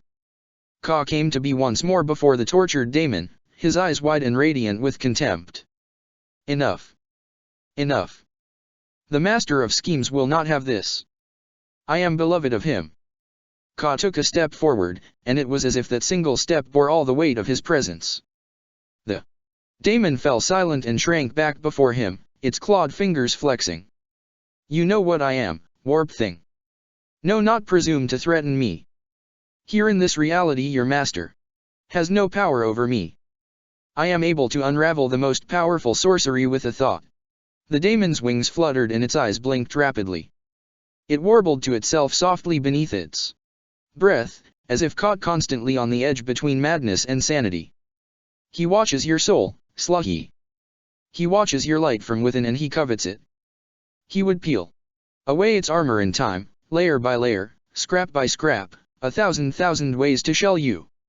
You would do well to respect him and respect me, for I am beloved. Silence. Ka demanded, a blistering miasma flaring about his head. The daemon folded in on itself. And then came to be once more at the Old One's word. I care nothing for the schemes of your master. If the Yamko succeed in their plans then your master will be sealed within the warp and imprisoned for all time, with only the vastness of the human god emperor to sport with. Is this a desirable fate for Lord Tsianch? The thing did not answer, nor did it need to. Its outline blurred briefly, a reaction of fear at hearing Ka's words. I thought. Why was this done? I know I was meant to find this hidden place. I taste the bitter manipulations behind my being here. What does your master want with me? The daemon chuckled quietly as it heard the questions. A brightness came to its eyes once again, its glee fueled by Ka's inability to understand the subtle manipulations of its master. It answered, waggling its clawed fingers. See you then the greatness of his ever-changing majesty. Your sight is long and yet you saw nothing of this in the eminence. That is the way of the manipulator. What does he want of me? I will not ask again. Perhaps I could bind you and send you forth to where the ships of Dr. orbit this world. That would not be desirable. The daemons screamed, cowering before him in fear at the very mention of such a fate. Then answer me. They come. Yes, they come. I am messenger, no more than that. They come, Slahi, just as fate promised. The Yamko will know war. And when this is done? Ka asked. What then? To the victor, the spoils, came the daemon's reply. Check the description for the links to the author.